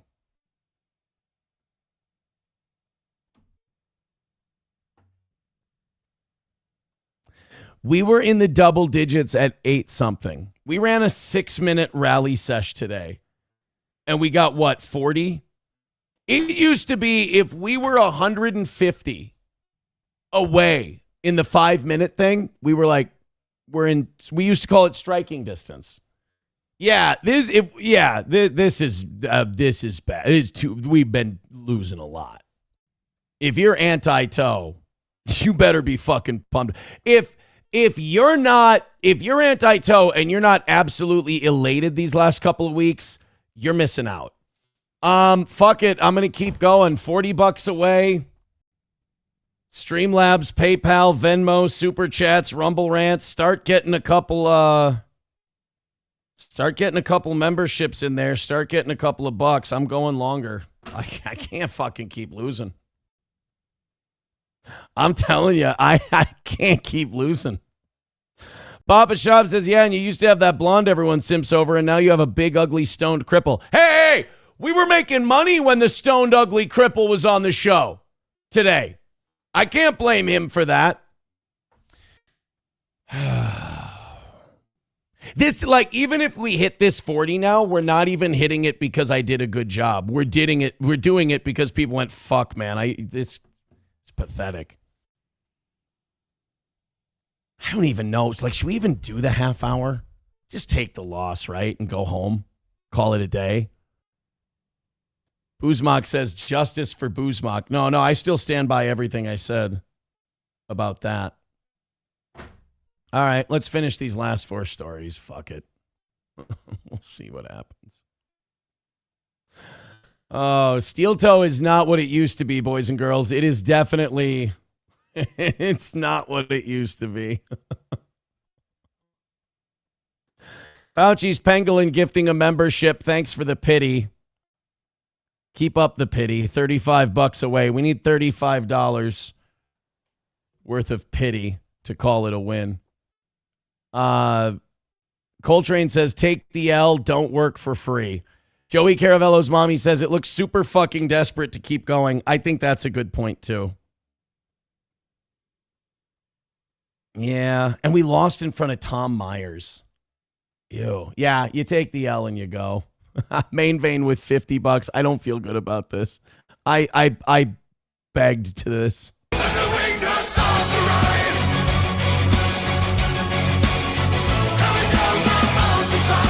Thank you, man. Thank you, Main Vein. I appreciate it. Papa Shop says he will take the money and run now. I should take the money and run. I'll do one more story. I'll give you guys back the 5 or 6 minutes I stole from you in begging. Fuck. Mikey Two Milk says, if Main Vein ever dies, toe is fucked. No shit, right? Thank you, Main Vein, for that $50. Wait a minute. We fucking won. We kicked your ass. Fuck you. Tom Myers can suck my dick. Tom Myers can eat my ass. Chad Buzamac can suck my left nut. Toe wins, you lose. The show's on the uptick. We're gaining. We keep going. We keep getting bigger and bigger. You're fucking garbage. I win, you lose. Thank you, Main Vein. All right, I'll give you a feel-good story to end things.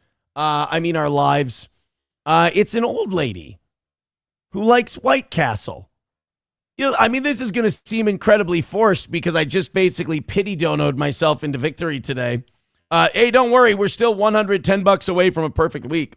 So, I've still failed considerably for the entire month of February, really. This isn't the fucking old lady story. God damn it. I'm trying to give my audience the 5 minutes of their life I wasted by begging. And you can't even give me the right fucking story. Cocksucker asshole, nothing's going my way. And you know why? Because I'm not any good. This is some old fucking cunt who's gonna die soon. She's a 105-year-old woman who is obsessed with White Castle, which is ultimately unfair because you're gonna eat right, you're gonna try and do the right things, you're gonna try and live a healthy life, you're gonna be dead before 80. I apologize. That's just the way it works. This is a very good sign that nothing you do, well, I mean, within reason, is going to get you to $100 or $100. Look at me. What a fucking loser. Nothing's going to get you to 100 years old. It's just your genetics are either good or they're not. This woman chokes down White Castle on a regular basis and downs black coffee, and she's turning 105 years old. She was born on February 6th, 1921, the same year as the inception of White Castle, her favorite fast food restaurant. Friday, marked 105 years old, and her family is buying her a Crave case to celebrate. Like, we eat a Crave case of White Castle, we're shitting for days, and we're napping for hours. And this woman's 105. We've been buying her White Castle as an extra treat on her birthday for years. So, like, we're taught that, like, if you eat that shit when you're that old, you're just going to die instantly. I mean, good for her, but it's a rigged game. The first White Castle opened the same year she was born. Her and her first sweetheart. She spent 50 years with him before he passed away. That's the other thing. Like, your partner dies and you live like as much life without him as you lived with him. They had 2 sons, Bruce and Herschel Jr. And although Bruce died at just 19 years old from a drunk driving, why? Stop! Kill the story at the White Castle. Why are we going into all this sadness? She has her son, Herschel Jr., 4 grandchildren, 15 great-grandchildren, and 1 great-great-grandchild, and 2 more on the way. Fuck!